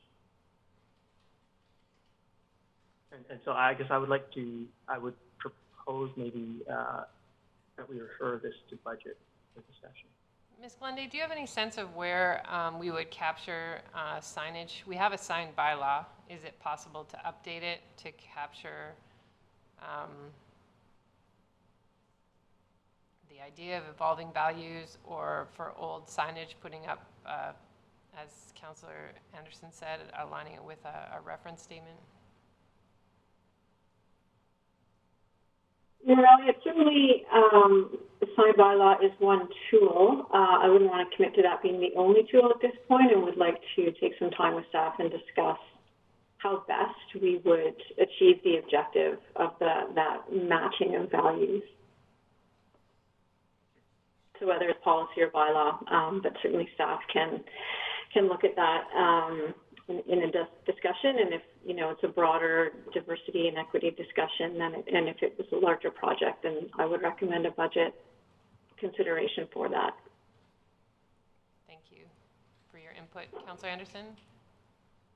Yes, I just wanted to make clear that my point is that this belongs in discussion of heritage policy and a program of statements of significance, statements of context that belong in any heritage policy. We are the only municipality in this corridor from Deep Cove to Pemberton that does not have these kinds of tools. So I very specifically am recommending that it belongs in discussion of heritage policy. Councillor Anderson, you recommended receipt of the letter. Yes, that's right. I'm only recommending receipt of the levy. That's correct. But you're not recommending anything else. That's correct. Sounds like you want to. I am opposed to referring it to the budget as something other than a heritage policy issue, and then specifically in relation to the chieftain sign.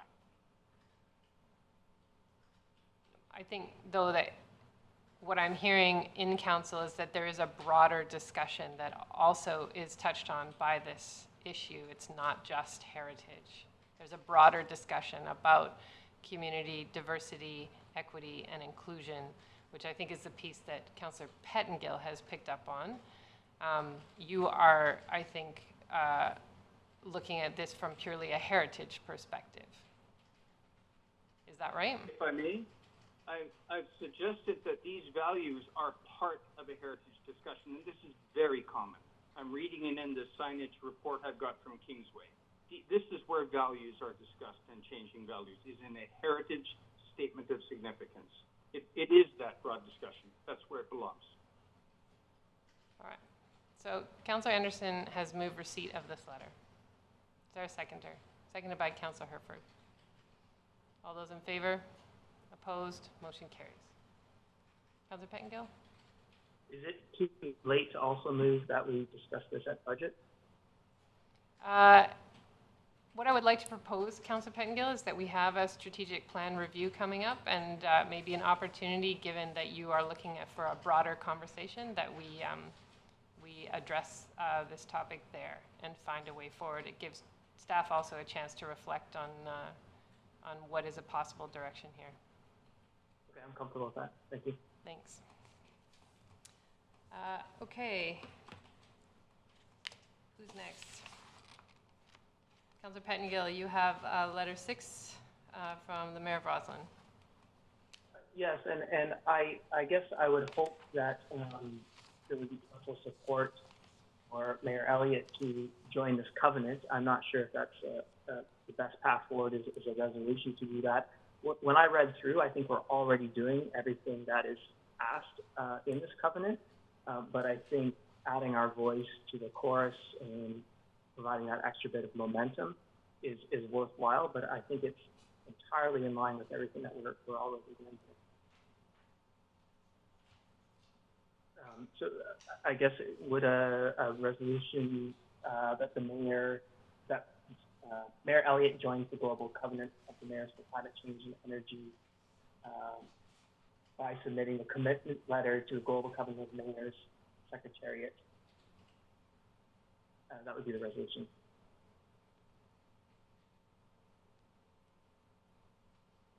Sorry, I was getting a bit on the fly there. I can repeat that once more. That Mayor Elliott joins the Global Covenant of Mayors for Climate and Energy by submitting the commitment letter, a commitment letter to the Global Covenant of Mayors Secretariat. Is there a seconder? Councillor Stoner seconds.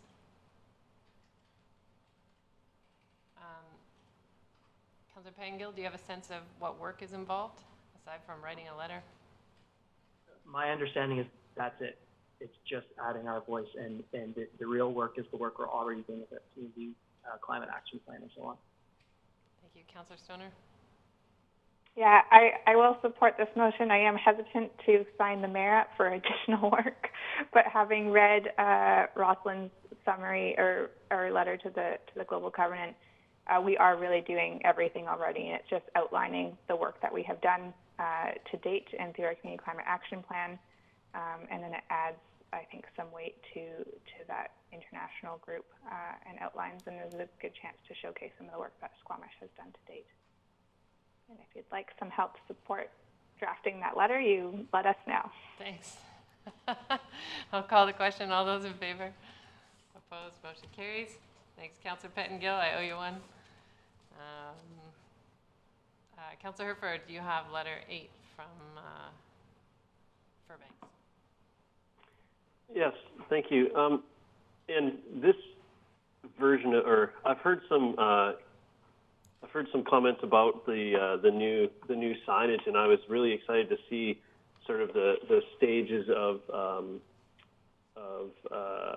preparation for these signs, and they're coming. And then they came in, and I was disappointed, and I think members of the public are disappointed with the signage that is there.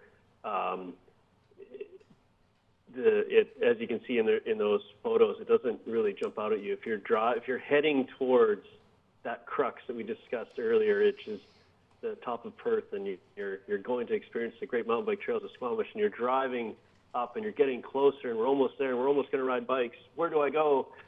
It doesn't do it for me. So I'm looking for a internationally recognized parking sign that says even MTB with that parking image, and it can be substantially wider than that obelisk that's there, and it doesn't need to cost. I know those signs, the putting up the sign posts costs a lot of money, but I don't think that redoing the actual signage on the sign post is a huge budgetary thing, and I think we really need to go back to the drawing board on that, because we were close. So I suppose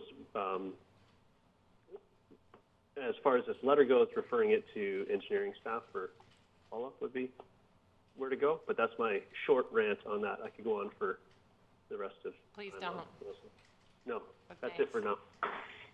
So Councillor Herford is referring this letter to engineering for a reconsideration of our signage. That's seconded by Councillor French. I will call the question. All those in favor? Any opposed? Motion carries. Thank you, Councillor Herford. Councillor Pettengill, we're back to you for J. McBride reopening. This is letter 12. Yes, thank you. Thank you.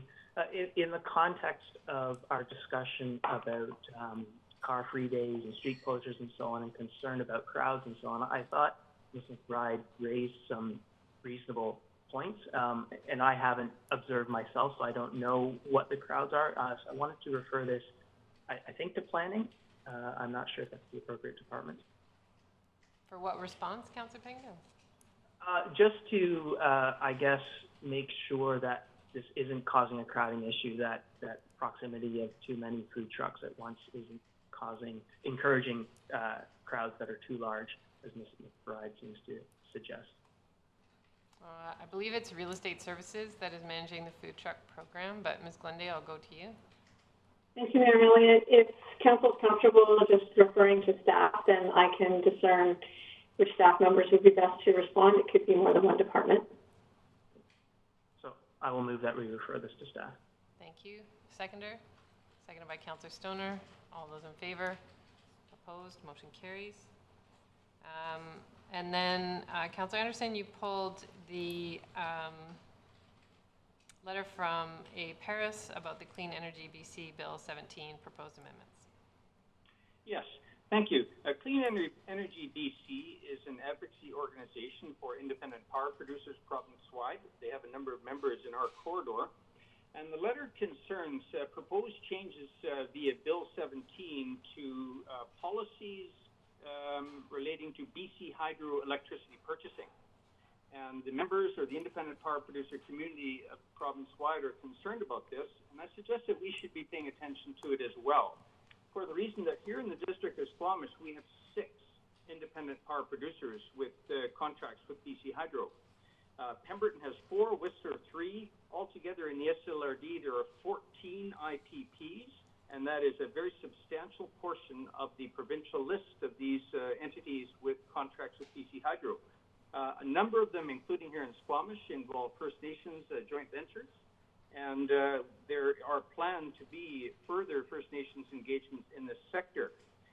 We have another one close by at Port Mellon, which is a very large IPP, and right now it's being paid not to produce electricity, and it is also one that has taken a lot of our wood waste from Squamish, so it's also a factor that we should be mindful of, is that presence. It's a very large plant. So in the big picture for our community climate action plan, we are proposing to shift towards electricity. And that's in contrast to about 12 years ago when we weren't. And that's because those big picture changes in the markets affected us and affected the whole province. So this is a sector we should be keeping an eye on with our stake in electrification and on the provincial policy regarding that's going to allow us to electrify. So I'm going to suggest that this letter and its complementary package from complementing package from Clean Energy BC be referred to our staff.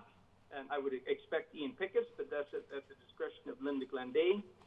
But I would also ask whether we should alert the SLRD staff or via Mayor Elliott or as per your advice. I think this is a major issue for the SLRD, and in fact, historically, the SLRD has been very active in this field in terms of provincial policy. Finally, I suggest we should monitor this issue for any upcoming conversations we may have with our MLA, Jordan Sturdy. So I'm moving that we refer this item to our staff, first of all.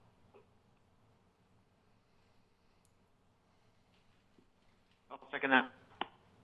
Seconded by Councillor French. Councillor Pettengill?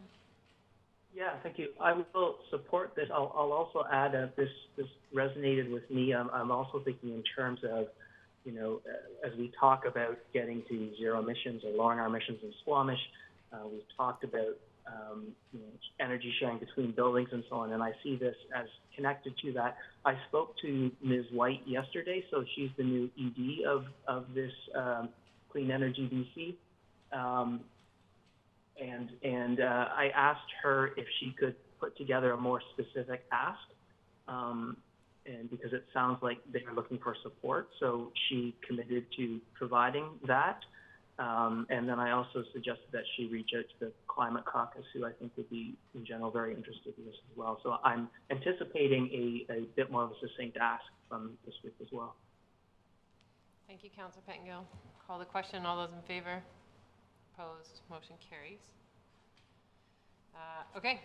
I think we're done with that. We have recommendations from Committee of the Whole, June 23rd.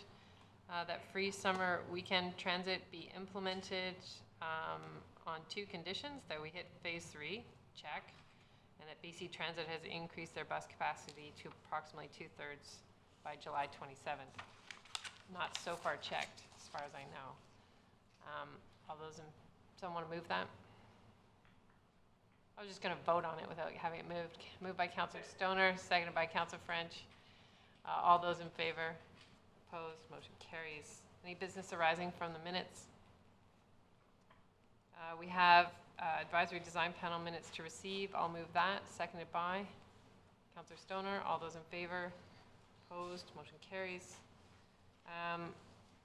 I don't have a lengthy mayor's update. I did append our letter about RCMP and community health and public safety, which Councillor Stoner drafted. I worked with her on the ask to the government along with Natasha Golbeck and in consultation with our local RCMP.